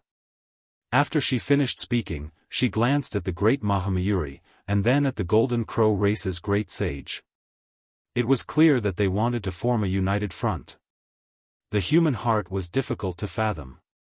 Sometimes, it was very dangerous, and it was easy to be swayed. With so many great sages present, if they could really convince a few of them, especially great races that possessed ancient emperor artifacts, then they might really be able to eliminate the human race's divine body. Unfortunately, the great Mahamayuri's face was expressionless. He didn't say a single word and didn't say anything. In reality, she wanted to send Yifan to the afterlife. However, after that battle, she understood that it was easier said than done to shake several emperor artifacts. That was a powerful alliance. Moreover, the old monk Mo-ku had been dragged away by that flowery monk to become his protector. Mo-ku had been cleaning up after him from time to time, thinking that this was a reincarnation miracle of the Buddhist path. The Golden Crow race's great sage's expression was cold. He naturally had to express his stance. He said sinisterly, the human race's divine body is arrogant, and everyone can see that. This person is domineering, and his methods are swift and ruthless. He killed my Golden Crow race and even attacked Amitabha the great emperor's orthodoxy. What's the point of keeping such a madman alive? We'll deal with him together. Let's just kill him. Your race has provoked us again and again. Do you really want to exterminate your race? At this moment, Gu Jinpeng appeared. With a rumble, he flapped his wings and entered the two stone coffins. He landed in front of Granny Feng and the Golden Crow race's great sage. Longma also appeared with a killing sword on his back. Although it wasn't unsheathed, it was surging with baleful energy as if it could kill immortals. Yi Fan was astonished. They had disappeared for a long time. Could it be that they had gone to refine sword fiends? It was as if there really was a great ominous weapon within the sword scabbard, intimidating everyone present. Then how about we take a stroll outside? A young male from the Golden Crow race stood up. He hadn't said a word just now, but now, he was calm and composed. This person's bearing was extraordinary. He wore golden feathered clothes, and he was as strong as a dragon. His body was tall and straight, and he had a head of long golden hair. His eyes flickered with brilliance. Everyone's hearts trembled. He was fearless even in the face of Emperor artifacts. What did he have to rely on? It seemed like his identity was no small matter. This is our race's crown Prince Huizhen of this generation, the old sage introduced. We are just discussing, so let's all express our own opinions. It's best if we don't use force today and sit down to talk.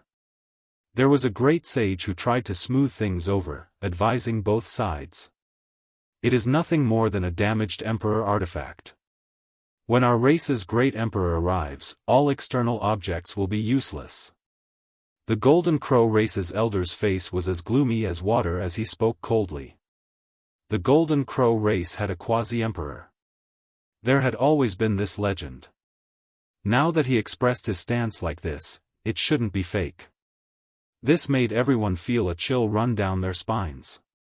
Once one reached the realm of the quasi-emperor, then it would be completely different. They would be completely unrivaled. With the word emperor on them, the difference between them and the great sage was like heaven and earth. This was a heavenly moat that couldn't be crossed. It was impossible to go against the flow and kill an emperor. If this type of person became ruthless, even if you had an emperor artifact in your hands, it wouldn't be enough. After all, you couldn't always use it. If he wanted to kill you, there would be plenty of opportunities. One had to know that back then, when Gai Jiuyo's vitality was exhausted and his body was frail, he could still fight against the ancient race's peak great sage who wielded the golden rapier without relying on an emperor artifact. How shocking was this? Therefore, as soon as the Golden Crow race's elder finished speaking, everyone was alarmed. If they offended the Golden Crow race today, there would definitely be a great disaster in the future. However, Gu Jinpeng, Longma, and the others were still fearless. They found a table and transformed into their human forms to sit down. All the great sage were extremely fearful of the killing swords they carried on their backs. Not long after, the peculiar atmosphere disappeared, and the celestial palace began to debate endlessly again. The various races' cultivators were all acting out of their own interests and customizing the laws. In the central celestial imperial court, everyone was a leader of a race or a great sage. The worst among them was still a saint king. Ordinary saints could only listen and express their opinions outside the hall because there were too many people from all over the heavens. Not long after, Jianghu walked out and handed over the matter of setting the laws and order to an old saint of the Jiang clan, leaving that person here to negotiate. He was as handsome as jade and outstanding. Especially since he had just confronted the Kunlun Lost clan with the Renhuang seal, his might was terrifying. His appearance at this time naturally attracted a lot of attention. Many young women revealed extraordinary splendor in their eyes as they whispered to each other. Their evaluation of Jiang Yifei was extremely high. Even if he really wasn't a prince, he probably wouldn't be any weaker. Afterward, the Wind Phoenix also walked out. Many great sage were confronting each other in the hall, and their words were tit for tat. That kind of atmosphere was too oppressive, so she also temporarily retreated. She wore a five-colored mask that was coiled with strands of divine light, causing her to seem like a celestial maiden that was covered in a layer of mysterious veil. Her figure was slender, graceful, and elegant. She stood amidst the clouds, and she was incomparably beautiful, causing others to turn their heads. On this ancient continent, smoke and mist pervaded the air. The palaces and pavilions looked very faintly discernible as if they were covered by a thin layer of gauze. The relatively younger cultivators were all outside and didn't go to the main hall. "Brother Jiang, I've heard of your great name for a long time. Meeting you is even better." Not far away, a man in silver armor stood up. His battle clothes were shiny and pulsating like flames. He had a heroic spirit. Beside him, there was a woman. Her skin was like autumn water, and her bones were made of divine jade. She wore a robe of red clouds and looked ethereal like a fairy. When the two stood together, they looked like a perfect couple. It was the Holy Spirit with flesh and blood and Princess Moon's spirit of the Jiuli dynasty. They were sitting by a stone table in front of a pavilion. At this time, they both stood up and went to greet him. "Brother, you praise me too much."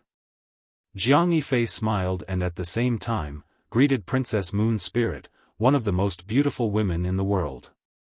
"Brother Jiang's elegance is comparable to that of the young great emperor.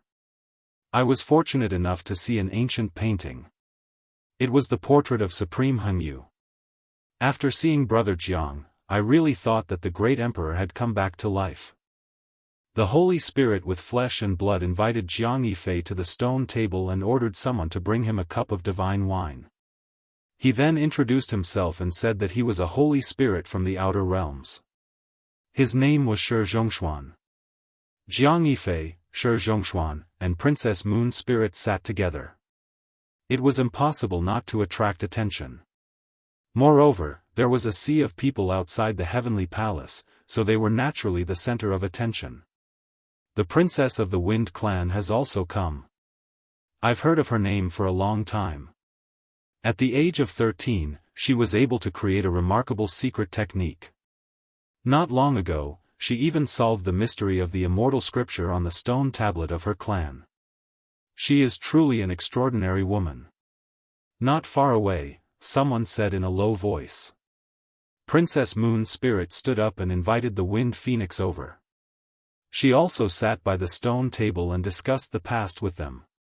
In a short while, there were more than 10 people sitting here. All of them were outstanding and were the top figures of their clans. Most of them came from the outer realms and were from different clans. "Why don't we invite a few more young comrades?" Shi Zhongshuan smiled. Even though the divine blood in his body was suppressed, the people around him still felt a great pressure and didn't dare to come close. "Oh, His Highness Huaizun of the Golden Crow clan has also come. Why don't we invite him over as well?" This His Highness from the Golden Crow clan had a calm expression. When he saw that there were people waving their hands and inviting him over, he naturally shivered when he used his heavenly eye to take a look. It was because none of them were mediocre. He walked over with large strides. "The Golden Crow clan has inherited the great fate of heaven and earth. They have flourished and never declined since the ancient times. They are known as divine birds and reside in the heavenly sun. They are the sons of the celestial emperor. Their legends are endless and people yearn for them." Someone said with a sigh. It was rumored that the Golden Crow clan was the descendant of the celestial emperor. Unmatched precious blood flowed within their bodies. This was the reason why their clan was so powerful. Many people looked over, hoping that Crown Prince Huaizun could explain the truth. Chapter 15-19. Although there were many rumors in the outside world, they were just rumors.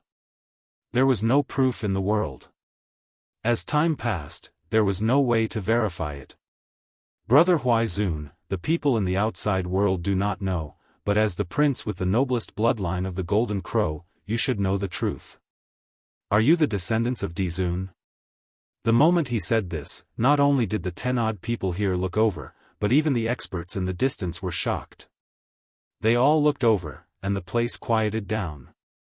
Crown Prince Huaizun shook his head. His golden feather clothes flickered with a bright luster, as if they were made of metal. Of course, he would not admit it. No one knows what race Dizun is, but he is definitely not of the same race as the Golden Crow bloodline, he denied directly. There were many rumors in the world that said Di Zun was born with the will of the world. He absorbed a small part of the essence of the world, and he was extremely strong when he was born. In reality, in the various legends, the proportion that believed Di Zun was human was even higher. This was because he had been in human form before he achieved the Tao. Moreover, their behavior had a lot to do with the human race. However, he was naturally strong. This was something that people suspected. Hence, there were all sorts of secrets. Crown Prince Huaizun denied that he was Di Zun's descendant, which is naturally correct. However, the legends about the Golden Crows being the descendants of the Celestial Emperor might not be false. Shi Zhongshuan was tall and handsome. He looked very valiant. Coupled with his stone arms, he had a special aura. Why? Someone asked.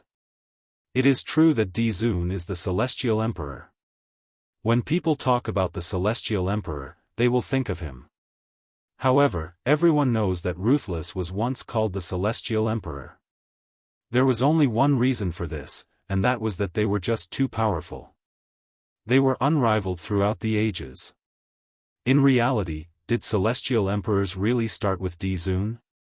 I don't think so. Shi Zhongshuan shook his head. Ancient history was shrouded in a layer of fog. The age of legends was very long ago. During that period, there was the Supreme Celestial Being, the invincible primal chaos body, and the strongest ancestral bloodlines. Someone once made a ridiculous hypothesis. They said that before that, there was an ancient dynasty that used the ancient desolate tower as its source. This theory was not accepted by the mainstream of the world. However, many ancient races believed that it was true. Why did Di Zun choose this name? He had taken the keywords of the titles of the Celestial Emperor and the Ninth Celestial Being and combined them together to show his supremacy. I wonder if I'm right?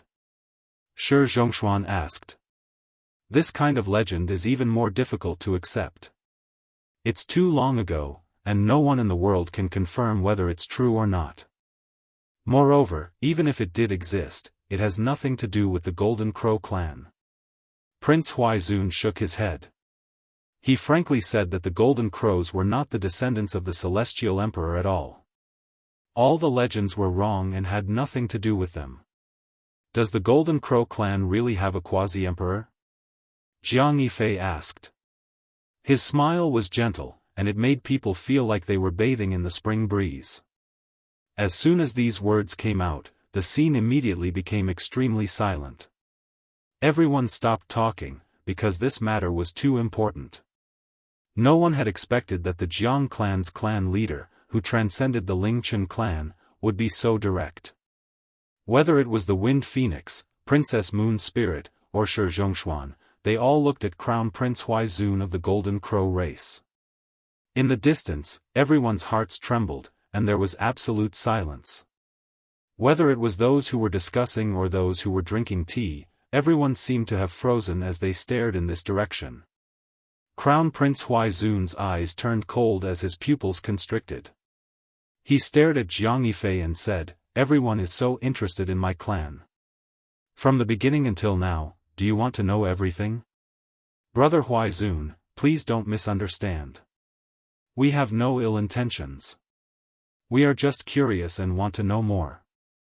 Someone immediately tried to smooth things over, not wanting the atmosphere to become too tense. "I just yearn for the quasi-emperor. I have no other intentions," Jianghu said calmly as he poured himself a cup of tea. Princess Moon Spirit was so beautiful that even the sun lost its luster. There was an apologetic expression on her face as she said, "If Your Highness Huaizun doesn't want to say, then it's fine. We are just curious. After all, the quasi-emperor is a rare sight." Crown Prince Huaizun nodded. Contrary to everyone's expectations, he directly stated that there was indeed an emperor in their clan and that it was not a lie. He even revealed their origins. What? It's not that His Highness Tianzhou became the quasi-emperor, but that the old quasi-emperor didn't pass away? Someone in the distance cried out in shock. Who is Tianzhou, and what is the matter with the old quasi-emperor? The entire region was in an uproar. Many people were puzzled. These races came from the myriad realms, and some of them bordered the ancient region of the Huasong star. Even if he doesn't say it, we all know. If he says it honestly, it will only give others a feeling of loyalty. Someone sneered. Dao friend, please speak clearly. Many people hurriedly asked. In front of the balcony, Jianghu, Phoenix, Shi Zhongshuan, and Princess Moon Spirit were sitting around the stone table. They stared unblinkingly at Crown Prince Huizun, asking him to speak in detail. In the past, the Golden Crow race was extremely powerful. Huasong Star was glorious to the extreme. 10 princes emerged from this race, and even the weakest one reached the Saint Realm. In the distance, someone who knew the details spoke in a low voice, explaining the truth. Moreover, it was rumored that those 10 princes were still rising. 10 children from a sect, and not all of them reached the peak, but the weakest one was a saint. Just how powerful are they? Everyone cried out in alarm. The entire Huasong star is made up of golden crows, and there are very few other races. It is understandable that there are more saints, but a sect with 10 children is still rarely seen. However, this also makes sense, because their father was a quasi-emperor. In the distance, Yi Fan had always been calm, but after hearing these words, his heart jumped. He thought of a bloody case on the other side of the starry sky.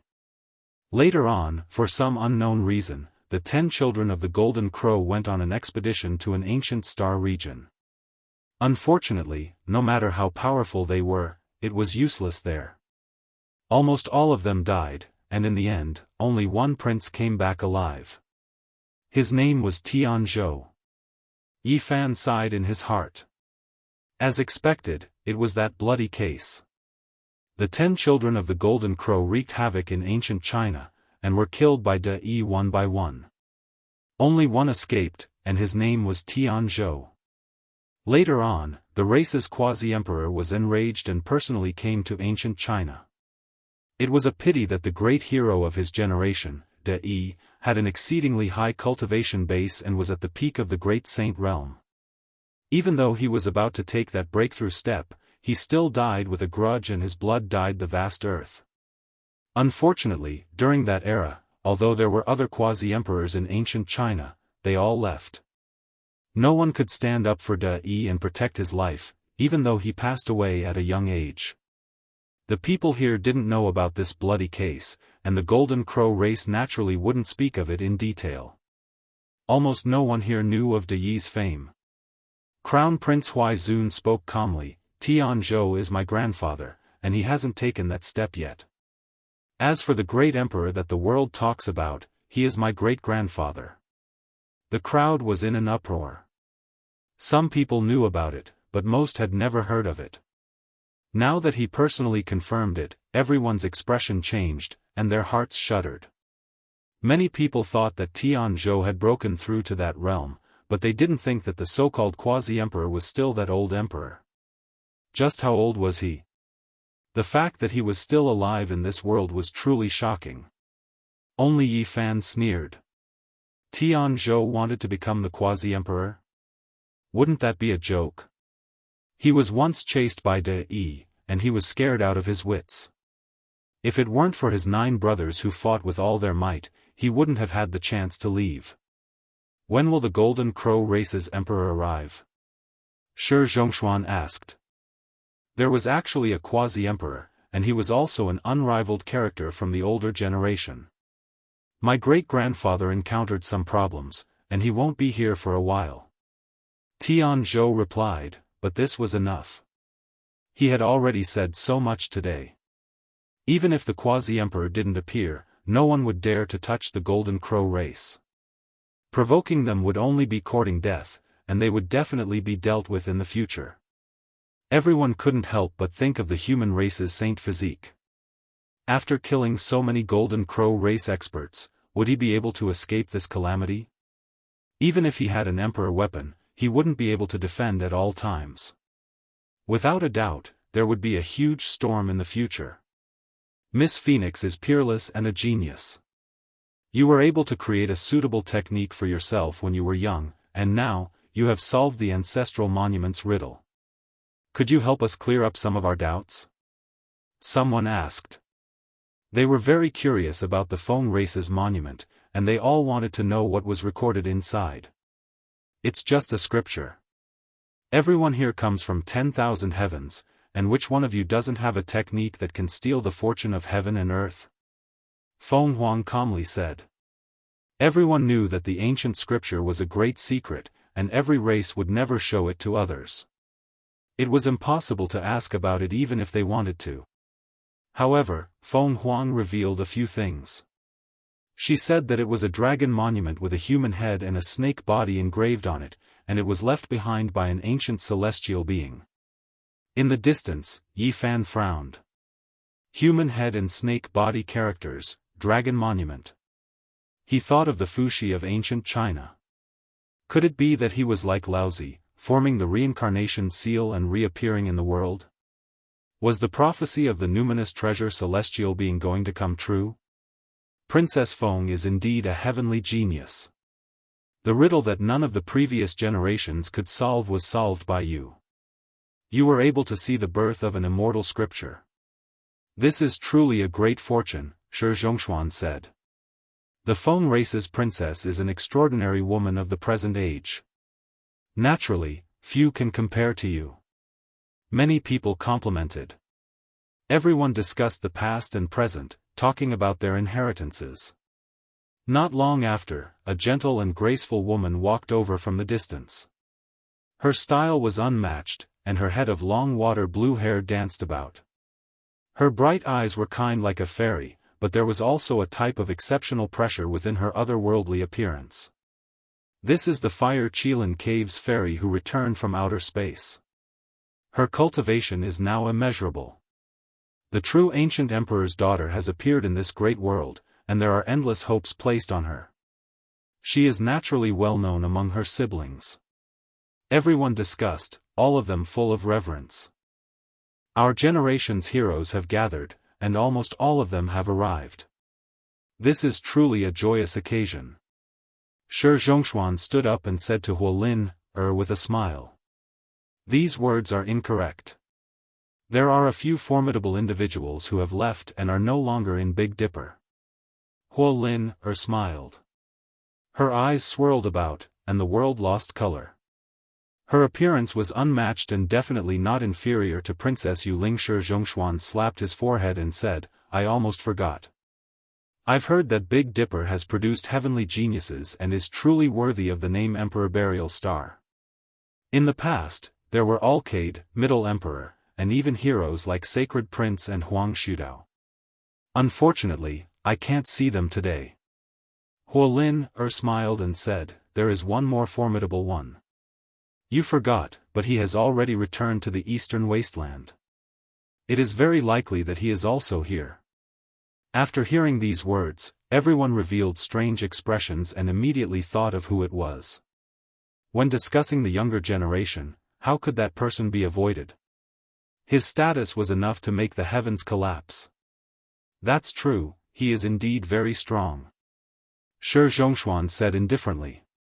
His expression was completely different from before. Why didn't the human race's holy physique Yi Fan come? In the distance, the experts of various races all began to discuss. When Crown Prince Huaizun heard this name, his expression changed greatly. However, in the end, he calmed down and sat there quietly. Princess Yuling's heart was also moved, and her eyes flashed. Back then in the Qinling Mountains, her race had used the Jiuli divine diagram to attack and almost killed Yi Fan. Meanwhile, the Wind Phoenix also revealed a strange expression. Many things had happened in the past, and when she looked back, it was like a dream. The words she said in the past were too excessive, and now, it was so difficult to even think of a quasi-emperor. This place was in a clamor. When Yi Fan was mentioned, it naturally aroused many discussions. His fame was just too great. At this time, an ancient war chariot slowly drove over. It was extremely shabby and engraved with the marks of time. It was clearly an ancient object. Chapter 1520. The chariot was old. The shaft of the chariot was almost broken. It was made of an unknown material. It was dark and had a faint metallic luster. The wheels were made of polished stones. They were grayish-brown and didn't look smooth. They were a little rough. However, it wasn't a big deal. The only frightening thing was that the beast pulling the chariot was a stone tiger. Although it didn't have one ear and its three-legged leg was broken in half, its power was still frightening. It was a holy spirit that was used to pull the chariot. How could people not be shocked? As soon as this old chariot entered the ancient continent in the sky, it stirred up a big commotion. Many people gazed at it. Who is that? He uses a holy spirit to pull the chariot. What's his background? This stone tiger is at least at the saint realm. Moreover, he's at the peak. He's willing to be a servant. The man in the chariot is really admirable. The broken chariot slowly moved forward. It wasn't fast. The man in the chariot was enjoying the scenery along the way. Looking at the land under the clouds, he sighed. Along the way, the mountains and rivers are so magnificent. It's been so many years since I've seen this kind of scenery. Next to the chariot were 3 attendants. All of them were covered in black armor. Even their heads and faces were covered. No one could see their faces. It was unknown what kind of material they were made of. Even the heaven I couldn't see through them. The old chariot drove out of the ancient continent from time to time to enjoy the scenery on the ground. Compared to the ancient continent, the mountains and rivers on the ground were more attractive to them. The city of darkness has existed for such a long time. It is an old place where people can taste the joys and sorrows of life. In this world, its mission is about to come to an end, the person in the carriage said softly. Brother, please get off the chariot. Can we have a chat? Shi Zhongshuan stood up and talked to the chariot not far from him. He gazed at the stone tiger, light flickering in his eyes. A servant lifted the curtain and a foot stepped out of the chariot. There was no intimidating aura or energy fluctuation. It was a young man with deep eyes. He was very handsome. However, his face was strangely pale as if he hadn't seen the sun for a long time. He had a sickly beauty. He couldn't be considered heroic, but he was especially handsome. At first glance, he looked like he had just recovered from a serious illness, but upon closer inspection, that wasn't the case. This was his aura, it was just like that. Greetings, everyone. He cupped his fists, and the cadence of his syllables was somewhat special. At this time, even Jianghu stood up. He could clearly feel that this person was extraordinary. He had a special temperament. Even if his performance was ordinary, he couldn't be ignored. Princess Moon Spirit, Crown Prince Huizun, and the Wind Phoenix all revealed strange expressions. This person was definitely a top-notch expert, and it was completely based on their instincts. May I know your name and where are you from? Shi Zhongshuan asked. My name is Anpu, and I live in the central region. The young man said. Everyone was shocked. They had never heard of such a powerful figure before, so why did he suddenly appear today? Was there such a person in the central region? In the distance, Yi Fan frowned. This person was definitely not simple. Even he felt his heart skip a beat. However, he had never seen him before. Was he really a Big Dipper powerhouse? Tigers and leopards are hidden deep in the mountains, and cheelants are buried in the fields. I originally thought that the heroes of Big Dipper were all here, but I never thought that there would be such an unworldly figure like brother, Shi Zhongshuan said. On the side, many people agreed. They all felt that this person was extraordinary. He was most likely a hidden expert that made others feel reverence. Where does brother live? Jianghu asked. Not far from the City of Darkness, Unpu said. He gave Jianghu a deep look. Everyone was bewildered. They sighed inwardly that this City of Darkness was extraordinary after all. There was actually such an exceptional figure hidden nearby, yet they had never heard of him before. Everyone could only console themselves. This world was too big, and there were bound to be some experts that were unknown to the world. Even when they died, they wouldn't be discovered by the world. Fellow great sage, are you all discussing the matters after the road of immortalization opens? Why don't you all go and listen? I want to take a look, Unpu said. He cupped his hands towards everyone and walked forward. Many people gazed at his back and revealed pensive expressions. This person appeared too suddenly. They didn't know where he came from, so it made them feel that he was a bit special. In front of the main hall, there was a sea of people. There were powerful cultivators everywhere. After Unpu arrived here, he quietly listened for a long time. Only when the Ji family's great sage walked out did his expression tremble. At the same time, the ancient void mirror inside the Ji family's old saint's body moved slightly and released a ringing sound. The old saint suddenly turned around and suddenly looked in this direction. His gaze was incomparably brilliant. He saw this young man that seemed a bit sick, and he stared at him for a long time. There's their aura. He gave this person a deep look and muttered to himself. He didn't make a move and left on his own. The reaction towards the elders is still there. The divine mirror is too serious, Unpu said softly.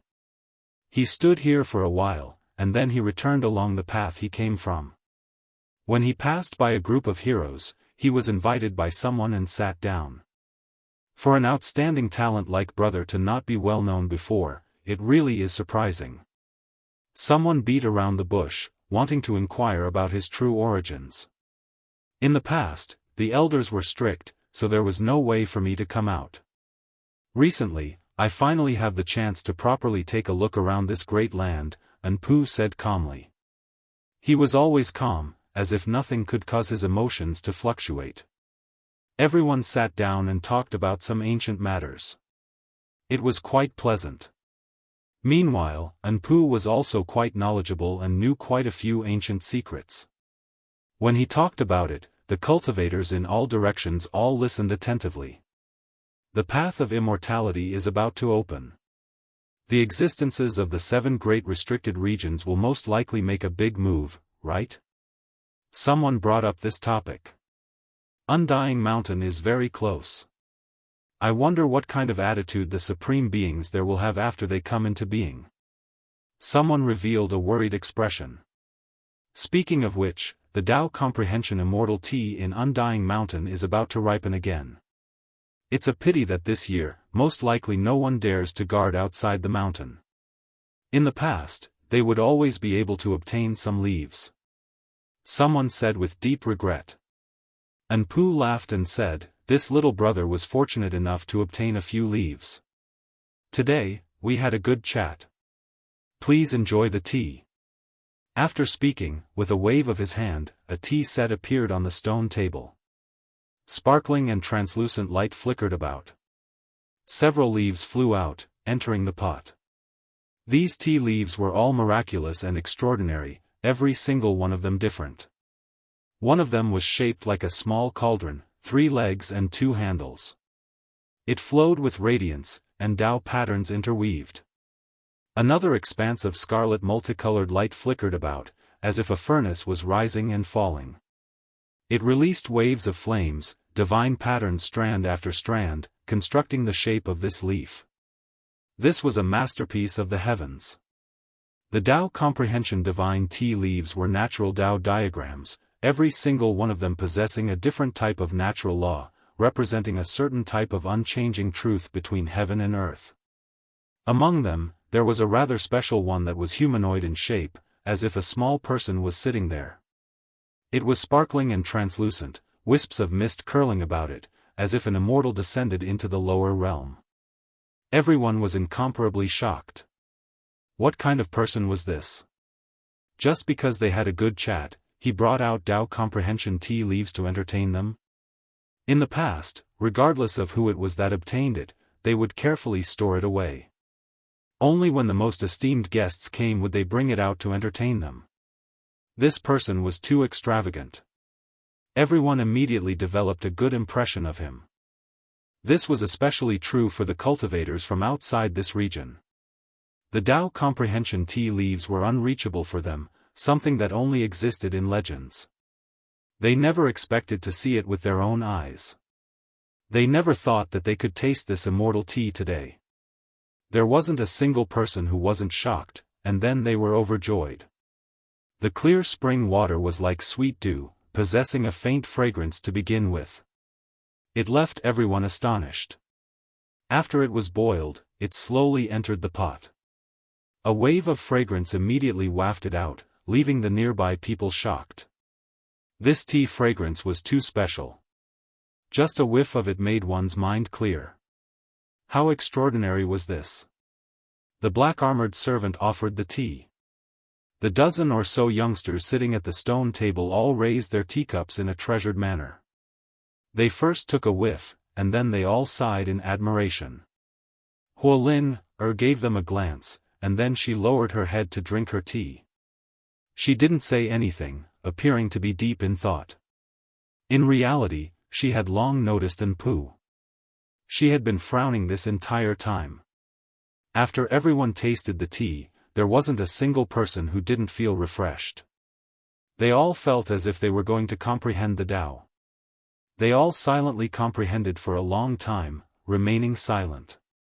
Only after a long time did they slowly come back to their senses. They all expressed their gratitude towards Anpu. Even though this sickly youngster looked cold, he was also very humble. He shook his head and didn't mind at all. They chatted about the past and present. Naturally, they couldn't avoid mentioning Undying Mountain, the Void Emperor, and the Great Completion Divine Physique. It was because these two people had attacked before. Right at this time, a purple-clothed young lady appeared. She was graceful and beautiful, and there were shallow dimples on her fair and charming face. Her eyes were bright and kind, appearing quick-witted and mischievous. This is the pearl of the Eastern Wastelands Ji family, a heaven's proud daughter with astonishing talent.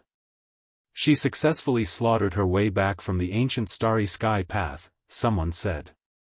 Rumor has it that she isn't all that diligent in cultivation, but she is exceptionally powerful. She is a heaven-warping genius. Someone stood up and greeted. That was the descendant of the Void Emperor. Moreover, she was so stunning, so she was naturally worthy of being invited. However, Anpu instead sighed softly and said, in that case, she and I are mortal enemies. Even though it is a grudge between the elders, I still have no choice but to take action. Everyone was shocked. They didn't expect this calm man to actually say such words. He was going to take action against Ji Ziyue. Brother, this isn't very good. Jiang Yifei shook his head and said. I heard that he is very close to the human race's divine physique, Shi Zhongshuan reminded. Is that so? Anpu smiled softly. It was actually very bright. Then, he returned to his sickly appearance and said, we are all mortal enemies. Beside him, the three black-armored servants walked straight forward and rushed towards Ji Ziyue. Everyone's expression froze.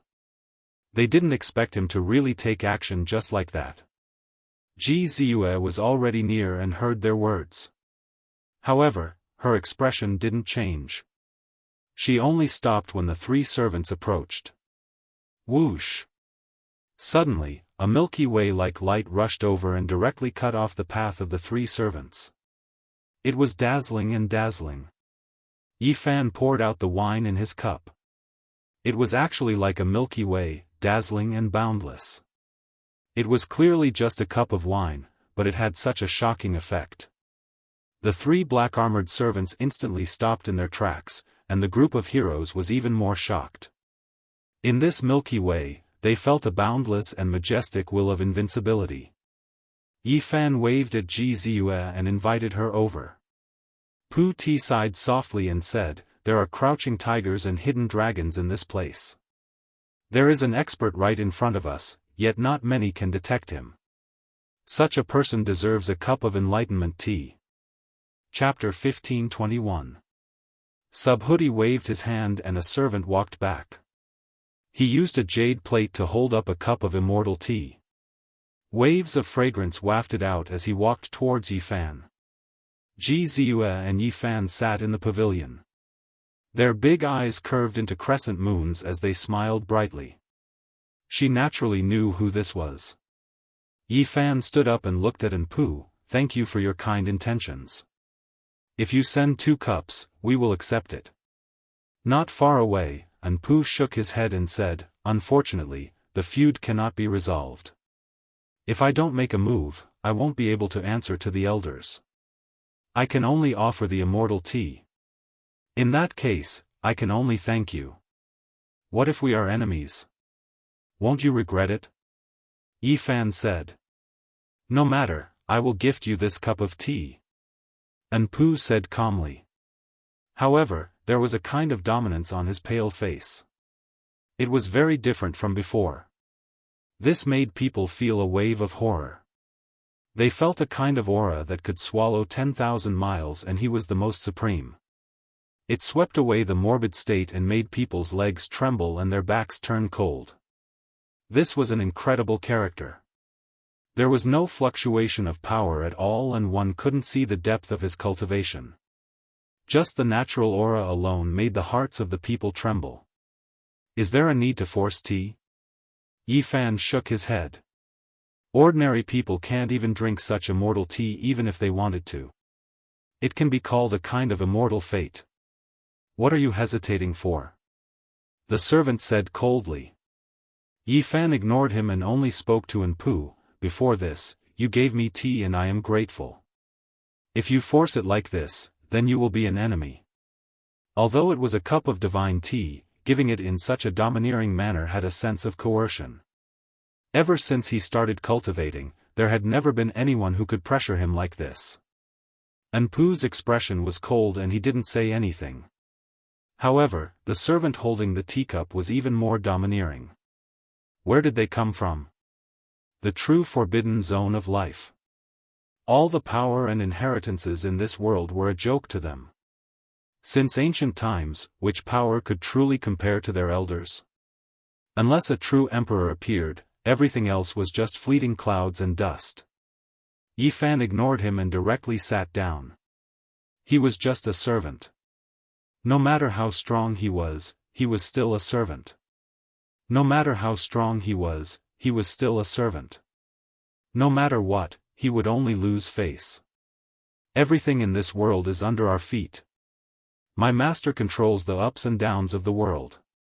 For tens of thousands of years, no one has ever dared to reject our kindness like this, the servant said in a serious tone. Yifan looked directly at Anpu and said, it seems that you are not very satisfied with this servant. Do you want to borrow my hand to kill him for you? His voice wasn't loud, but his oppressive aura shot straight into the 9 heavens, shaking everyone's ears to the point of buzzing. Everyone's hearts jumped, and they knew exactly how powerful this person was. His voice shook the heavens, containing an invincible martial will within it.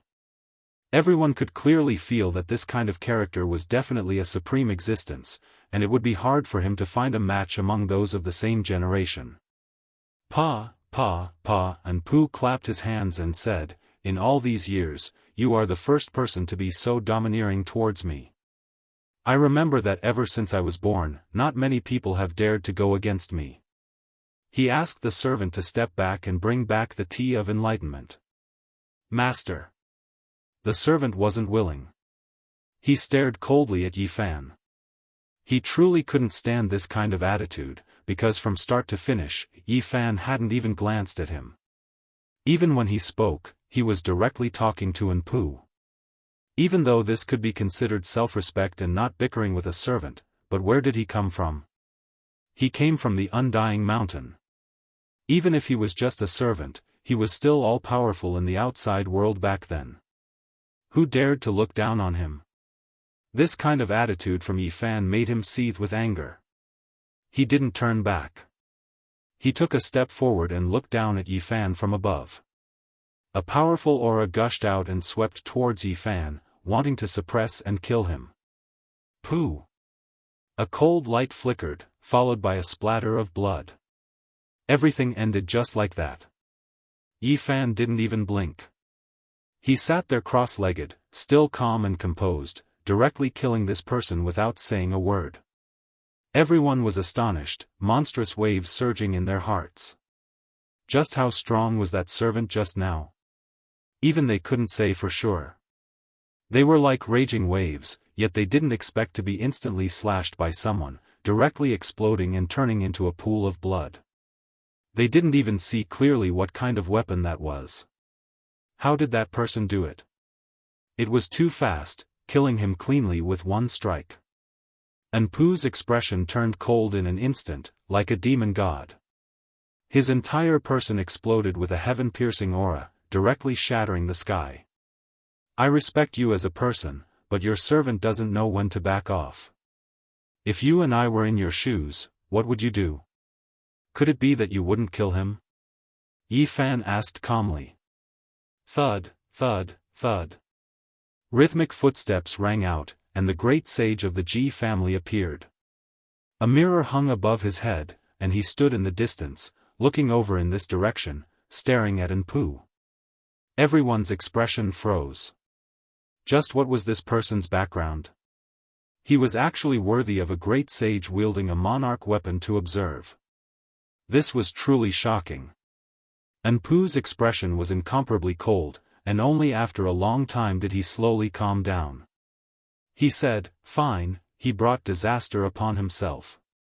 He didn't obey my orders, and thus deserves this calamity. No one would have thought that such a fierce stance of his would actually calm down in the end, becoming so calm. Who is this person? Everyone was bewildered as they stared in Yi Fan's direction. However, a portion of people already understood, clearly knowing who this was, and even knew how that servant died. Yi Fan's sword flashed with cold light, killing the armored servant of the Undying Mountain. It was impossible to hide it from Huolin, Jianghu, Princess Moon Spirit, and the others. The human race's holy physique, Yi Fan, it's been a long time. Shi Zhongshuan spoke. Yi Fan smiled and raised his cup. Mist curled up on his face, and in an instant, his true appearance was restored. Since he was recognized, there was no need to hide anything. He didn't want to cause trouble, but he wasn't afraid of it either. As expected, when Yi Fan's true body appeared here, it immediately caused a commotion. Many people cried out in surprise, and quite a few people rushed forward, discussing spiritedly. "Brother Yi, I heard that you charged into the starry sky ancient path, and killed so many enemies that they were all terrified. Is this true?" Someone asked fervently. "Senior Yi, what are the obstructions on the ancient path? What do I need to pay attention to? Do you think I can set foot on that path?" A newly risen junior asked with hope. Yi Fan was helpless. He knew it would be like this, but he had no choice. He answered them one by one, and only after a long time did the crowd disperse. He was truly exhausted from dealing with them. This was even after he secretly hinted that there might be a battle here, and it would most likely result in a bloodbath. Otherwise, he wouldn't be able to shake off everyone. Now that his name had shaken the Northern Dipper, this would definitely be the result once he appeared. Of course, there was no lack of enemies. They stood in the shadows and watched coldly. Only, how many people could kill the current Yi Fan? Who dared to face him head-on? He was no longer the small cultivator of the past, his might shaking the world. Huolin smiled and walked forward. She said softly, "You also saw through it and know where that person came from?" Yi Fan nodded and said, "The Dao comprehension tea was freshly plucked and definitely not blown out by the wind like in the past. Presumably, only the people of that place came into being. Since you knew, why did you still kill their servants? That place is much more terrifying than our Emperor clan. There are true Emperor-level experts overseeing it. Huolin said. This was reality. Now, who could be undying in this world? Who was the true ruler? Naturally, they were the supreme beings of the 7 great restricted regions. Ji Ziyue giggled and pulled Huolin to sit down with her. She personally poured a cup of tea for her. Little sister, are you trying to harm me by pulling me to sit down like this? What if the undying mountain also holds a score on me? Huolin said. Sister, as a member of the imperial clan and the daughter of the ancient Qilin emperor, why are you afraid of them? Ji Ziyue said indifferently. You evil fellow, you clearly want to pull me onto the same chariot, and you still say these things. They have true emperor-level experts, and we are the same as your family. The most glorious era has already ended, Huolin complained. She said that there was Dao comprehension tea there, but she came here to make enemies for no reason. It's just a normal exchange of favors. I don't think that guy is a petty person. It's fine, Ji Ziyue said with a smile. Jiang Yifei also walked over and greeted Yifan.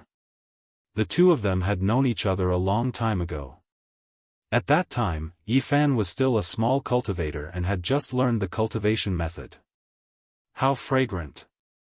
Longma, Gu Jinpeng, and the other 11 saints came out of the central heavenly palace and smelled the Dao comprehension tea. Then, they saw Yifan and were immediately overjoyed. Quickly make a vat and drink to our heart's content. Yifan's forehead was full of black lines. In the past, all of these people carried large vats to drink, and all of them were big eaters. He took out some Dao comprehension tea and boiled the life-spring divine liquid of the ancient celestial being. Then, he began to make tea, which shocked the group of people in the distance. Since when did Dao comprehension tea become so cheap? Why could anyone make a pot of it and treat people so casually?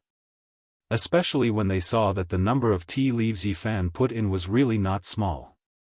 They reckoned that if they were spread out, they could really make a vat. Everyone was envious. This kind of peerless immortal tea could only be found by chance, and it could actually be drunk like this. It made them speechless. Many people knew what was going on. Back then, Yifan fought against the heavenly prince. After a bitter battle, he killed him and shocked the world. Then, he raided the heavenly prince's nest and obtained 1,800 Dao comprehension tea leaves. Who left those things behind? The undying heavenly emperor. The Dao comprehension tea only produced 108 leaves every year, and only in special years could it produce 1,000. The undying heavenly emperor caught up and cut off the entire plant. The main body was used as a coffin, and the branches were left for his descendants. As for the pitiful old tea tree, it could only regrow. It's not a loss, I can drink a few more cups of good tea here. Sigh, it really makes one's thoughts run wild. Back then, when my father was still alive, he drank this tea every day and picked fresh leaves every day. Things remain the same, but people have changed. Huolin sighed. When everyone heard this, they all had the urge to vomit blood.